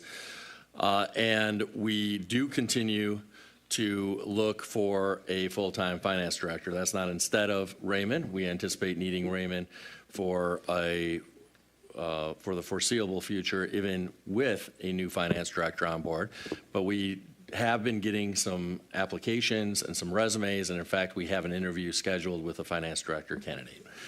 Deputy Mayor, anything in addition to that? Thank you, Mayor. Just in addition to that, one of the resolutions was for a committee to be established, and we are ready to establish that committee with you. Okay. We're ready when you're ready. So as soon as that can happen, I'm available tonight. I'm available tomorrow. Councilwoman James on that. Okay, Councilwoman, I'll go down the line, but Councilwoman James first. Yeah, glad to hear that. But my question is, we have a engineering director. We've not been able to fill that position. I believe there was an offer made, and from my understanding, it was somewhat lowballed, and the person never accepted it. And so we don't have an in-house engineering director. Shannon Filarecki from DLZ is still functioning as the engineering director for the city of Pontiac. But Shannon has done a tremendous job in that capacity, and we are really not suffering the lack of engineering input in running the city. We're just getting a higher premium. Like we are with finance, because it's ridiculous that this council has to make financial decisions with resolutions and budget amendments every single week without the benefit of any kind of real, consistent financial expertise. So my question is, why haven't we attempted to, if we found a engineering director, why can't we at least contract, even from Raymond, a director level person that would be in-house here with us that could help us through these financial decisions that have to be made on a weekly basis for the city of Pontiac? I'd like an answer to that, if anyone. I'll keep the speakers list going since you didn't yield. So I yield. Oh, okay. Yeah. It's done, been yielded. Mayor or Deputy Mayor? Well, the short answer is we are looking at that. I'll allow the Deputy Mayor to answer in greater detail, but we think that's a distinct possibility with Raymond. Thank you, Mayor. Just to follow up on that, as I said, I will be reaching out to City Council tomorrow to set up a time to actually have a further discussion specifically on that topic with Raymond. Councilman Jones, did you have a hand? Yes, I do. Thank you. Towards the beginning of my appointment on council, I recall very specifically being told that there were 3 interviews for the finance director, one which magically disappeared. That's a conversation for another day. However, as it turned out, none of those options were viable. The previous finance director came and left. We don't have to go through the history here. But since this has happened before, I want to just express my concern over the lackadaisic nature of, obtaining a finance director. I know that an interview has been established. Great. I don't know if that's just one interview or if you have a line of interviews, or if these candidates had previously applied, if they were, any that you had been considering as a runner-up or a third runner-up in the previous months of this year when we were searching for a finance director. Councilwoman James did ask one of my questions. I don't know if you can give this information right now, but is the one interview currently established, is that individual from the Raymond Association, or is this an outside individual? And I will yield to the administration. Yeah, so we did in fact have 3 interviews back in August timeframe for a finance director. Obviously, one of those candidates initially was confirmed by council, then backed out, then said she did want to come, and then backed out after being here a couple of weeks on the job. We're familiar with that. The one of the other candidates was deemed not to be qualified for the position, and the third was not able to start until January at the earliest, and has since decided to stay at their employer. In terms of the one interview that has already been scheduled, that is not someone with Raymond, it's an independent person. There are 2 other interviews that are in the process of being scheduled, but I don't believe there's been an actual date set yet. Okay, so then my follow-up to that is it puts me personally in a tight ethical bind, as Council President said, Councilwoman James said, making financial decisions without a consistent finance director to reference to, and relying on our own knowledge, framework, and research aside from, the experts who have, potentially have decades of experience in this sector. So, while we're ongoing with making these decisions, just bear that in mind, please, administration. This is a very ethically tight situation, making these decisions without having the proper professionals to yield to for clarifying questions. So just leave it at that. When I was in high school, there was a great song by Sunshine Anderson, "Heard It All Before." And so to the question of the community member earlier of, well, why you seem more agitated now? Well, we have the perspective of time. And if we have heard at many different intervals, to Councilwoman James's point, taking that broadly, about, an interview's just around the corner, just around the river bend, we are a lot less receptive to that possibility of just getting us through the uncomfortable moment or getting us through this exact council meeting. We've heard that one before, now 3 times, 3 years over. So it's, in the finance department, acutely painful, but it's something that we are all too familiar with in other elements too. So Councilwoman Jones, you put it well. Councilwoman Rutherford, you're up. That's such a nice way y'all said it. I'm going to just say this. People bring in people they know from other administrations that they work in. I ain't say nothing. They bring these people in. They say they're great. They're going to do well. I ain't say a thing. They end up. Well, sometimes you did. But yeah, I did. But they end up leaving because of some element. Some of them say it's the administration and how they talk to them. Verbatim is what the last one said. Some of them say in the failure for leadership to correct the course of what's happening here. But it's not just in this department. And I brought this to the attention of Deputy Mayor, and I wasn't going to say nothing, but they kicked the can on this homeless shelter, so everything's off topic with me tonight. It's just like we hired somebody to be the director of DPW, and it's mind-boggling to me how people are on vacations and vacation and vacation and vacation and vacation. And this administration ain't said nothing about it. It's mind-boggling to me how whole Parks Department gets fired. Ain't nobody said nothing about replacing that either. It's been swept under the rug. Ain't nobody said about prosecuting nobody for stealing no time. Not nan thing has been said. So my disdain that I have for this is very simple. Everybody ain't lying. There's something wrong in the milk, as my grandma would say. And we have to stop saying, I heard it all before. We got to call it what it is. There is a toxicity, which they like to say it's the council, but it's not, because we can go through everything we voted for. We gave them everything they wanted. And yet Within reason. Within reason, because I used to say, and they continue to not serve us well. We are paying for a group called the Fire Group. I still don't know what they do. They made $220,000 since May. Ain't nobody told me yet, but they were supposed to be helping with finances.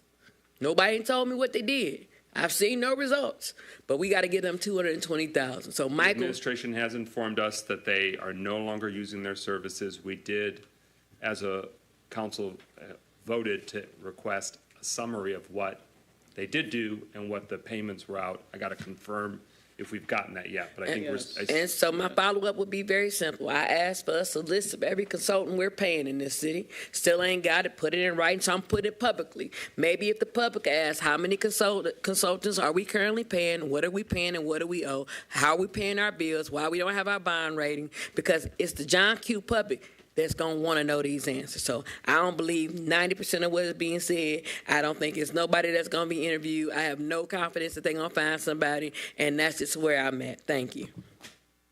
Further discussion on Finance Department reorganization. Be back on the agenda next week. All right, we're at number 17. The city attorney, Joanne Gurley, who has been serving the city as an in-house city attorney for approximately the last year, has submitted her resignation to the city, and so the city council, of course, has received that as well. So we're looking for guidance on what's next, the next steps for the law department, how's that going to shake out.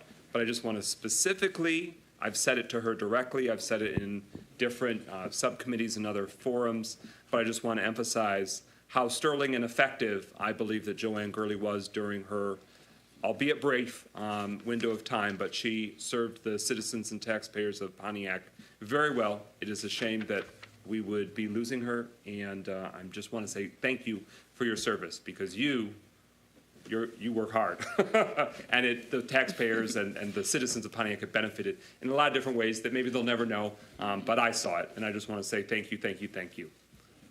But administration, I'll allow you to speak first if you want to give the council and the community what comes next? Well, first of all, Attorney Gurley does work and continues to work very, very hard. We are very sad to see her go. Her last day is next Friday, so we may have an opportunity this coming Tuesday to sort of give her a final send-off. But we are very grateful for your service, Attorney Gurley, and we wish you well in your future endeavor. But in terms of next steps, we have posted the position. We have received resumes. Human Resources has begun going through those resumes and applications. In the immediate future, Clark Hill is going to be serving as the attorney of record. We'll be bringing a resolution before City Council next Tuesday to memorialize that. Most cities our size, of course, don't have an in-house attorney. Most cities our size do use an outside law firm. We believed when we created this position, and we continue to believe, that we should have an in-house attorney. And so we look forward to hiring someone in that position. But I do just want to say most cities our size use outside counsel, and certainly Clark Hill, I may have said Miller Canfield earlier, I misspoke, but Clark Hill. I think you said it right. Oh, okay. Clark Hill certainly will do a great job holding down the fort in the meantime. So I do want to just assure council and members of the public that Clark Hill will do a good job in the interim until we find a new in-house city attorney. A major benefit, along with effective counsel and in-house expertise, is that Attorney Gurley was at the helm, making sure that in terms of the billing, what the citizens, us taxpayers, being charged by various external law firms that we're using to do a lot of different work, that is in line with what it should be. The City Council has requested previously, and now that we have this potential gap in the law department, we are going to be having to elevate and escalate our inquiries about the exact nature of how much the citizens and taxpayers of Pontiac are what's racking up, what's accumulating. Because there's a lot of moving parts there, a lot of fluidity, and this council and us taxpayers need to have a better understanding, especially since Attorney Gurley won't be there to be directly at watch. Councilwoman James, then Councilwoman Rutherford. Yes, first of all, I wanted to again thank Attorney oh my gosh, I'm getting ready to call her Hurley. But after 10:30, you're allowed. You know, just for the way that you organize, you really help council to have a very firm picture of our legal, the legal issues that we have at the city. You did a great job of organizing those and presenting them to council in a way that we really had a good understanding of what's before us. So I appreciate that. I really appreciate your professionalism and your expertise. The question is, a couple of months ago, I think it's been a couple of months, we requested, or you requested, a law clerk, and I think that job was posted, and I'm wondering if we are still going to go through with hiring the law clerk. And then secondly, I really think it's been a great benefit having an attorney that you're familiar with. You see that person in the building. You may not be here 5 days a week, but it's been a huge benefit to have an attorney that's visible, that's on the, that you can get a relationship with and you can ask her questions. I'm not sure that just having an attorney, like hiring the Clark Hill folks, because mainly these folks are interacting with administration. And they are supposed to be representing both council and administration. And it would be to council's benefit to have an attorney who at least has 1 or 2 days that they are spending here at City Hall, so that we see them, we're interacting with them, and we're able to get questions answered and the kind of service that we have received from Joanne. Mayor Grimes. Well, we did have a call today with Beth from Clark Hill. I know a number of you are familiar with Beth. She will be here for a whole week, the week of January 6th. So I know that's a couple weeks after Joanne's departure. That doesn't necessarily mean she'll be here on a regular basis a couple days a week, but she will be here an entire week. And we hope that City Council, along with our department heads, all have an opportunity to interact with her. And Joanne, you may have something to add to some of the other comments as well. Yes, thank you all. Good evening. As far as the paralegal, that job is posted. It is still the intention of administration to hire a paralegal, more so now that I won't be in-house, so they could assist Clark Hill as being the attorney of record, being in the building, being able to go through different mailings that come in, work directly with Clark Hill. So and even Clark Hill will participate in the interview process for the paralegal. So it is the intention that a paralegal will still be hired and be in-house, to facilitate whatever Clark Hill cannot do from outside. Who would they be reporting to? They would be reporting to Clark Hill. Beth will be the primary, but they will still have to report to the mayor and deputy mayor as well. Do we have other instances right now where direct city employees are reporting to contracted external? It's a good question. You don't have to answer it tonight, but it's posing a question that I think the council will need an answer to. Doesn't mean it's not permissible. It just means that I think we need a clear understanding of how that would work. It's a very valid question. Councilman James, anything further? No, thank you. Okay. Councilman Rutherford. Ms. Gurley, I want to thank you for coming here. I know that you truly were a woman of just a standard of just being excellent, and I know that you were not giving the tools you needed, in my opinion, to be successful. And so now you're going to have lawyers. As successful as possible. As successful as possible, period. Now you're going to have different lawyers. You're going to have an assistant.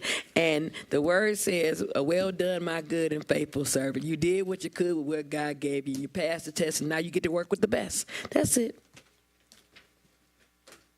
Councilman Parker. Ms. Gurr, at first I want to say thank you for your friendship. Thank you for your expansive knowledge in guiding and directing us in the legal realms that we ask questions about. And thank you for making yourself available when we needed you at all hours of the day and all hours of the time. And I wish you well in your future endeavors. I hope that we was going to do something with you or for you before you leave, though. And I hope we can get that done. If not, I'm going to bring you a cupcake. We'll certainly want to thank you for your outstanding service that you gave us. Thank you all. It has really been a pleasure serving the city of Pontiac, and it was a wonderful experience to be able to learn about the city, its history, the staff, the council, the leadership here. So I couldn't really have asked for a better experience, and that is true.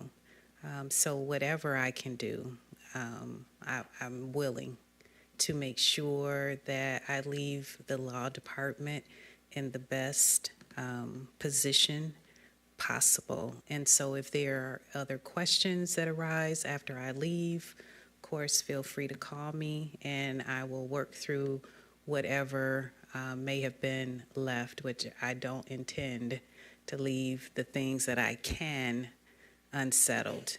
So thank you all. Thank you. And I want to emphasize that, one, I would not have expected you to be here so late tonight. So I didn't try and put this at the end to make you stay. But as a consolation, would you like a poinsettia? The other point I would like to make is,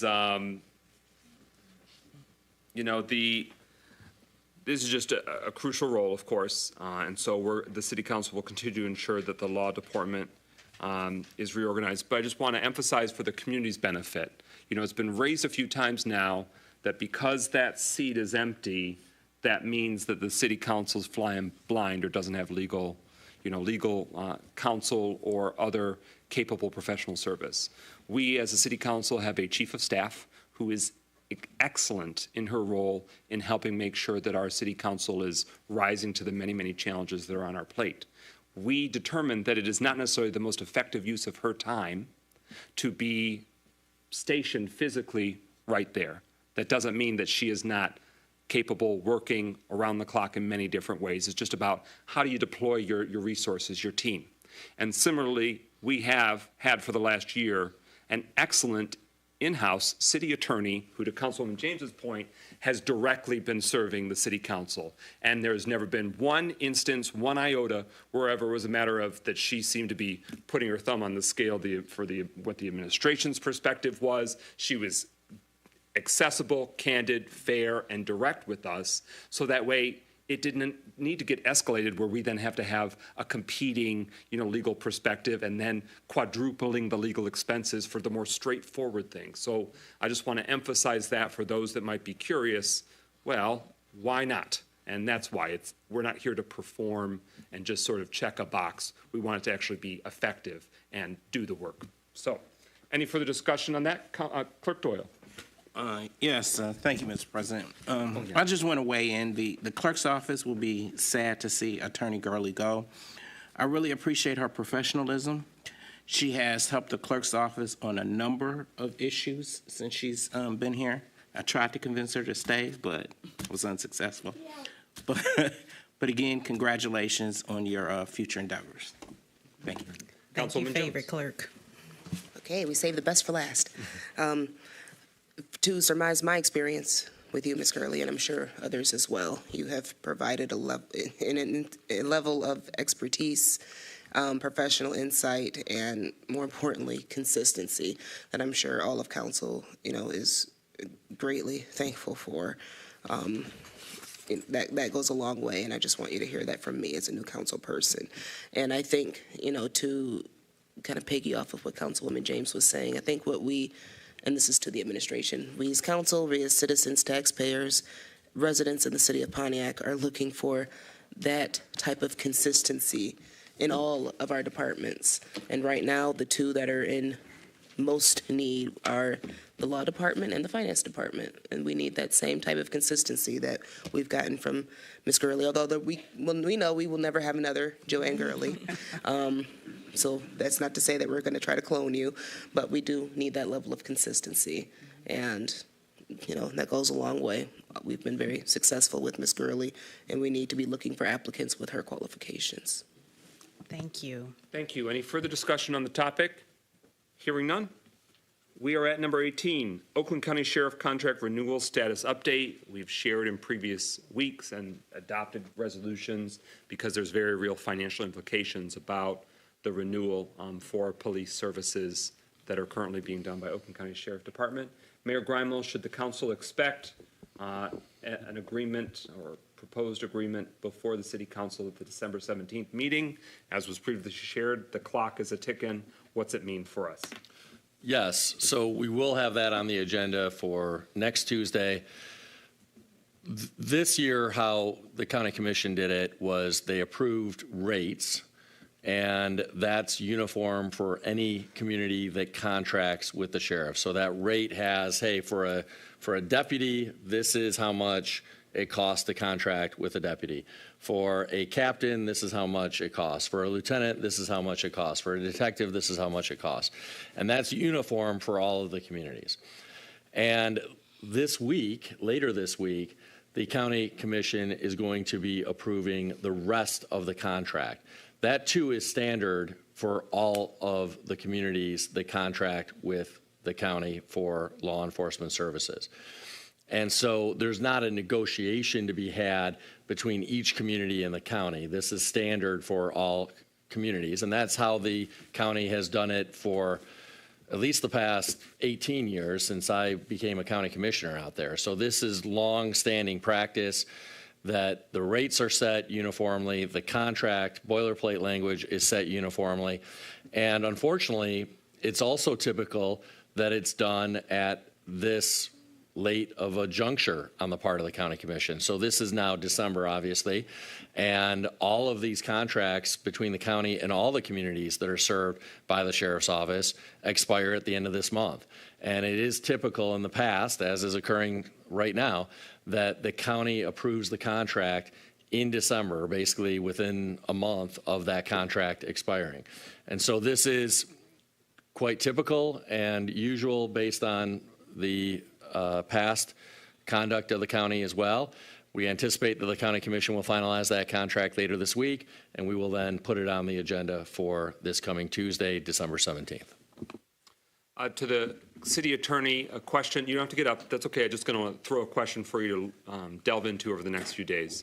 I want to get a sense on whether, if council is not in a position to render a decision before December 31st, if we have the authority or the legal viability to adopt a few month continuation of the existing contract. I'm seeming to recall that in past years there's been something along those lines.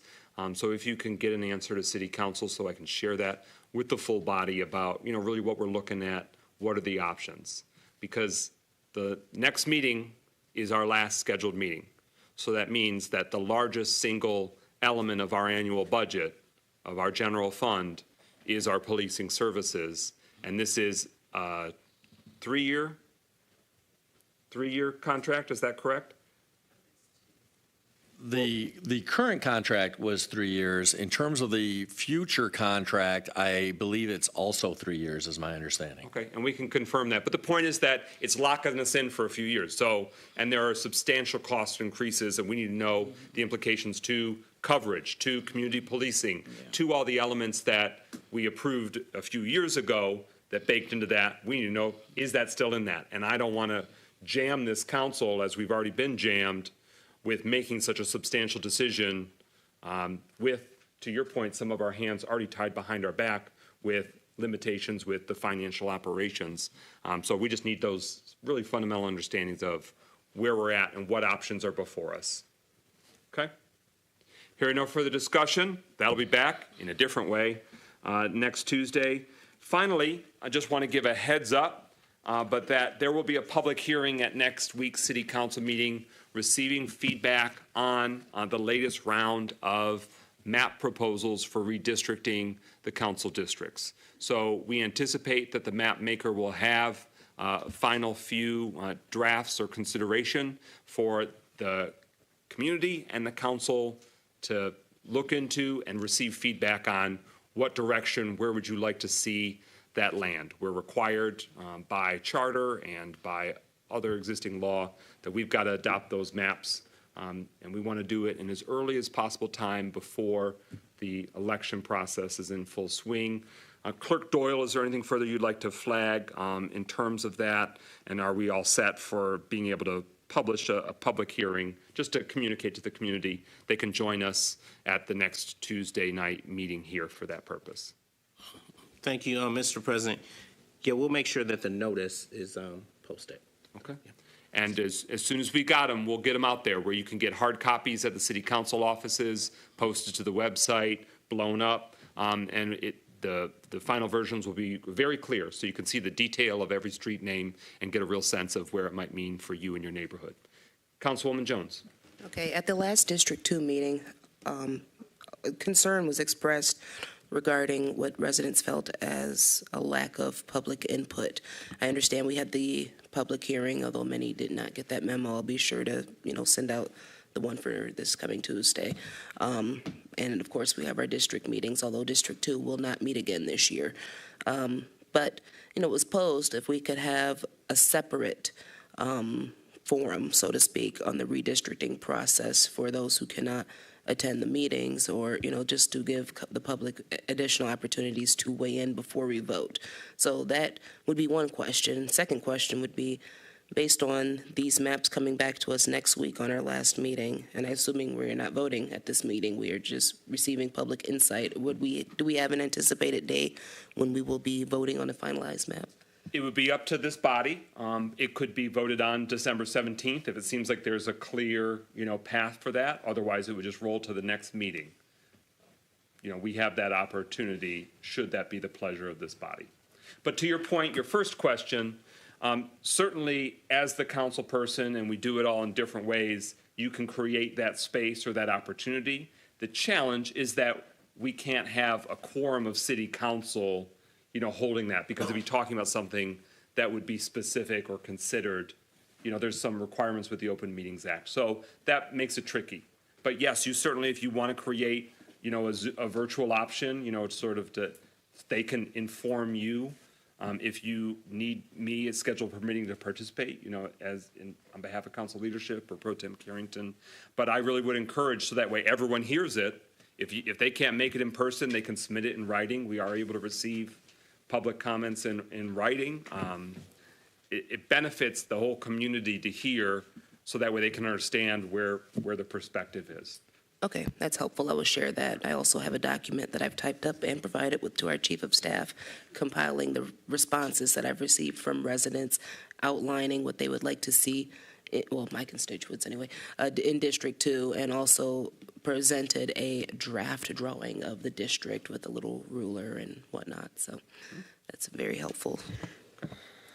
Further discussion? Yeah. Yes, ma'am. And at the end of the day, this has to be done. It's not going to be perfect, but it's going to be fair.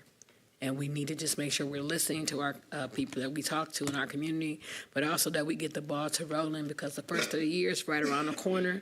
And the longer we prolong this, the longer it's going to take for people to get used to their new districts, which are going to expand. And we are doing ourselves and anybody else a disservice by not giving them the ample opportunity to see what the lines are going to draw. So I employ this council to not prolong this to January, because it's going to make it more difficult. Just get it done on the 17th and call it a day. That's it. Further discussion? All right. Again, we'll try and amplify as much as possible once we have from the map maker those final versions for consideration.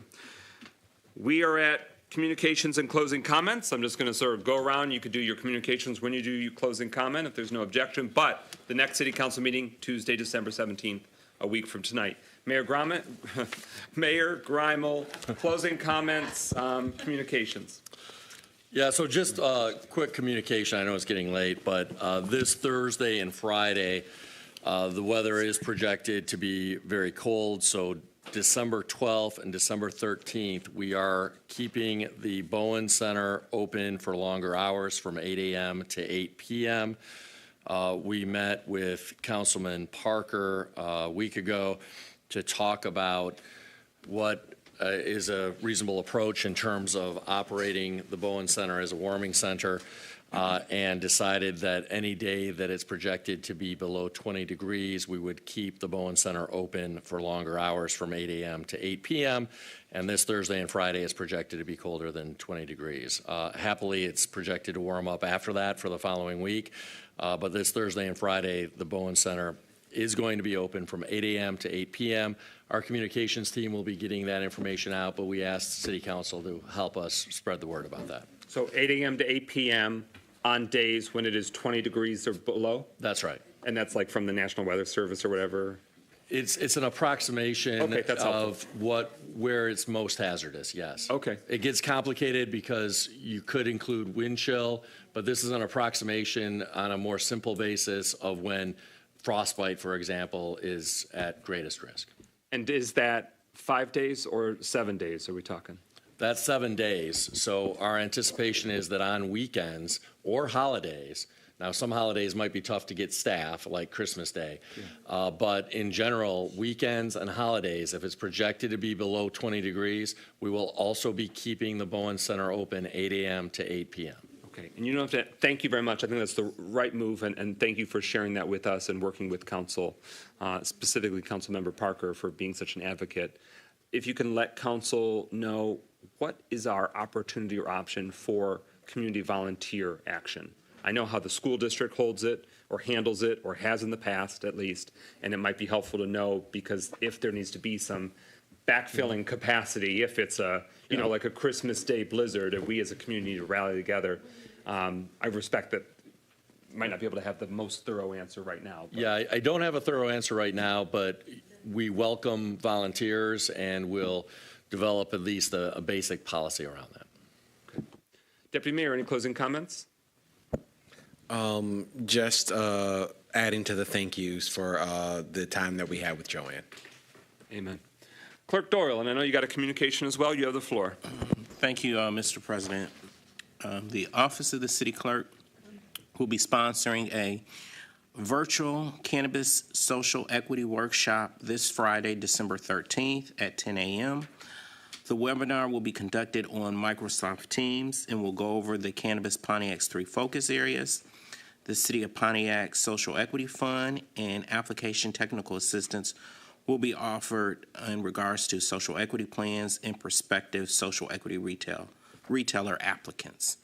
Information on how to attend is in this week's council agenda packet. The December 10th agenda packet is also on the clerk's marijuana regulations page on the city's website. Thank you. Thank you. Councilwoman Jones, District 2. Thank you. My closing comments are solely regarding numbers 25 and number 26 in the public communications. And if you don't have that in front of you, I'm going to read it. District 2's Holiday Glow Showdown. The nominations period has been extended through December 15th. Winners will be announced on December 17th. To submit nominations, you just need to email me a photo of the home along with the home's address. You don't have to nominate, let me go back.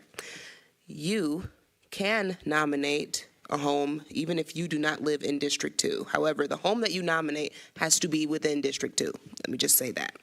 You don't have to live in the city of Pontiac to nominate a home, but it, again, does have to be in District 2.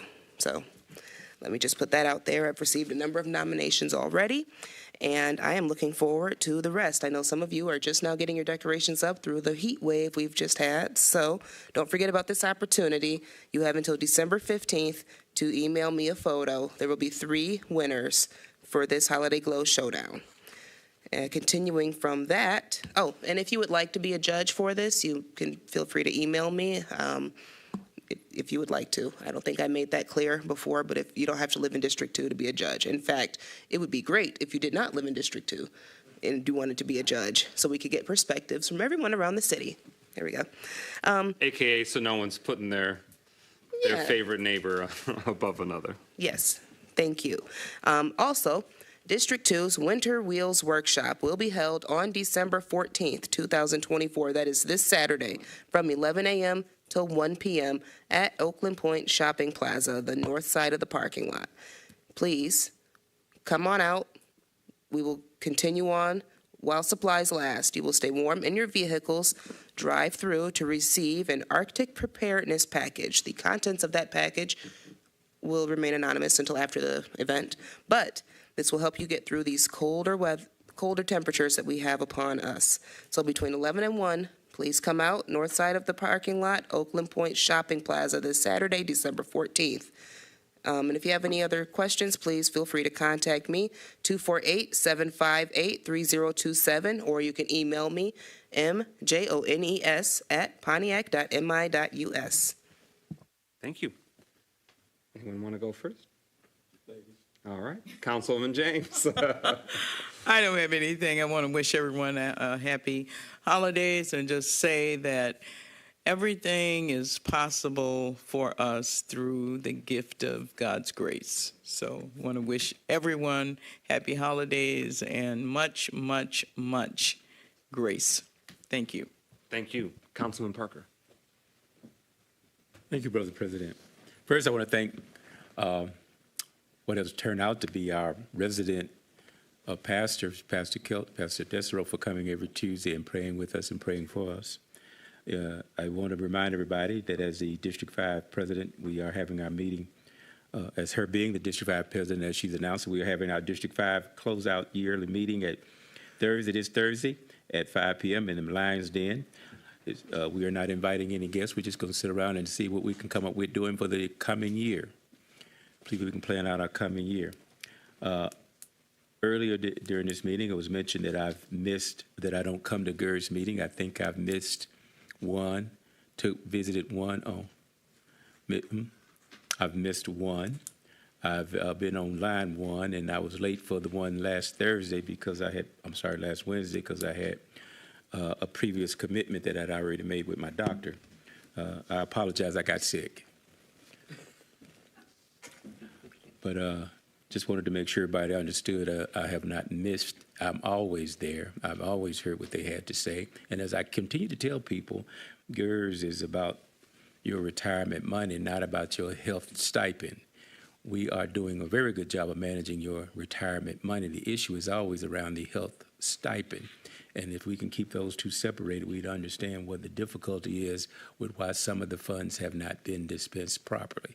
And with that, I'll just say have a great evening, everyone. Drive safely. I understand it's going to be cold tomorrow morning and Thursday, so dress warm. Thank you. Councilwoman Rutherford, District 1. You know, I left a good job in the city, working for the man every night and day. And I never lost 1 minute of sleep because I was worried about the way things might have been.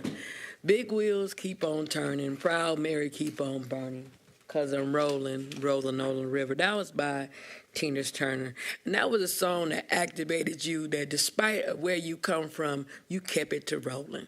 You kept it focused because you knew that you had a purpose and a plan and a destiny. I want to say that because there are moments up here when I am so proud to be on city council. I'm so proud to be a part of this city.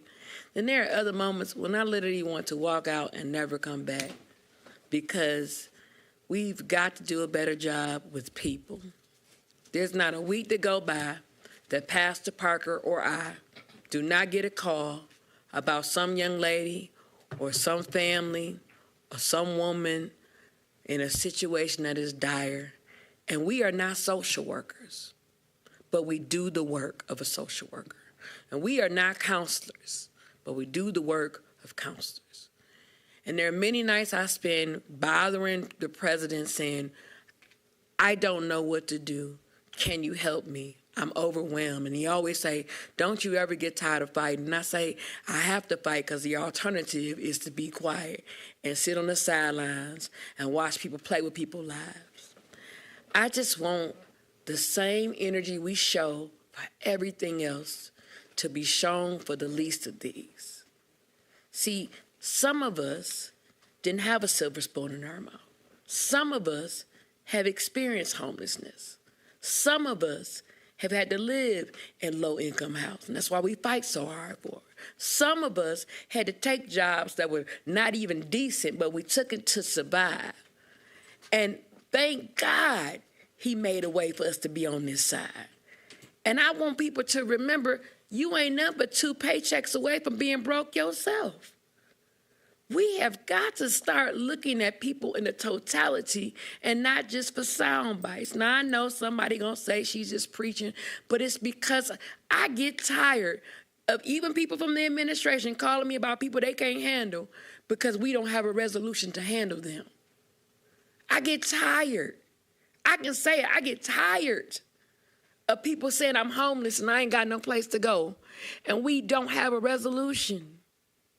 And that's why tonight was so important to me, because I thought for once we was going to be on the right side of history. But we not. And so I pray, God, I pray don't nothing happen this week, because I promise you I'm probably going to get censored. I'm going to say it just like that, because I don't play about people.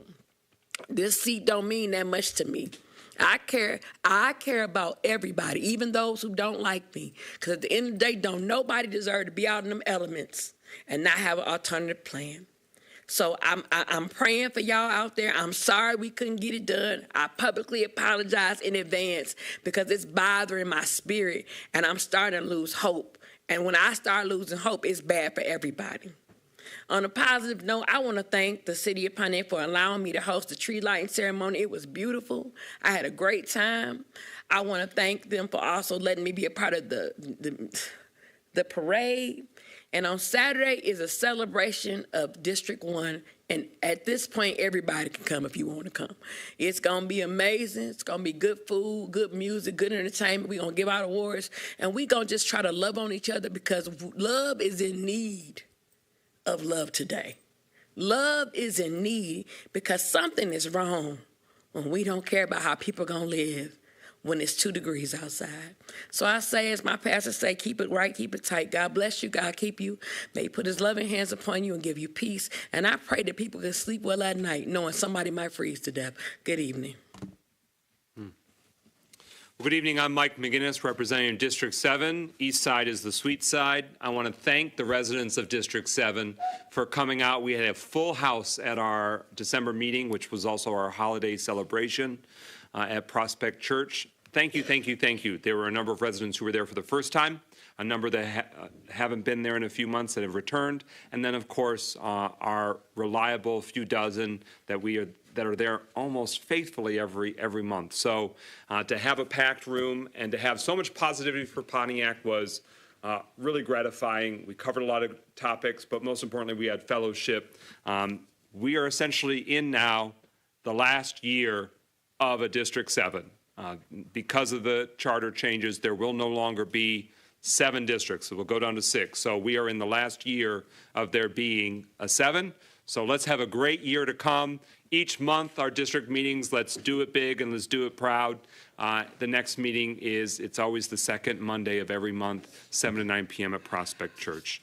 Could I please have a motion to adjourn? So moved.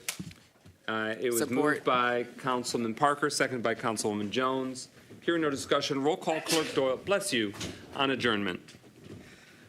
James. Yes. Jones. Yes.